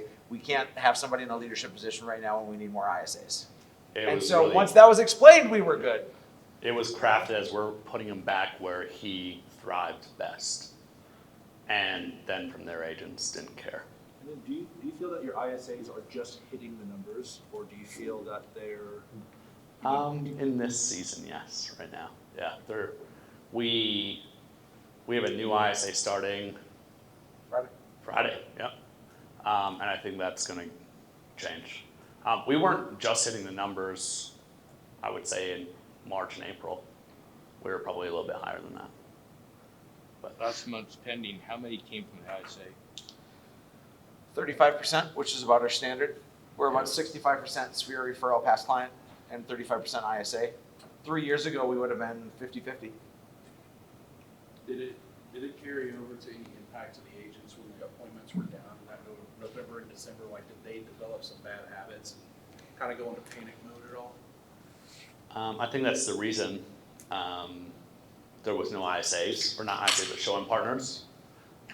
There wasn't the business. They were afraid to invest in it, so that's one of the big reasons we're having to do it, is there was a lot of fear about investing in their showing partners, which is really funny because 65% of their business comes from their lead generation efforts. That was the first place they went to make cuts when they felt like they weren't making the money they should have been. They just said, yep, can't pay that, even though it's very, very minimal and their quality of life goes down drastically. What was your question again? Just what happened with the ISAs, because obviously a lot of things were allowed to happen. What sort of carryover did that have to the agents, and did the agents kind of develop some bad habits as a result of it, or go into panic mode? Like they're less, more mouths to feed, but less food on the buffet table. And how did they respond to that? Well, some left. that was really the big thing, and of the people that all left, there's very few that I think should have probably stuck around long term. Other things that we can now see very clearly is we had some people getting away with murder. Both ends have to uphold their sides of the deal. Yep. And we became a very transactional company where we lost a lot of that leadership. And so the people that ended up leaving were high performers, and because we weren't present giving them the leadership that they originally had, and the value proposition had dissipated, the amount of leads that they had were meant to replace that. And when we didn't have the leadership that was there, they relied on the leads. And then when the market was down and our ISA department had completely abandoned standard, it was just, they were either going to become completely toxic, and they had become somewhat toxic. They were going to either become completely toxic, or they were just going to leave. And they did both. So the people that left, did they go to other teams? Did they start their own? Is it a mixed bag? Yeah, essentially. The person who was the top agent left, started a new team, and has actively recruited almost everybody from our team, but has offered them a 50-50 split on anything that's a Zillow deal, and then a 95-5 split on their Sphere. We all know and understand that that's not a sustainable business model. I think even the agents are like... What they're looking to do is they're looking to beat us, and they're looking to win in the transaction count. Mm-hmm.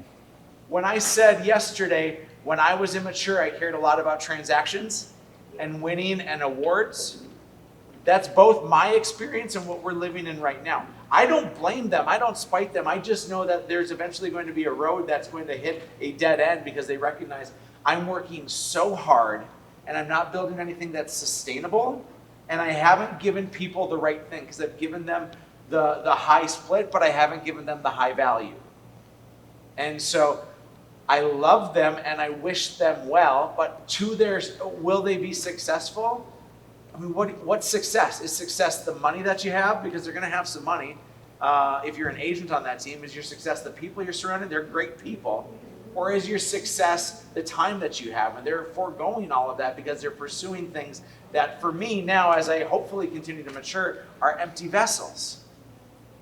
So they all stuck around at real, which was super cool because we can still keep the tribe together. And then it's like really awkward that you just had a divorce and you're still going to the same place with the same people. So it's something. So, I mean, I don't know how that model stays 95.5. It won't. It won't. I mean, It won't, but they're trying to win right now. There's too many other. And I don't want us to derail and Yeah. this is not about them. They did what they thought was best for them, and they ran out of value from us, and that's on me. Again, things don't happen for a reason. You find reason the things that happen, and that's the season we're in. We're seeing all the things that we mess up on. I got a question. Tyler had his hand up first. You have to. Oh, yeah. I can't hear you right now. For Can you Julie. talk a little bit about that? I know for me, and I would imagine resonating with most of you, running into a spot like you ran into, Mm-hmm. I ran into a similar spot like that like last fall. We hit Mm-hmm. some sort of weird stuff had changed. We were doing this stuff and we were looking at it in January of 0. Nothing pending. Oof. And I was like, and I had just been kind of like going this trajectory of the direction we're going and the plan we're on, feeling really good about it, amping everybody up about it. Mm-hmm. And then we hit this wall and I was like, second guessing everything. Myself as a leader, the path that we're on, you know what I mean? All those things. Mm-hmm. I would imagine you went through a very similar process and you're in front of, like, a lot of this is going on, you're traveling around, you're having conversation. How did you push through that? And that, I would imagine there's some identity stuff that comes up that would be hard to push through. How did you do that? That's probably more of you to answer than me. I'm working on it. Good answer. I have never once arrived. There are times in which, if I'm honest with myself, I thought I had. I thought I had it figured out, and immediately the cheese was moved, or I was just delusional in thinking I was there. But Tyler, I will tell you that our value and our worth does not come from the things that we do. We as entrepreneurs and business people tie ourselves to believing the myth that the money we make and the title that we have, the size of our team. My wife tells me all the time that size doesn't matter, right? Okay. Here's my one inappropriate joke. Okay. These are all fallacies in our mind. That whether it's society or our own precious or delicate egos, whatever it may be, we're pursuing things that are empty vessels quite often. I got 2 kids and an amazing wife at home. I got a ride or die in Robbie. Everything else, and there's like I'm just using the examples right here. Everything else is for me and my ego. Mm-hmm. I have to be able to be enough in my own skin, in my own stillness. Not from the things that I do. And I'm a high performer, a high achiever, and the opinion of everybody matters a lot to me. But therapy's teaching me some lessons, my friend. And it's teaching me to be comfortable, not being the guy. And my team told me I am not the guy. You guys are cool enough to tell me I'm the guy. But I tell you, if all 75 of you are leaning in, listening intently, and one of you is on your phone, all I can see is the person on the phone. You understand that, right? And in our worlds, you can have 99 people around you that tell you you're great and all these transactions. You have one bad transaction and you hate your fucking job. Write that down, Nicole.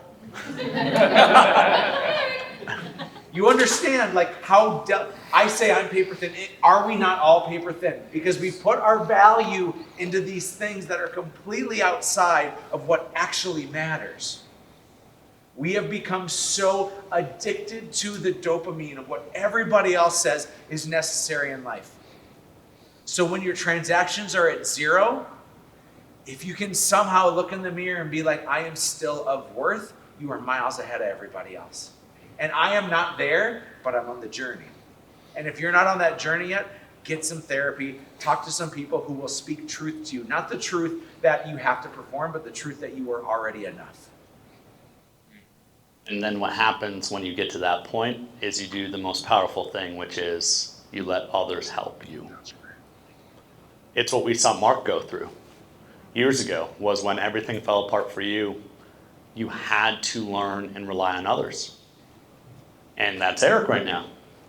In his own real estate business, we've given him the boot. I'm gonna ask you the question. You said this to me, you said this up on the stage, I think it was at the summit. And you put your hands out. And this one's always giving, but there's another hand there that can receive. If you receive that hand, It's a weird sentence. Danny, Illuminati, that's the last question. Am I letting other people help me? Yes. It is the most naked feeling in the world. Right? To know that you are broken. But wow, do the right people show up? Holy cow. And so I'm allowing help. It's a really uncomfortable, beautiful place that I'm at right now. I'll spare you the details. But it's an uncomfortable, beautiful place. We've shied away and we've been cushioned away from that comfort of what is so familiar, because we made fat cash in an easy time the last few years. And now when things are difficult and we run teams, we are met with more rejection and insecurities because we believed the hype. We believed that we were enough because of the transactions we did. And it turns out that has nothing to do with our value. Dan, you still got your question? Yeah. I'm curious. Speak up. I'm curious. How did you get there without anyone reaching out? Without your agents reaching out, without somebody or people in your organization saying, hey, this is not working. Yeah. You see those. With the CSO? With what happened to the business. Yeah. So our CSO is a fantastic salesman. And most all of us believed the own hype, like the hype that he was giving. And so in those moments of doubt, I would have it one day, and then Robbie would have it the next, and then Heather would have it the next, and Connor would have it the next. And we all were in this place where like we had these doubts, but it was never like this transformer that came together. But here's what I did, is I threw money at the problem like a deadbeat dad.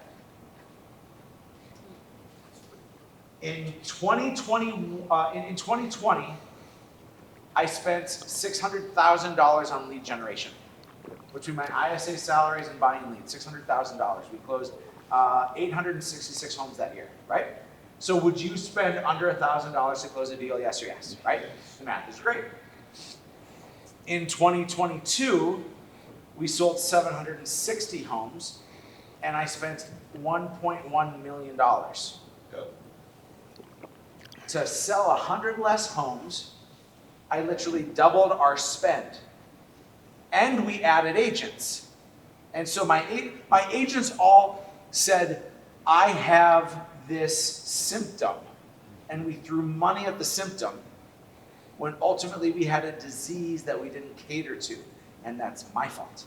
I want to be crystal clear on this. This is not the fault of the person that we put in that position. This is the fault of this guy right here.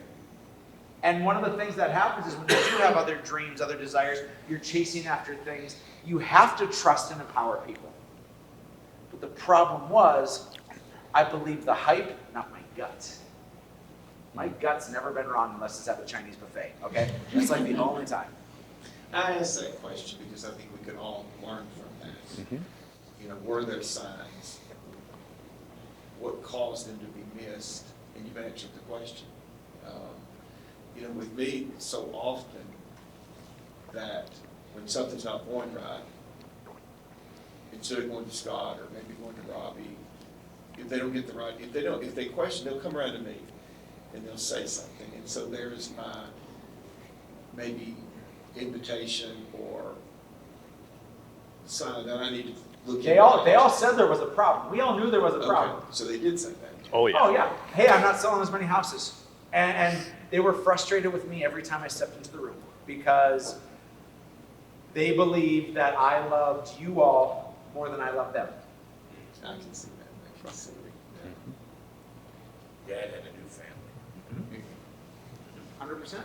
They resented it. It's not their fault. PK, you still got one? Are you good? I was just gonna speak to what you had said. We kind of had a similar issue in December and January, and my team was like super quiet. I know a lot of us went through that. And my mom is like the worst person in the world at giving advice. Wow. What's that? That's so mean. But I told her that. That's an asshole. Every time I call her and I'm like struggling, she just like wants to talk about her problems. But she gave me really good advice in that moment. And she said, Patrick, you know what you're doing. And you've built a team and you have systems and processes to where if you just keep doing your thing, it's going to work out. Sometimes you have to accept that something is out of your control. Yep. And for me, I was like, no, everything's under my control. No, sometimes it's just out of your control. And that sounds like a cop-out. If you're not doing the things that you know work, that's a cop-out. But if you keep doing it and believe in it and set the systems and the standards and they have consequences, it works out. And at that time, for a lot of us, the market was out of our control. Yeah, it's, I would say two things on that. It's when you're not seeing the lag measures that you want to be seeing, you look at the lead measures to see if you've been doing them, especially the prior 3 to 6 months. Sometimes there are just things outside our control, like when rates go up at the highest rate we've ever seen. And one more thing I'll just simply say is we should all stack cash because we all go through seasons like this, right? We started talking about that. It was down in, was it Cancun? We started talking about putting money on the sidelines for the shit that was coming. Because when you have money on the sidelines, you get nowhere near as nervous and afraid. And you have a lot more clarity. So. What's up? It's a two-part question. Yeah. One is, what was you guys' biggest takeaway or lesson from what happened? I mean, after all this, you probably sat in a room and said, well, what did we learn from this? And then also, what measures were put in place to ensure that this doesn't happen again? Not specifically with ISAs, but kind of, to catch things earlier. You want me to go?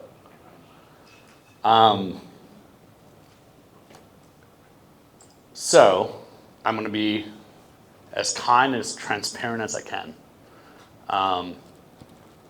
Eric is a fabulous leader, but has avoided really tough conversations with people for a long time. And he avoided a really tough conversation with that individual we've been talking about and others, and it led to a lot of the things that ended up happening. So I think what it really comes down to is having leaders that are congruent with what they say they're doing. So that'd be a piece of it. And I think great leadership is a combination of learning people's truth and being good at finding out what people want to do and speaking truth.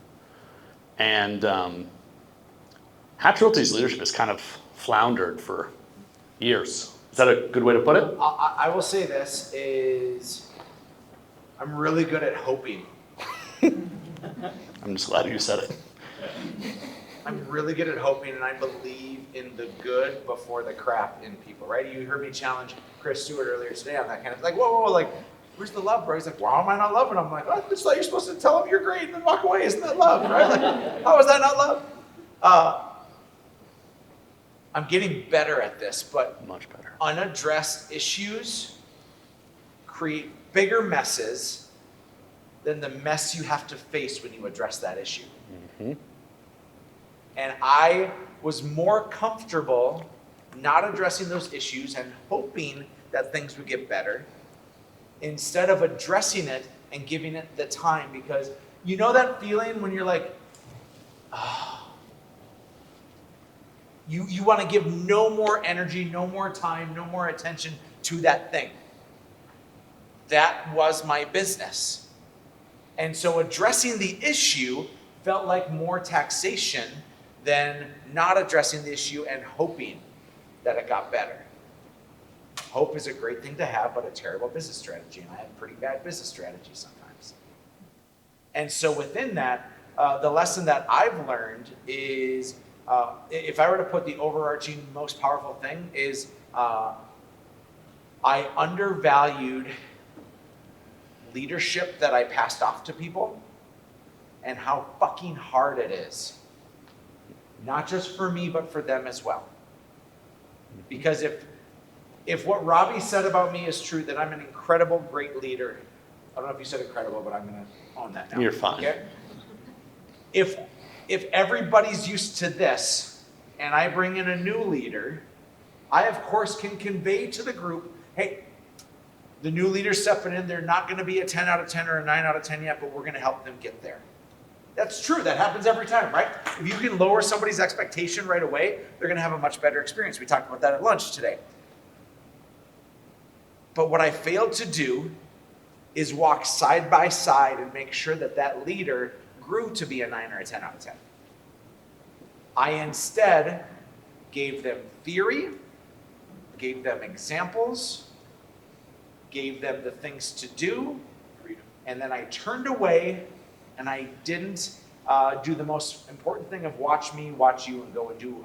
They watched me aplenty, and I watched them go and do, but I failed to watch them massively and make sure that they were winning. So it was a leadership problem. It's almost always a leadership problem. It's almost always a people problem. So the lesson I learned is to do that. What have we changed? Robbie doesn't have a heart, and that's really helpful sometimes. And I don't sugarcoat shit. So he's stepping in with just clear authority to say, hey guys, and he's like the cool uncle. He's like Uncle Jesse from Full House. You're like, I'm dorky Danny Tanner. Like, nobody likes Danny Tanner. Come on, like, but you're cool Jesse Consopoulos that walks in, and then when the cool uncle walks in, like, kids are listening all of a sudden, right? And so Robbie's coming in having built this value proposition of who he is and what he knows. My team thinks I am the dumbest person in real estate, period, bar none. It's such a compliment. Because I was just in it, and what they would see is they would see me talk about it, and then they'd see me pass that off to other people, and they didn't execute on it, right? So when failed leadership happens, it's a reflection on the leader, and so they bred all this doubt. And so now I'm putting my trust in Uncle Jesse here, and I trust Robbie blindly. And so it's going to be, all right, bro, it's your show right now, and that's it. I'm literally getting out of the way because I was the problem. But you can't get out of the way until you have the right who. And I have Heather and I have Robbie. Mm-hmm. And it's a pretty fun new chapter. Yeah, go ahead. Can I just, even despite that, it sounds like it's an external factor for these folks that work for your realty company. When we talk about the market, external factors and things that we absolutely cannot control, what are you doing to recognize those people that are kind of your rabbits that everybody has to chase, that despite all of that still push through?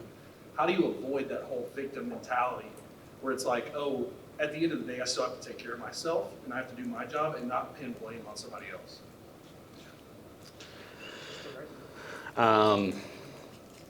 What's really unique is that the people that are left, there is a lot less or almost none of that. If anything, we've actually, one of the things I came in and I noticed was, this is kind of not answering your question, but it'll get to your question, I promise, was when Eric was in the room, people wouldn't talk. You guys ever seen that before, where you ask for feedback? Y'all, silence is deadly as fuck. People wouldn't talk. And when I started entering in the room, I started asking those questions and people started talking again. They've been naming things. That's where this whole showing partner thing came from. Was some conversations that we had of, hey, the value proposition for our top people, how are we going to get them to stick around? And we're starting to see the problems before they become problems. I think there's sometimes people that you just have to choose to let go, or you have to coach up and coach out. You have to have the tough conversation. I thought Chris named it so eloquently earlier. It's like, hey, if it's not good for them, it's okay. And a good example, we had, one of the ISAs we had when I stepped in was a guy named Justin, I won't say his last name. And there was just a lot of baggage and a lot of concerns already with this individual. And he got caught sleeping on the job. Sounds crazy, right? Don't sleep on the job. So we made sure that it was very clear that's against our standard. And we had conversations. We made very clear this can't happen. And people like that self-select out almost every single time. That's what happened.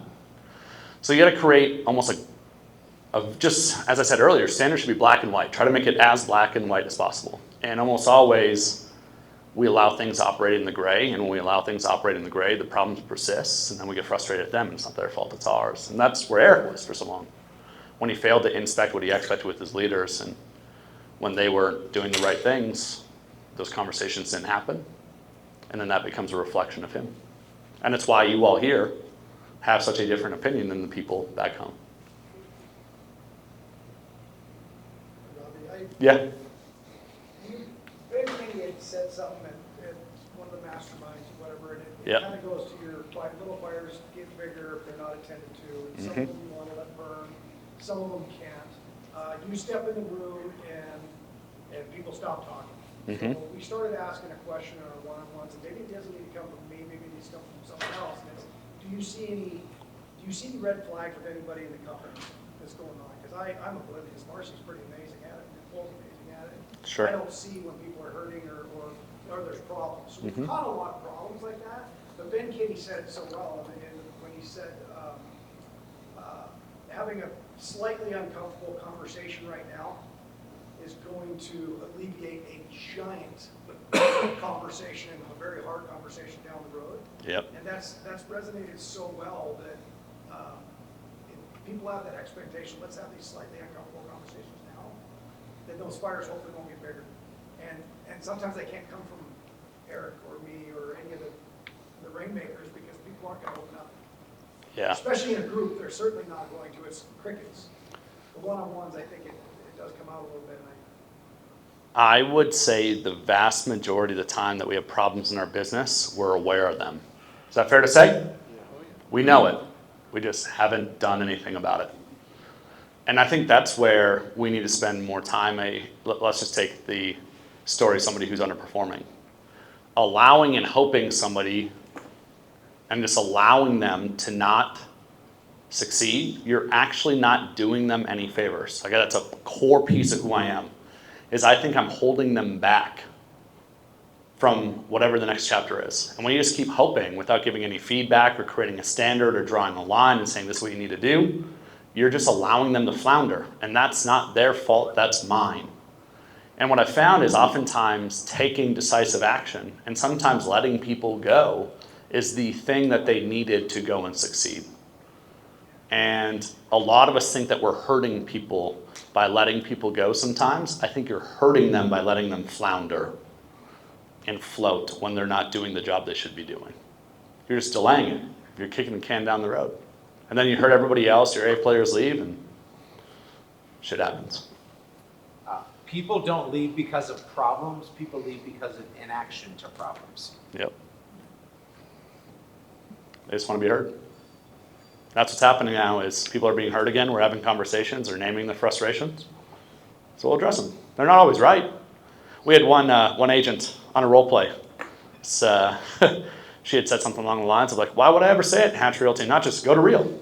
She said this during a role play, right? A lot of us would be like, that's a scary ass question. I was like, thanks for throwing a softball today. It was actually quite the fastball. And I gave her my thoughts. I said, our whole point of our business with the partnership with Place and our leadership and the leads and the ISA appointments, it's the value proposition that we bring. And you just don't get that if you just go to real by yourself. That doesn't come from there. So I spoke the truth. And I said, if you want to leave, you can leave whenever you want. You can go and do that. I'm not going to hold you down here. So I think just being honest with people and allowing them to name it. And I said, Liz, I may not always agree with you, but I appreciate you naming it. And little shit like that goes a long ways. I think one of the biggest things that happens in our organizations is people don't really feel heard. And that's my greatest strength is I may be an asshole, but I also know how to open people up like books, get them to tell me their life story and hear things and hear the frustrations. And that all comes from making sure somebody feels safe to talk. It's one of, Google did a huge study of all teams and the top performing teams. The separation was never drive. It was always the leadership make them feel safe to talk. To make people feel safe so they can name their frustrations. And if you can do that, you're able to address the problems, like Ben said, when it's a little fire instead of Canadian forest fire. To the agents and the admin and the one ISA in the room. Oh, she left. Okay, She gone. we're good. Okay. I want to speak on behalf of your leaders here and say, like, we need to hear more from you. A lot of this conversation has been, how do you show up as a leader? But I want to say, how do you show up as somebody who's being led? And I believe that if you're going to be a great leader, you also need to be a great follower and follow your people. And so if you could, I want you to go to your leader and I want you to say, hey, if there's one thing that's just been kind of like eroding at me lately, and I want to bring it to your attention because I want to work on this together with you. My gosh, will that be received well if you knock on Marcy's door and you say, Marcy, I've really been struggling with this. Like, Marcy's going to be like, oh, thank goodness you're telling me. I'm so glad that you trust me enough to bring that to me. Instead of building up this narrative of like, well, you're just a soldier, fall in line. This is not the military. This is a group in which we are so intertwined to help each other to win.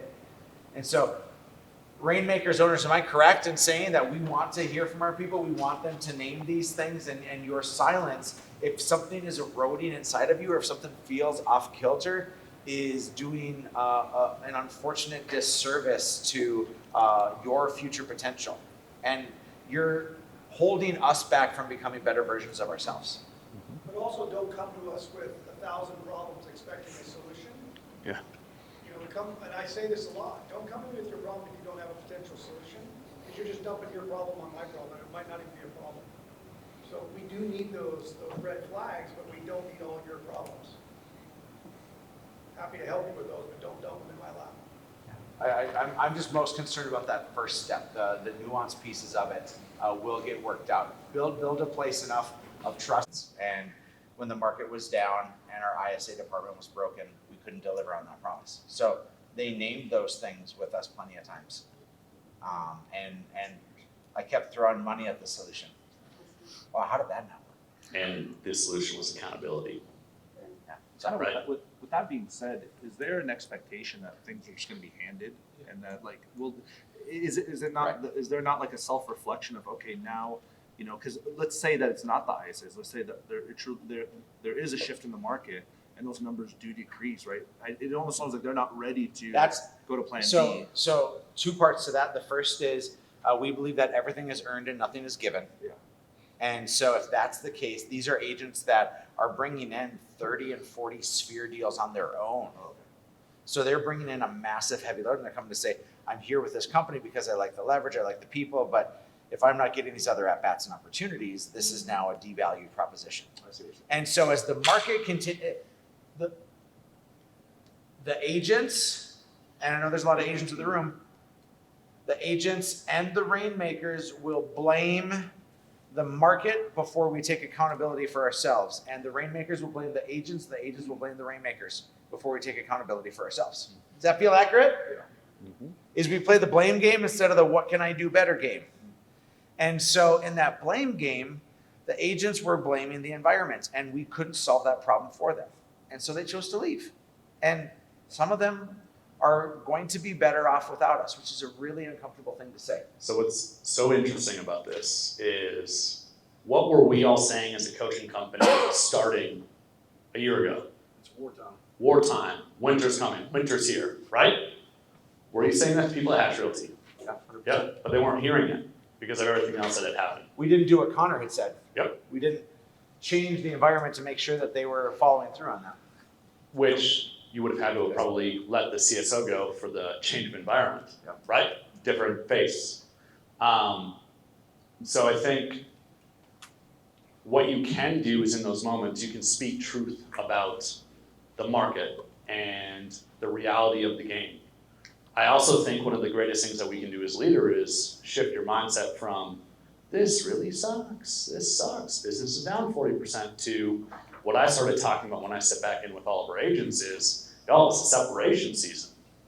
Because that's what people in this room know is, you make it through this season, sure you're not thriving like crazy, but you're setting yourself up to slay 6-12 months from now. And that's where we're at. To performance, Marcy, you guys are selling about the same number or less homes right now than you did this time last year, right? And your market share has grown from 5% to this last month, 16%. Jeez. Is that correct? 15.1. Maintaining is growing right now. Uh-huh. Retaining is growing right now. Yep. And so the narrative that we have of we have to be winning on our P&L, of course that matters, but we are playing a game for the long term, not for just the short-term wins right now. Those that have left us are playing a very short-term game, yes? And so we're in it for the long haul to cast that longer path. And what I'll just say without any doubt is, what always follows shitty seasons? Sunshine. And we're starting to see it. And the jokers, see you. They've been dropping out, the numbers are going down, they're not performing. I love this stuff. I'm a psychopath, y'all. I love it when things get hard. Like the number one thing I tell people in my mental models is be a contrarian. Almost all the most successful people I've ever studied are contrarians. When everybody's happy to run this way because the market's super flashy and sexy, that's when you need to be the most concerned. Right? That's why Warren Buffett is Warren Buffett. Now I've invested everybody was. They run this way, and he invests the most when everybody's scared shitless. You need to be the most optimistic in your business when people 6 months ago are saying, man, I gotta get a job at Home Depot. But you also need to have some cash to weather this storm. Here's an honest truth. With half the team, when we come out of this storm, and if we stay around the same size, our profit will be double. Mm-hmm. With half the team. Yep. And our stressors will be less. And our loyalty will be deeper. Now, we have to do what Chris said, and that is consistently add new talent and bring in, because life will happen, babies will happen, change will happen, markets will adapt. And so sometimes what we think is the right model and that we're really thrilled with was the model for that season, but it's not the model for the next season. I have a coaching client right now who is at this precipice for her business, is looking to take it one of two directions, and she is clinging to every staff member she has. She has the most abundant staff I've seen of anyone. More than Hatch Realty? Yeah. Just shit. Super high salaries all across the board. And she has now let go of her salary and said, I'm going to weather it and wait for the market to turn. I love that hope. And the market hasn't turned. We have a stop deadline of July 15th. If the market doesn't turn, and I know it's not going to, if an interest rate adjusts 0.5%, that is not a turned market, right? That's just a little better of a bad market. And so what I'm challenging her with is the model that got you here was really fantastic. But if you're still married to the same model in the new season,